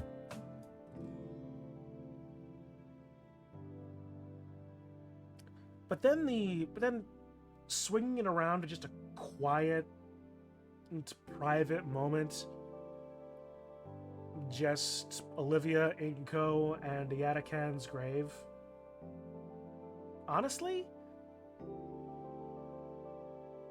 is almost perfect. I can see why this is still, well, not the best ending, unless you're completely screwing me over with something. I think an ending 1 and an ending 4 is like, yes, the void tears open and Cthulhu comes forth, devouring the souls of the unclean. Which, to be fair, would be pretty awesome.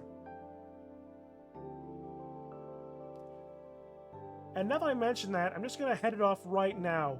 No, I am not going to play the Cthulhu dating sim. I'm not going to play the Cthulhu dating girl, the Cthulhu girl one. No, just not, no. Straight up, full stop, no. Stop. I know you memes. The Cthulhu dating sim is pretty great, actually. I saw Game Grumps play it. All right, how about that?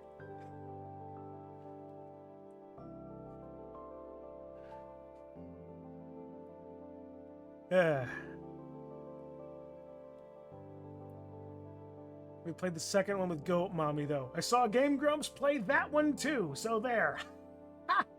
Oh, boy. I know it's weird saying that I've enjoyed these last 2 visual novel dating sims, even though I don't normally enjoy visual novel dating sims. But it's also kind of weird to think that I also enjoy a fair number of chick flicks as well. So, oh Christ, Bike, I've spent far too much time living in a house with far too many girls.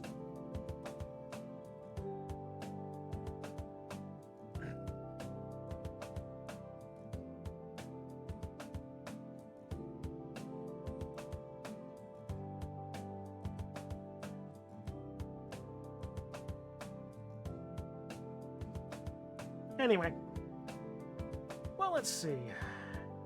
But yeah, this was a very good ending. And yeah. And unless you're kidding me about ending 0, we've got one more coming. But anyway, let's see. It's 4.5 hours. Yeah. Probably a good thing, because We got, like... Probably would be a good idea to go to bed after I do a couple of rounds of Duolingo. Someone stole my #1 spot in the week leaderboard. Gotta deal with that now, can't I?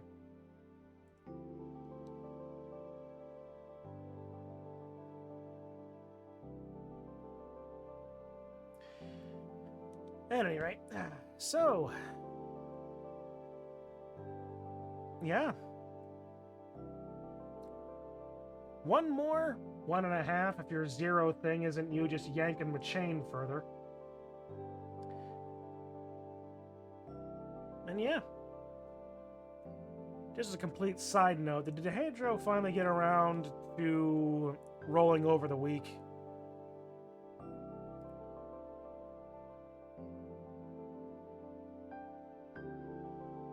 Nope. Alright, well, that... Any variety of further... what's the word I'm looking for? Extending of this night's festivities is probably not going to matter much. What? This is an amazing thing that you sent him. This photo. Like, all of us just sending these weird pictures. I didn't even notice that Maxway's was a GIF. Alright. There's no chance in hell. Yeah, nope, he's done. Alright. Take a guess who that is.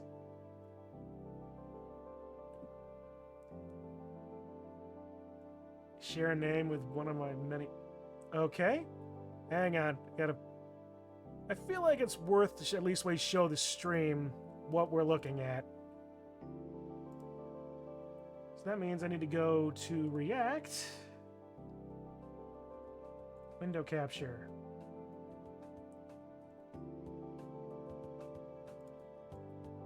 Yeah, this is the horror that we're looking at.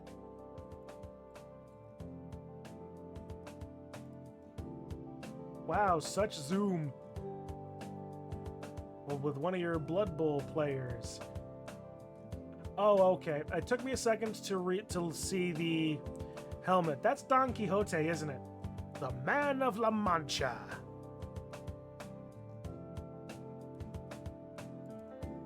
I know my literary characters. Is specifically probably moments before. Well, to a point. At least ways I know Don Quixote. I knew Faust. Took me a Oh, here we go.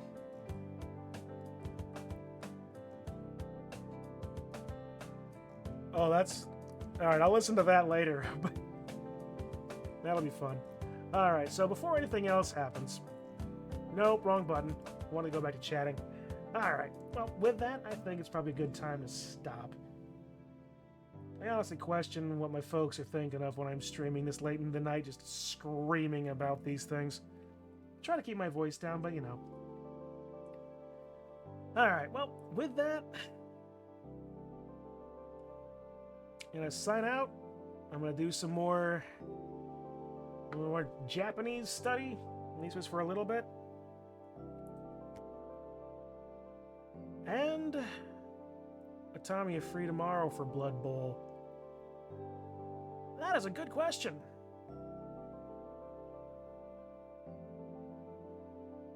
$5 p.m. work for you, Memes? That'll be about the... I mean, it's probably not. Okay, what time will work? What time will work for you? I can make anything pretty much work. It's kind of the off week for me, so I can't push everything back super far. But you know how flexible I can tend to be.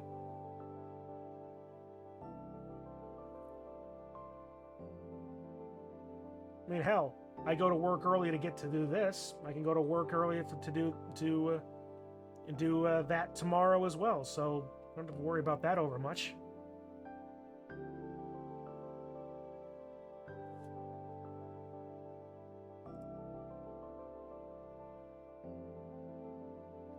9:10 or play it by ear. Gotta go get a suit fitted for your brother's wedding in the afternoon. Ooh, exciting!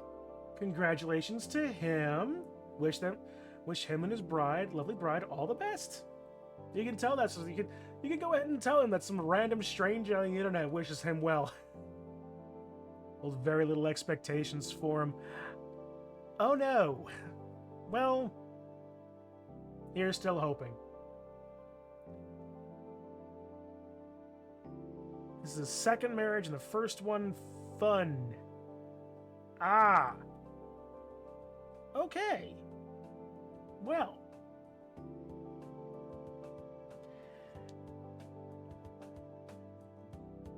More power to him. But alright. 9:10, I can absolutely do that.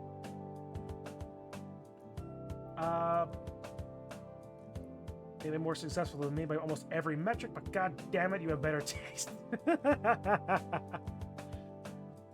Hey, that's kind of how I feel about my sisters too.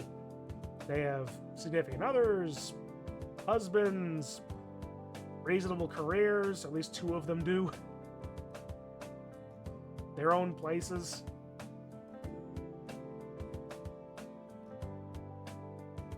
But yeah, definitely better taste. Most of it's in my mouth, by the way. But anyway. Alright, so... Yeah, we can shoot for... Yeah, so for tomorrow, why don't we shoot for 9? That'll work? We can aim anywhere in that area, and we can work fine for me. Or earlier, depending on when I get free. Absolutely, perfectly fine. It'll be perfectly flexible for me.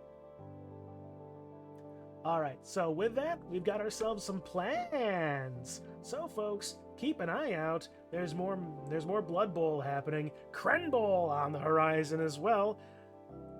Unsure if I'm going to be participating necessarily, as I'm more of a fill, but whatever. If the Hydro doesn't, we send more Don Quixote at him. I might actually have to find some Don Quixote references of my own to send at him, because it's also kind of funny as well. Alright. So then. Yeah. Keep an eye out, folks. There's more games. Meanwhile, all of you that were here, admittedly was mostly memes, Kitsu, Pent, and Ark. Yeah, thank you all for hanging around, chatting, being all around cool dudes. And Ark, thank you again for the follow. I appreciate it one more time, and I will hopefully see all of you all in the next game. Make sure I'm on the right buttons so I can say have a good rest of your day, all.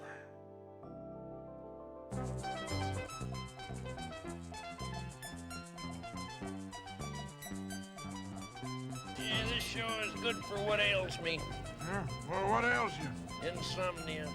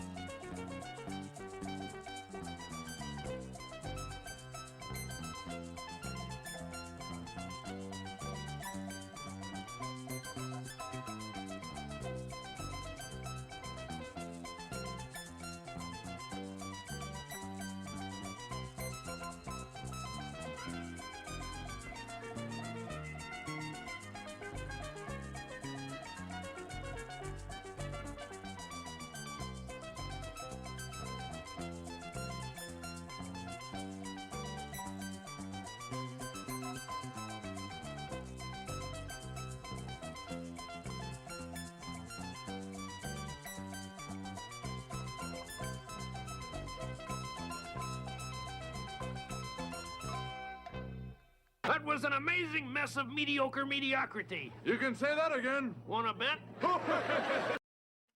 Always with the sentient alerts.